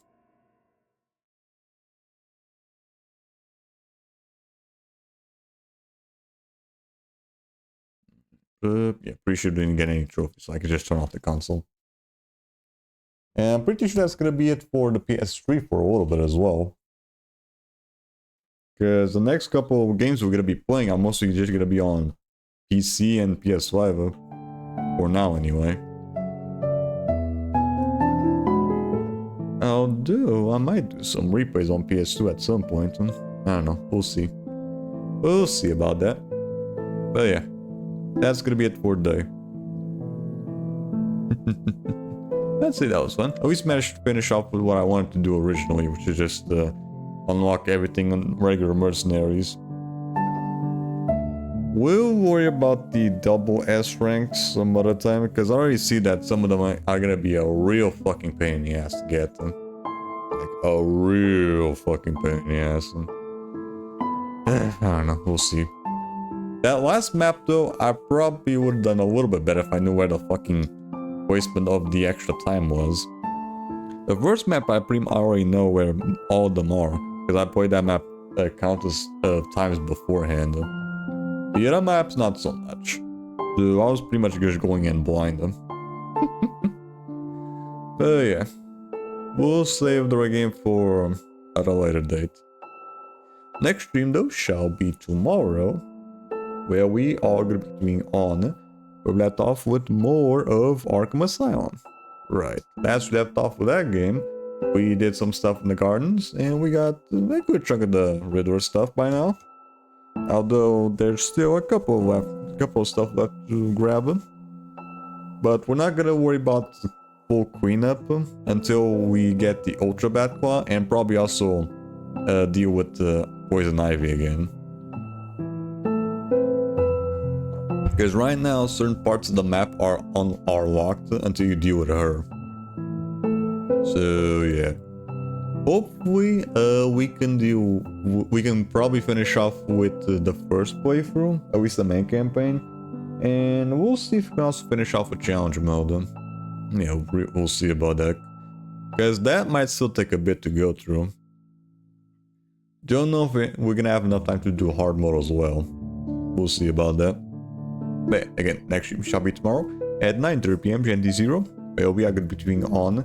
We're let off with more of Batman Arkham Asylum. If you'd like to be notified for the live or any other shenanigans, I have my stream schedules with uploads. You can go to my Discord where you'll be notified as such. If you also want to keep track of any previous streams that have passed, you can also go to my YouTube channel as well.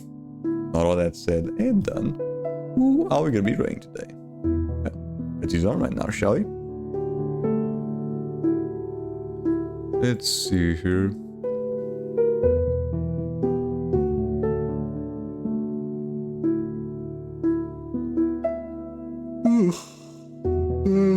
Let's see here. Who do we have?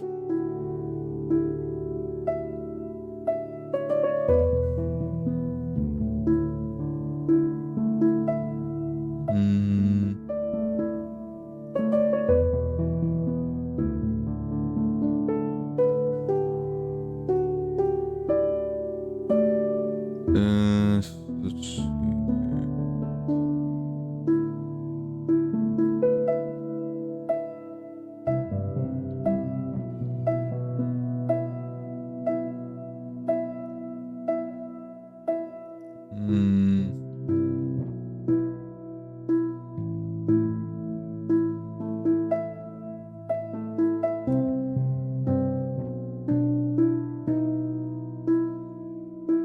What about you?